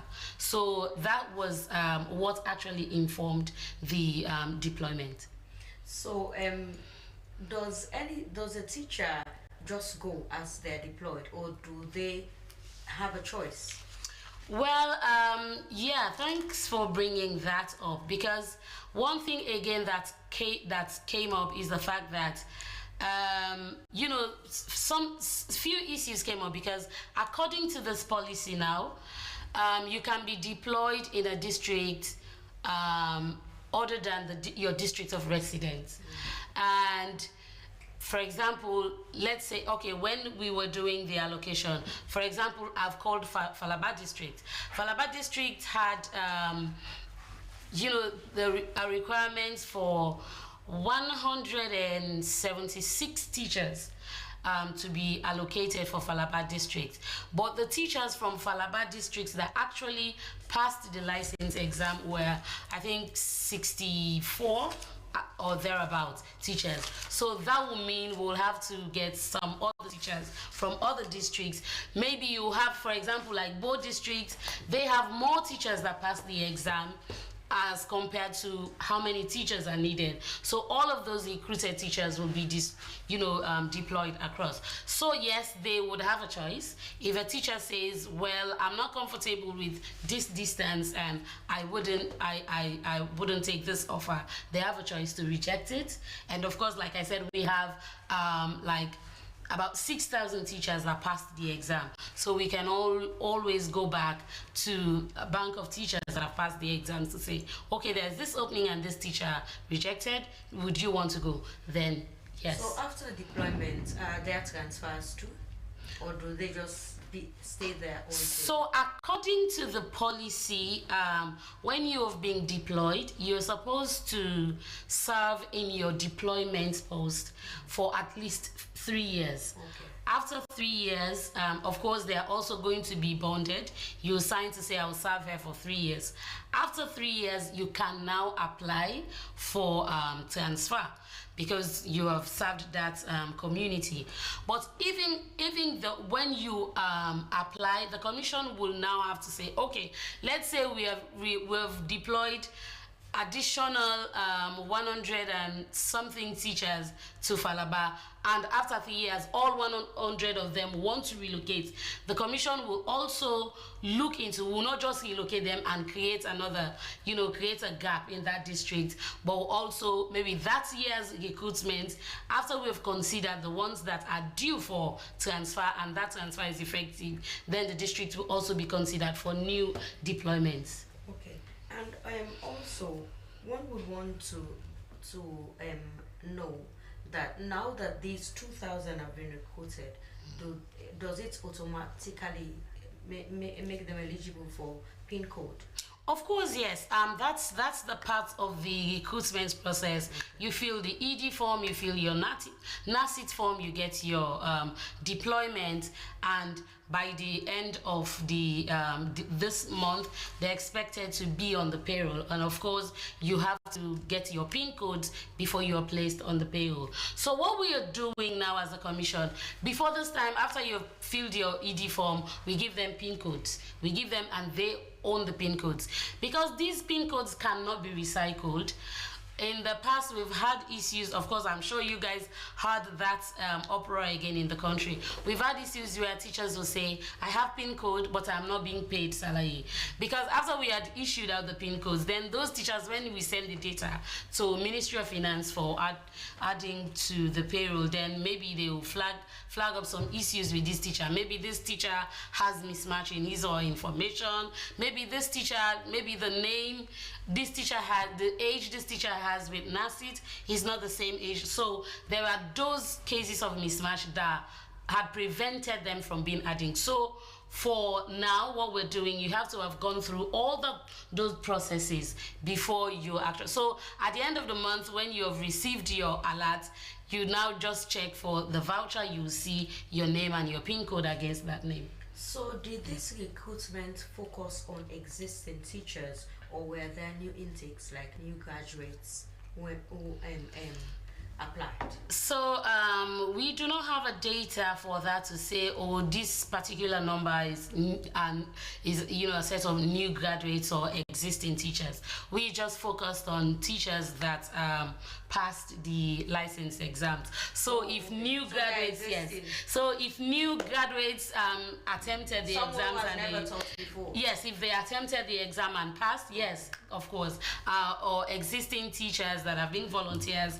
But mostly about 90% or so would be existing teachers. So for these 2,000 teachers, all the districts will have?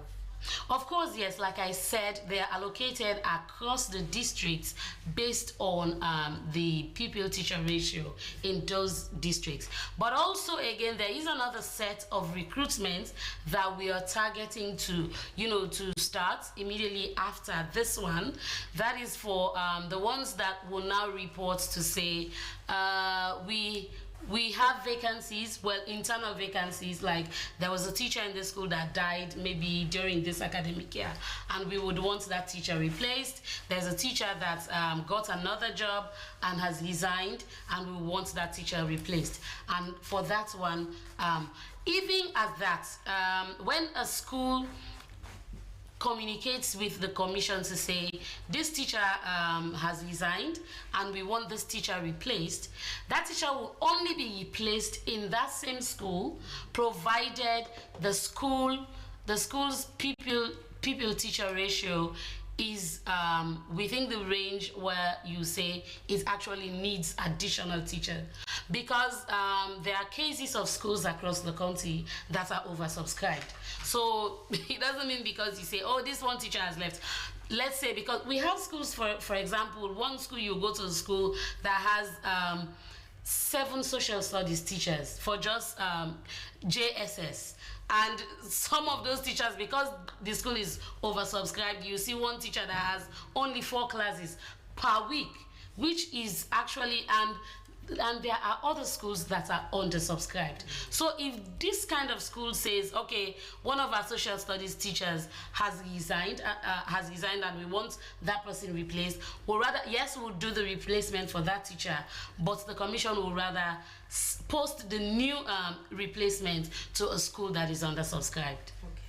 Well, continue to stay with us because we'll come back to you to talk about the vetting process, okay, with regards to recent happenings in the country.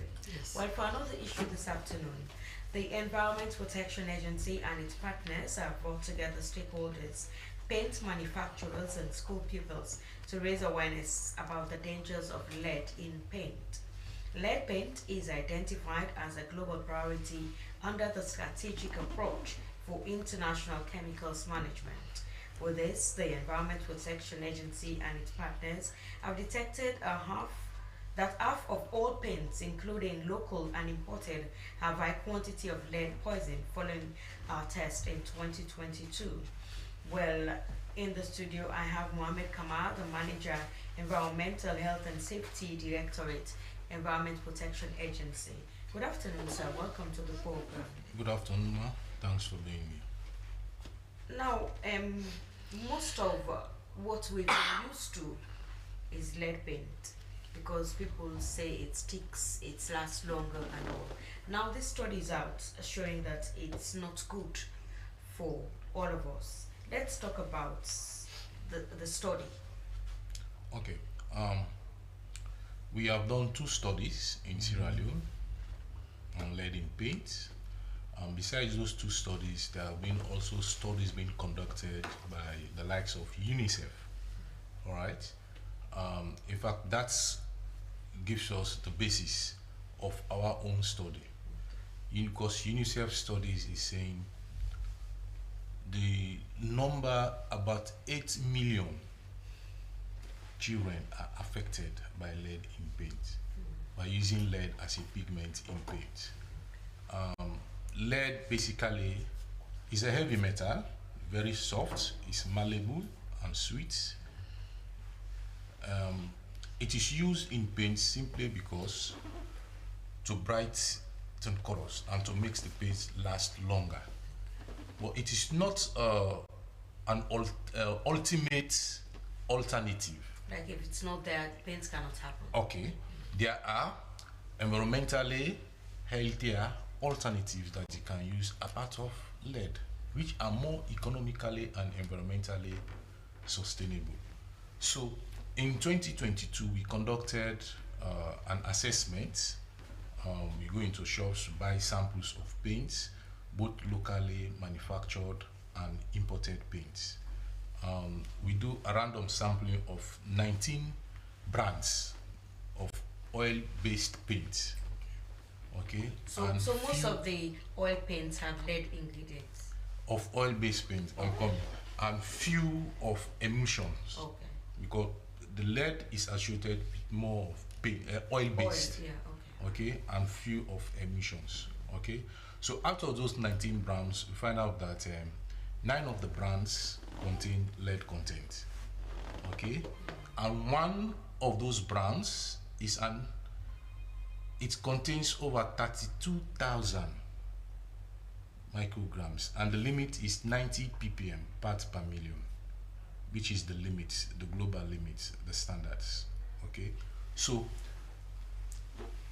with those results, we engage the local manufacturers, okay, to bring them on board, to tell them these are the issues. From there, we developed the regulations.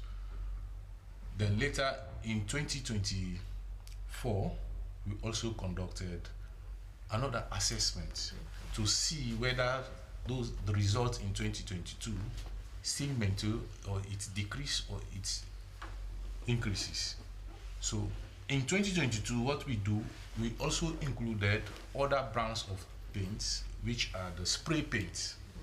Those cans similar to cell chalk cans that you can use. They use them to do decorations, coloring, or if your vehicle is scratched, instead of going and pay money to spray it entirely, you just buy those spray paints and paint the scratch. Okay, so we include them. So we assessed about 42 different brands of paint. So we also found out that in this current study, we found out only one brand, locally manufactured brand, contain lead, and majority of them is imported, especially for those spray paints. Okay?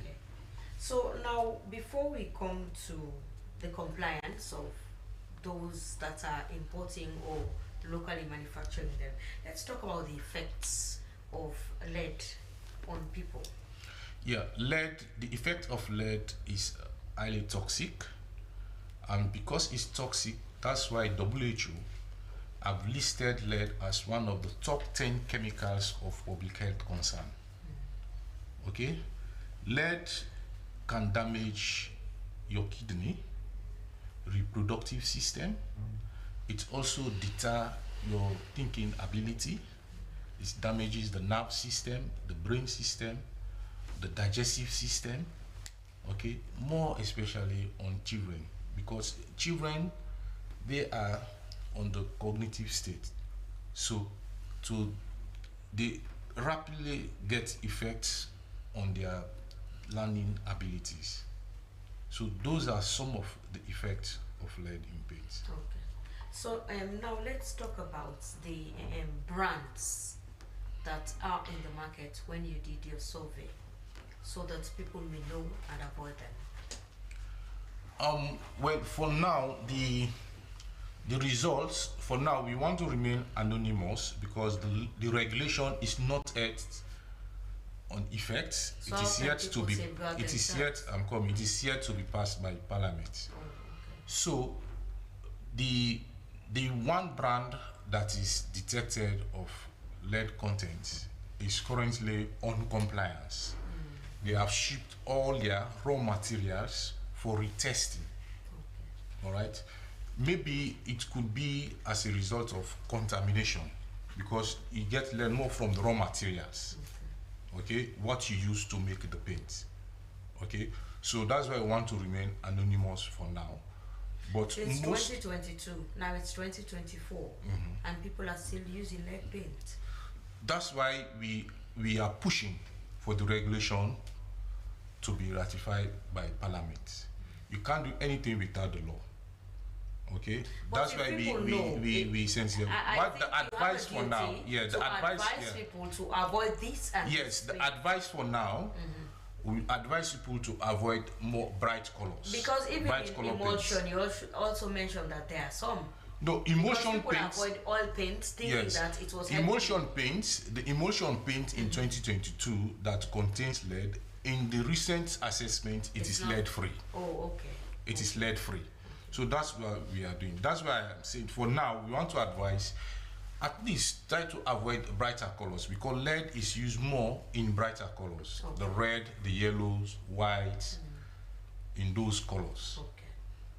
Mind you, we as regulator, people also have the right to sue us in court. So if you don't have the power, the regulatory power, it becomes a bit challenging. Okay, so let's talk about the regulation. What does it say about people selling this when it will be finally approved? Right. Now, when the regulation is finally approved, there is an auditorium of 1 year, 1 year period to sort out yourself. After the 1 year period, then will take full effect. And in that process, we are going to continue with our random assessment. Okay?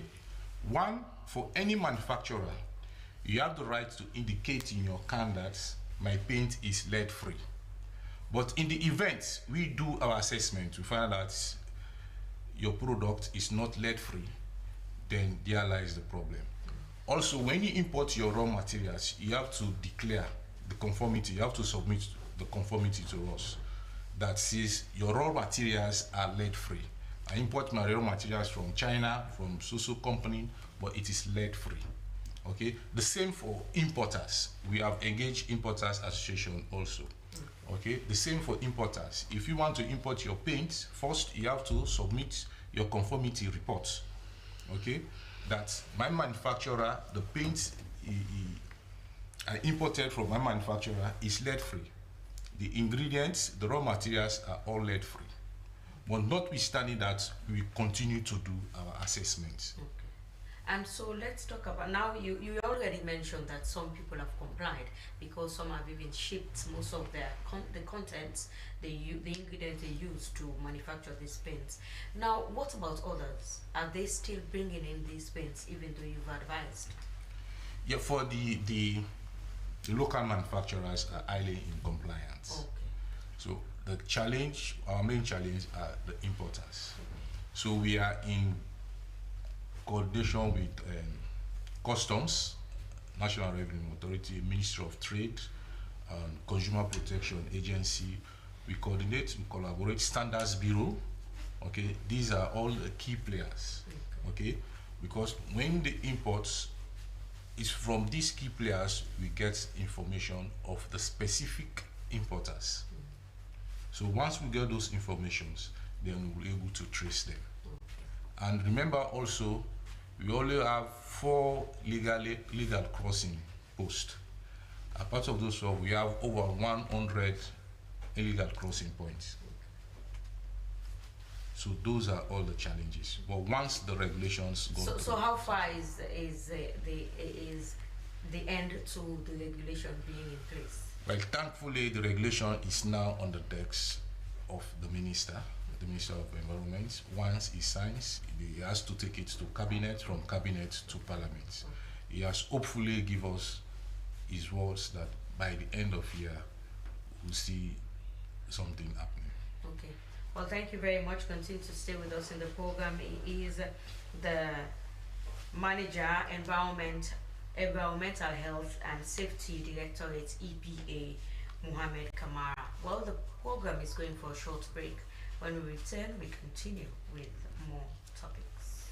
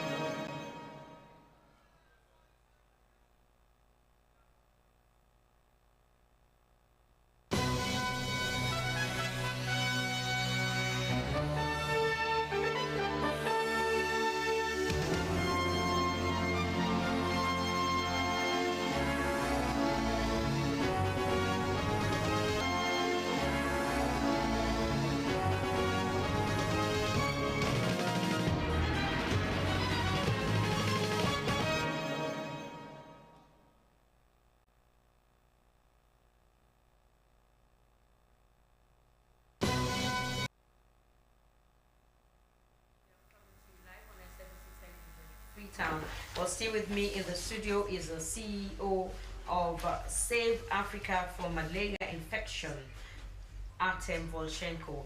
Now, Artem, the fishes, you said they are from Turkey, which we know their climate is a bit different from ours. Are these fishes scientifically generated, or how do they fare in our weather? So it's a very important question, because this fish is really different to any other fish you know. The main difference of it is that it can live in cold water, which is up to 15 degrees, and as high as 35 and even 40 degrees. This fish doesn't live only in Turkey, it lives also in Sicily and in some states of USA. Therefore, it can be brought from there as well. And mainly why we take it from Turkey, because it's closer, but also we can take it from other countries where there are aquariums of it. And some of the fish we brought was taken from the wild. Okay. And how do you get the funds to bring them, and then you're giving it free? So our launch starts on Thursday, and from that time we'll have official methods of how we'll fund it. We'll be able to fund it through various platforms in Europe and USA, but also we have some accounts opened already here in Sierra Leone in banks. But now, as of now, all the process and functions of the foundation was solely funded by our founder, Mr. Yuri, and that is it. Let's talk about your interest in Africa and seeing Africans free from malaria, which we know is deadly. Yeah, so a long time ago, not very long time if you think about it, like a year ago, our founder first time visited Sierra Leone and made a small research on the malaria cases here in Sierra Leone. And in fact, Sierra Leone is one of 3 or 4 countries which have increased the number of cases of malaria throughout the last 5 to 10 years. And when we saw all these beautiful children, all these beautiful people here who might not see the other day because of this infectious disease, we tried to think of the ways to help.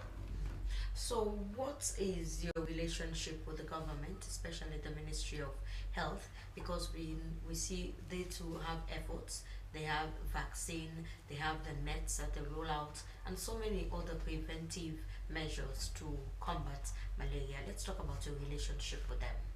Absolutely. So our relationship with Ministry of Health is very good. We have already registered our foundation with them as well. We have the certificate from Ministry of Health, and we're expecting guests from Ministry of Health on our day of launch. And I hope we'll get more and more support in publicizing this matter and publicizing Gambusia fish, because even all the medicines and nets, let's talk about probably medicines, you only use them once you're already sick. However, the Gambusia or mosquito fish will help you prevent from getting sick. We do not give just a fight, we give a war to the mosquitoes and malaria. Okay, thank you very much. Continue to stay with us. Well, for another issue this afternoon, police in partnership with the Ministries of Gender and Education are investigating a case of sexual penetration and death of an 8-year-old girl at Lucas Street, east end of Freetown. She was attending the Philmont Preparatory School and in class 3.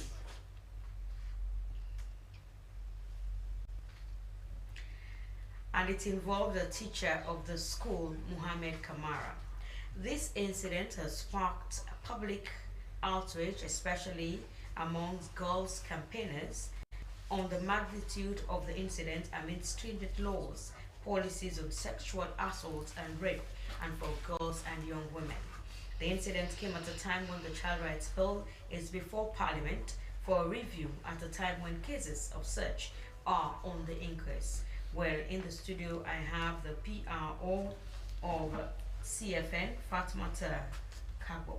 Good afternoon, Fatmata. Welcome to the podium. Good afternoon, listeners. Good afternoon, viewers. Let's talk about your view on this recent saga.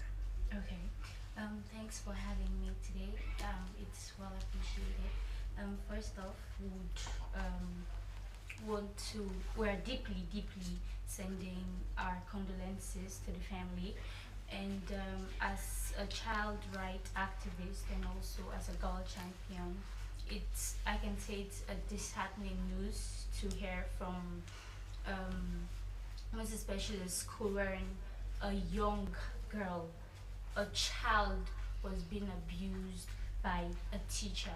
Because looking at it, we are expecting our teachers to be one of our protectors, being our parent in our schools and guiding us through, because the school is another part, another community where we go and learn not only the written aspect of life but also the cognitive aspect of everything. So seeing such cases happening to a very young girl when the bill is still in parliament just tells us that we need to do more when it comes to protection of children here in Sierra Leone. And now your organization, tell us what you do in cases like this. Okay, as CFN members, we are not only here operating in Freetown, we are operating in 16 districts of this county, and our main focus is to see that children are being protected and their rights are being heard too. So the first thing we had to do is to, put up an investigation, because we don't want to rely on second-hand information. We want to get a raw information wherein this is what the people who witnessed that incident or who observed some of these changes before the incident occurred are able to tell us what happened. So we are not just there to do interviews, but also we are there to compile all of these reports to see how best to go back to Parliament and tell these parliamentarians and tell the government that this is what we've been fighting for, and we want justice for every child that has been, taken badly, or every child that has gone through stigma, every child that has gone through abuse, because having this child rights bill, it's a sense of security for us as children here in Sierra Leone, and it serves as a benchmark for every generation coming that hears protection. And one of the things we've been doing is not only putting these cases to Parliament or parliamentarians to see how best they pass these laws, but also to implement them by raising awareness to the public, like that there are laws, that there is this specific law that protects the rights of children, and these are the penalties if you go against this. So we've been stretching our wings wide and far to every child-led organization and government bodies that we are able to work with to see how best the protection of children is being top-notch in this particular country that we are in. You mentioned that when things like this happen, you do your own investigation. Yes. So far, what have you gathered in Kajatu's case? Okay, so from the information we get from what we had, because it was difficult first for us to reach the people, this is a case of child protection, but because we are one of the child-led umbrella organization here in Sierra Leone, we have that kind of ultimate power to see how best to go into cases and investigate well. So to what we gathered, it's not the rape had started long ago. It's like the teacher had had his eyes on the girl, wherein they had this kind of connections, but from what we got, he told the girl that the first time he did it, that if the girl speaks out, he would kill the girl. So where did you get this information from? From the people that were the school and everybody that was in the scene. So if the school told you all of this, they were aware that it had been happening. So why didn't they take action? They weren't aware at first. They had to do an investigation from people who after were the death of the girl, from people who are close to the girl and how they saw the relationship, because nobody was thinking about that such would happen, because they thought it as a teacher, it's his right to protect and help the child grow and thrive in the school community positively. Okay, so far the matter is with the police for investigation, and we do not want to prejudice their investigation. But are you happy with the way they're handling it? First off, when the information had leaked out, it's like everybody had this sense of humor that children had to be protected, because seeing everybody posting it online, it raises some amount of volume that yes, we're tired of how children are being treated. So in answering if I am happy how the case is going, the organization, yes, how it's going, yes, I can say, because we've been in the process and we are still in the process. We'll see how best we do our utmost important power to make this case a beneficial one, and at the end of the day gain justice for the girl. Now that you're pushing for the child rights bill, let's talk about the impact you think it will create, because we know that the president made rape a state of emergency. So many things have been done, hands off girls and all of this. Now the sentence, the punishment you have for these type of offenses are grave, but yet still it happens. What do you think the enactment of the child rights bill, what impact do you think it will bring? Okay, so first off, the child rights bill has 174 parts and 14 sections. So in these 14 sections, there are 3 main focus areas in this bill. First is child justice, and the other is responsibility of the child, and also responsibility of the NCC. Back then, we as children, all we knew is our rights.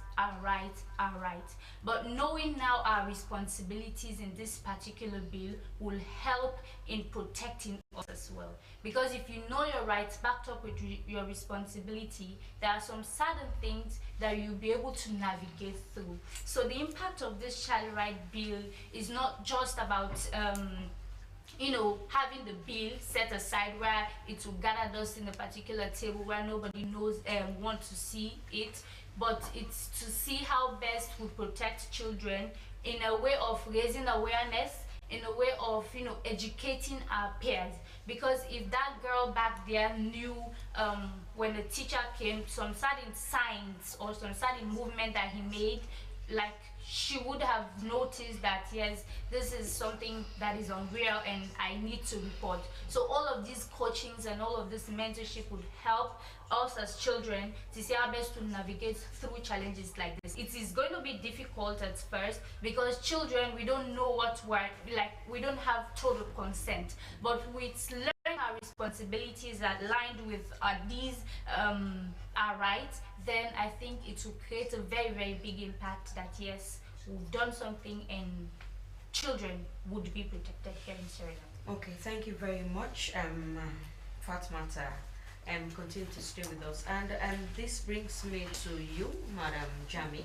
Yes, talking about the vetting of teachers when employing them. We see this has happened, and in the school premises, what policies does the TEC have for safety of children in schools? Okay, thank you very much, Daphne. This issue, first and foremost, I want the public to know that this is something that the Teaching Service Commission condemns because it goes against everything professional. It goes against everything teacher. Like she rightly said, the teachers are parents. Growing up, that is what we have known our teachers for, and that is actually what it's supposed to be. Yes, the ministry as a whole has several policies to guide, to protect, and to ensure that the children are safe in the classroom. First, we have the school safety policy that states out a whole lot of things, some of the measures that should be taken to ensure that the school is a safe space for children. And also, as a commission, we also do have the professional standards for teachers that also states out some of the things, how these teachers should behave when it comes to we have the engagement standards for engagement.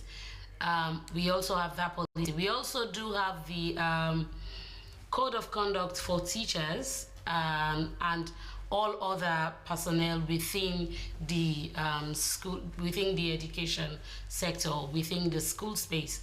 So the code of conduct, of course, has several principles, and when you go to principle 5 of the code of conduct, principle 5 talks generally about ethics, and one of the things that is spelled out in the ethics principle is the fact that no teacher is expected, no teacher should have any such relationship with their learners.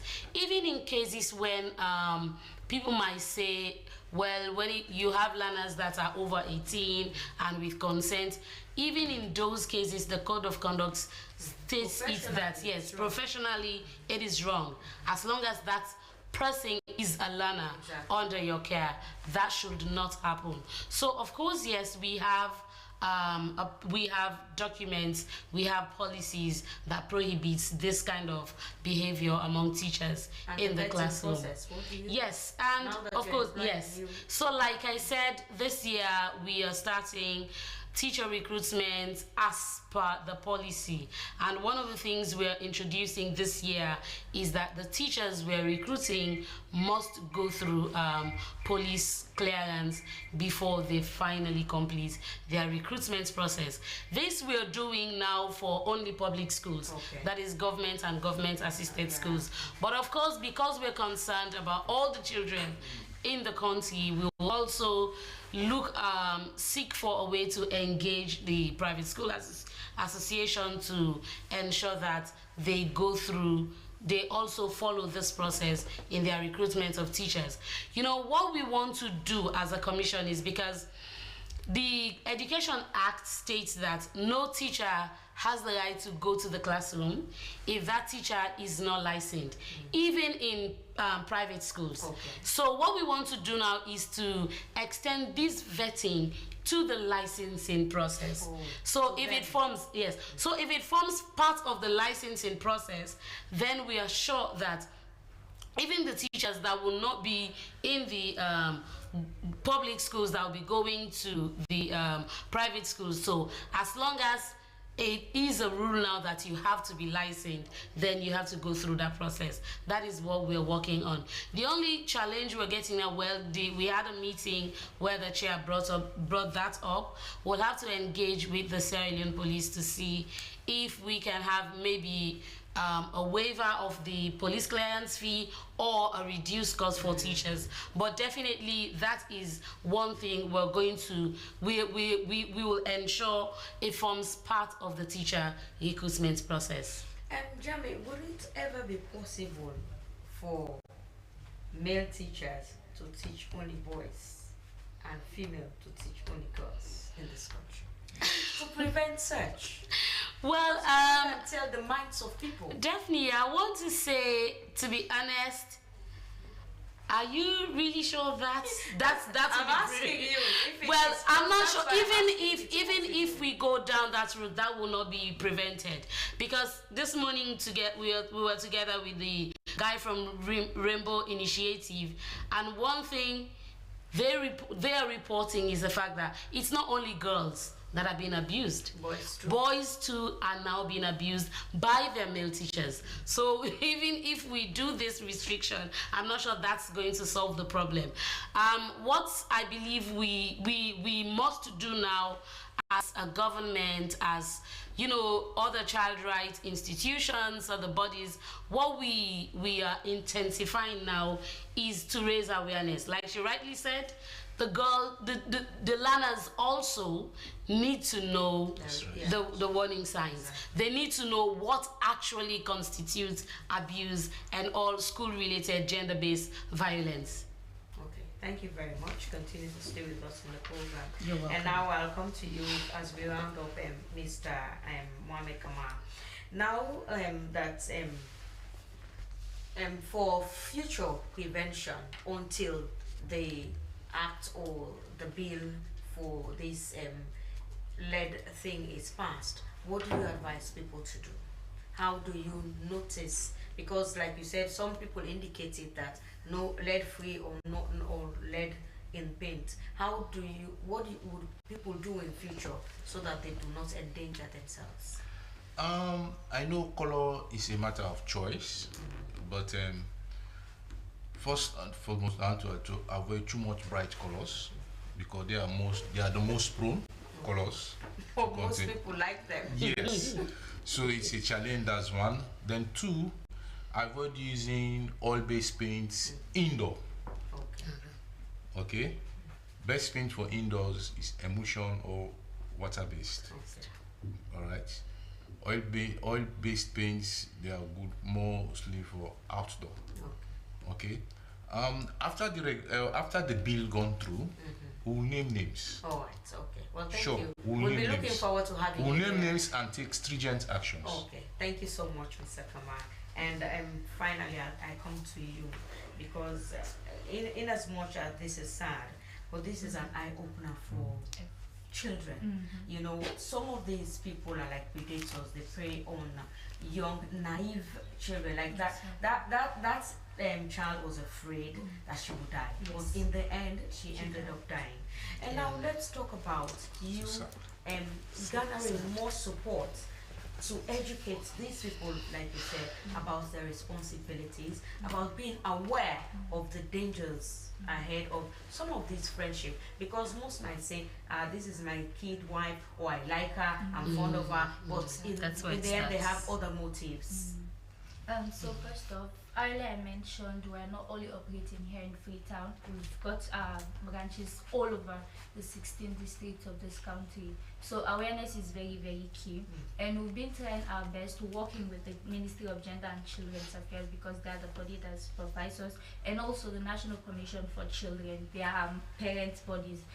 Save the Children, Child Fund, and Plan, and other organizations, INGOs and NGOs are being in support. They have been supporting us with how best to be able to raise this awareness that we've been key about. Because just like I said, it is very, very important. If we raise awareness, it will raise that type of alarm, wherein even if you want to do it, you'll be scared because of the consequences that are coming. So we've been spreading our wings wide and far to see how best we do more of engagement, community engagement. We are not only engaging our peers, but also we are engaging our parents. Because one of the skills as a parent, you should be able to know when your child changes in behavior at home. Because if the parents were very, very key, Observant. yes, they were observant, they should have known that something is going on. A child that is active will always be active if there is something that is not going on. But also our parents should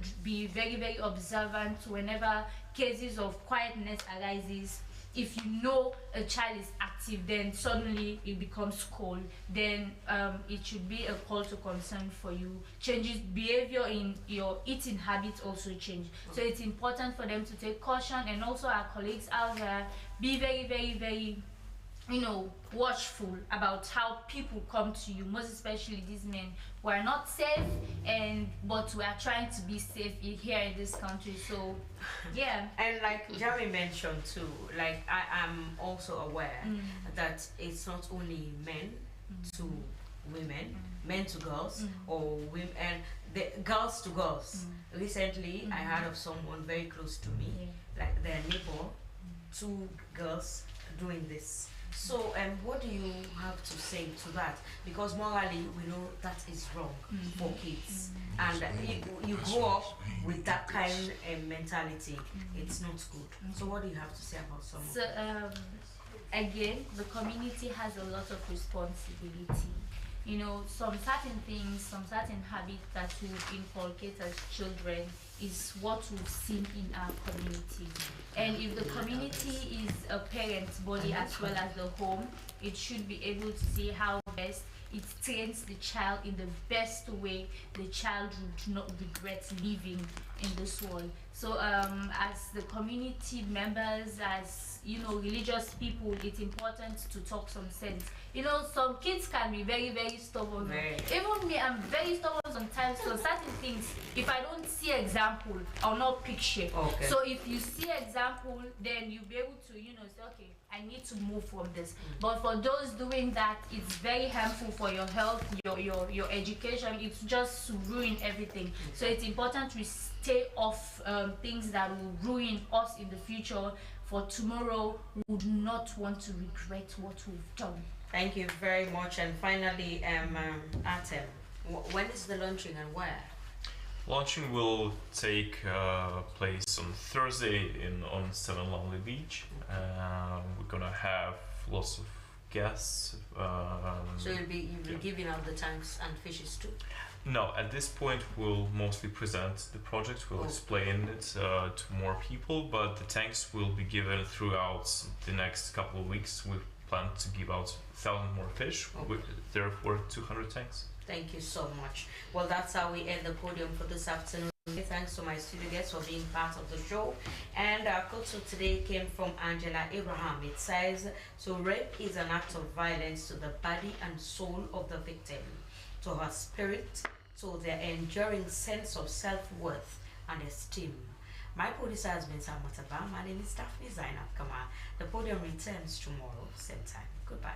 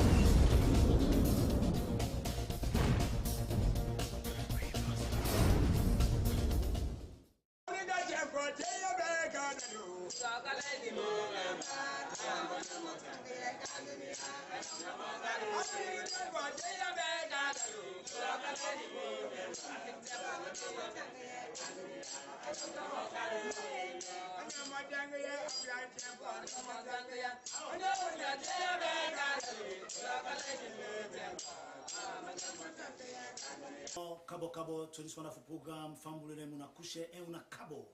African Tempo, again, another edition, and we make sure say we satisfy una.